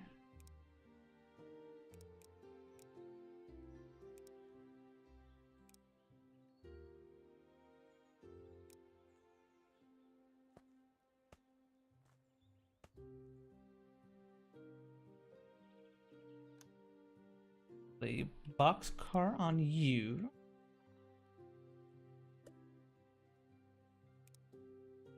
La.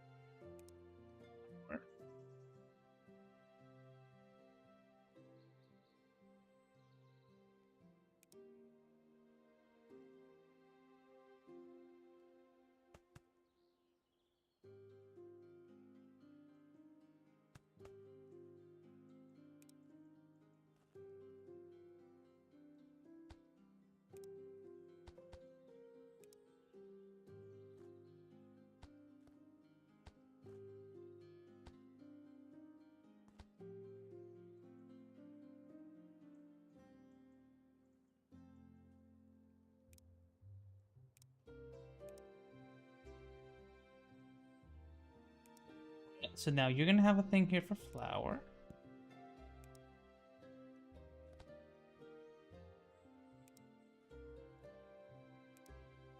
There we go. Okay. Alright, we should be good now. This should help us increase the amount of health potions we create.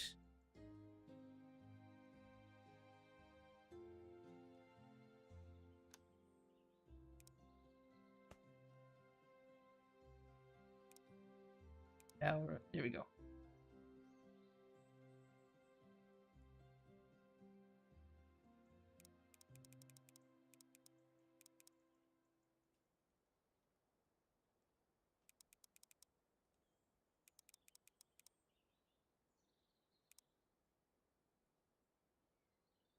I'm running out of houses.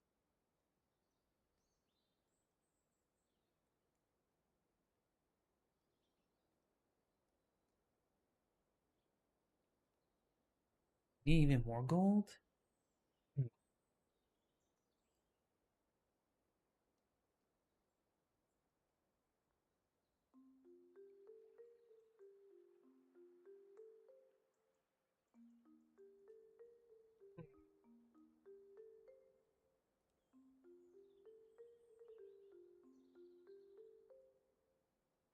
Need to increase our production even more.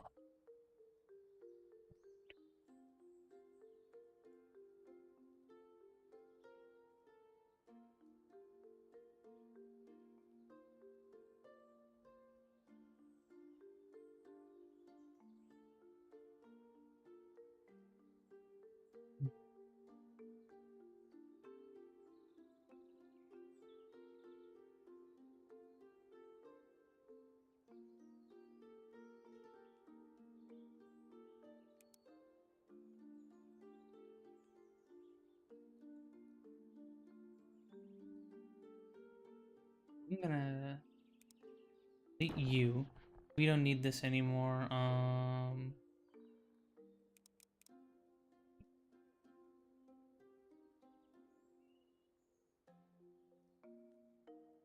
You produce more of you. So we're lacking on. We need more gold.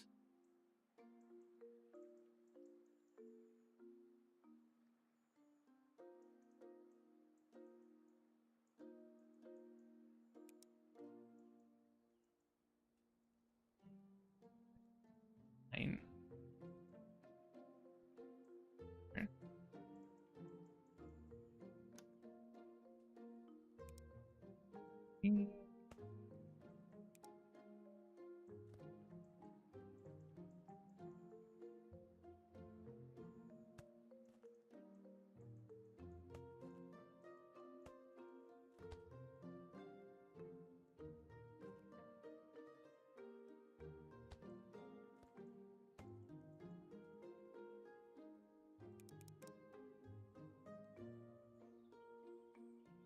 Now we have 3 mines, each mining gold. Should help speed things up here. Because the current problem with our forge is that we're not producing enough gold. We have anything we can get rid of here?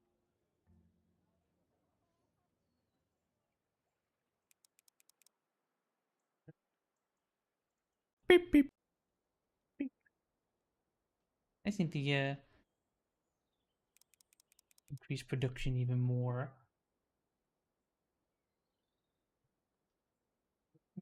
We're just about to win, guys. All we need to do is make some more gold, and we should be good. CL body pillow. Okay.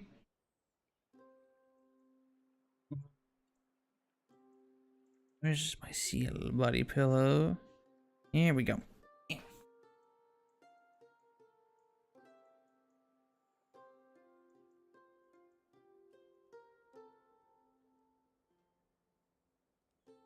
Yeah, so this is a fun little scenario. We had to learn how to use trains properly.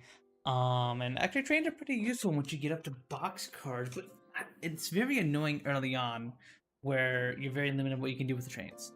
So basically, until we unlock these boxcars here, you can only attach little normal mine carts to it, and those can only hold raw materials. So it was very, very annoying.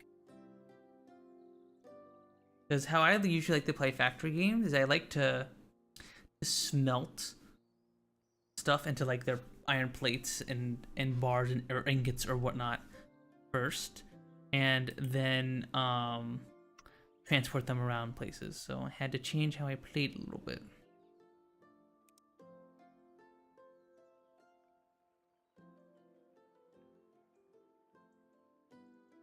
Factory trains, they use factory games that use trains that are too high level for my brain. Oh, I know it's intimidating. I was intimidated by trains. I will say this, in this game, the trains are super duper simple. The ones in Factorio are like, you must schedule this and add this list of commands, which is great if you want to create a complex train network. But this is nice, because this is just, go here, remove this thing, and put in here when you go by it. It's just that simple. Like, this is gonna drop off some cloaks.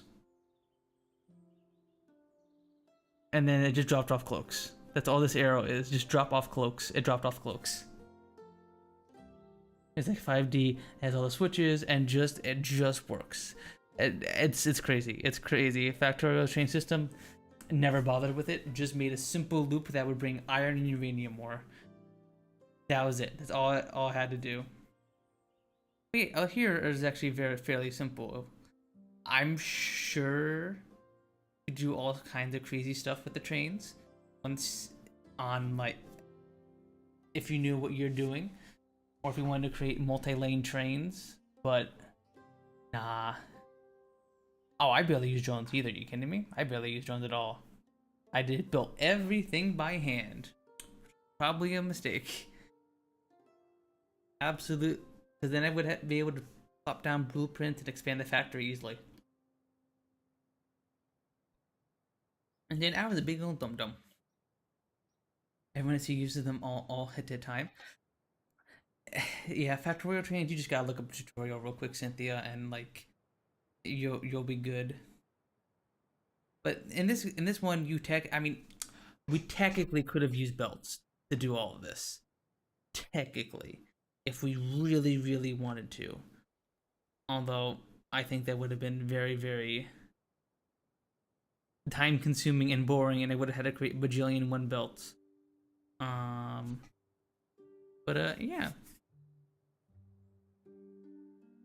Annoying that the game that's my one gripe with the game. The game is very obtuse at times and doesn't let you do the things you want to do. You think things would do.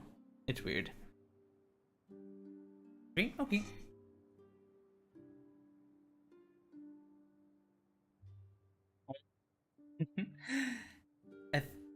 Did I say something silly, guys? I just said that the game is very obtuse. Which, I mean, it's the factory game. It is a little obtuse, you know. It is.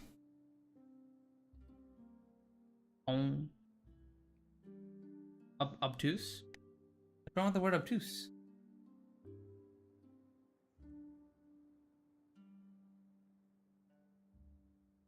What? You're a cute boop. What the? How dare you, girl? How dare you call me a cute girl? Yeah, just for that, I'm gonna win the mission. We did it. We did, everybody. We won the mission. I made the elixirs. Yeah. Because of that, I'm gonna end the stream. But not actually because of that. It was fun yapping with you, but it's actually getting late. It is 12:32. It is getting late, everyone. I am unfortunately gonna have to wrap it up here for today. It began late. But yeah, this is Factory Town. This has been my little off-stream addiction. I hope you guys had a lot of fun watching me complete that mission. I'm sorry I didn't start from nothing and wasn't able to fully show you the entirety of start building a town from scratch, but hopefully you guys enjoyed that and thought that was pretty fun. Yeah. Um, Tomorrow I will be back again at 8 p.m. EST, and I'll be playing some more auto battlers as per usual on Friday. We'll be doing backpack battles in the bazaar, and then maybe something else. Maybe maybe some nubbies, maybe some more factory town. Who knows? We shall see. We shall see. And yeah, thank you all for stopping by and hanging out with me. I appreciate it very, very much. Thank you Bobonato for the follow. Thank you Axolotl for the follow. And yeah, the stream. Oh, thank you for coming. Thank you. Thank you. All of you. Alright. If you guys have not already joined the Discord, feel free to join Discord or follow me on Twitter and Blue Sky and stuff. I ping when I go live on there. If you guys want to know when I go live. I also stream on YouTube and have been streaming this to YouTube as well. So if you guys prefer to watch me on YouTube, feel free to sub to my YouTube. And if any of you guys in YouTube want to watch me on Twitch, just feel free to follow me on Twitch, whatever you guys prefer. But yeah, thank you all for stopping by and hanging out with me. Now for the biggest question of them all. Who the heck do we raid? Who the heck do we raid?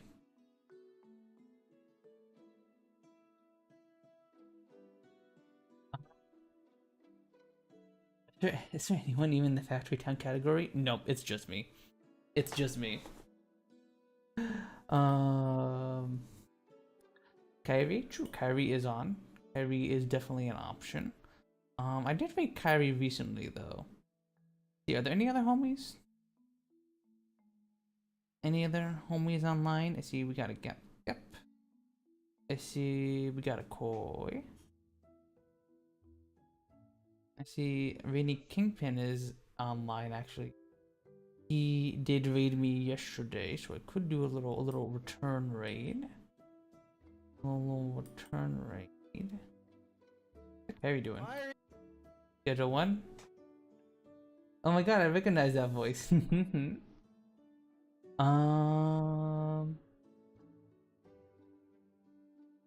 is a pre-birthday stream. I'll send you guys over to Kyrie. Go send my love to Kyrie, everybody. She is a very cool fox mute, and she is playing some Schedule 1 with Koi_Thorn rating us with a party of 4. Thank you so much for the raid, Koi. Thank you. Unfortunately, I was just about to end stream. Koi. I'm sorry. I came at like the worst time. No. I was just about to send everyone over to Kyrie. And unfortunately, I wish I could keep going, but it is getting late. It's actually getting late, and I have work in the morning. Sadly, sorry everybody. I normally like to extend the stream when we get rated, but it's getting late. I gotta go. But yeah, I'm gonna go send you guys over to Kyrie. Thank you. Oh, just don't go to work. You have vacation section. No. I will hoard my vacation days. Grr. But yeah, thank you so much for the raid, Koi. Koi's viewers, you hang on there. I'm gonna send you over to my friend Kyrie, and she's playing Schedule 1 with looks like Dan and Suki. So go send Kyrie my love. Oh, excuse me. And like I was saying before, I will be streaming tomorrow, and probably be doing something Saturday. So hopefully I'll see you guys around for that. Thank you all once again for stopping by and hanging out with me, and I will see you guys next time. Bye bye. What's the raid message? I should probably do a raid message. Factory femboy raid. Something factory.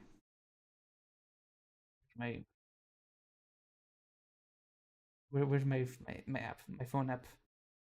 I open my phone so I can type in my own Twitch chat. Ooh.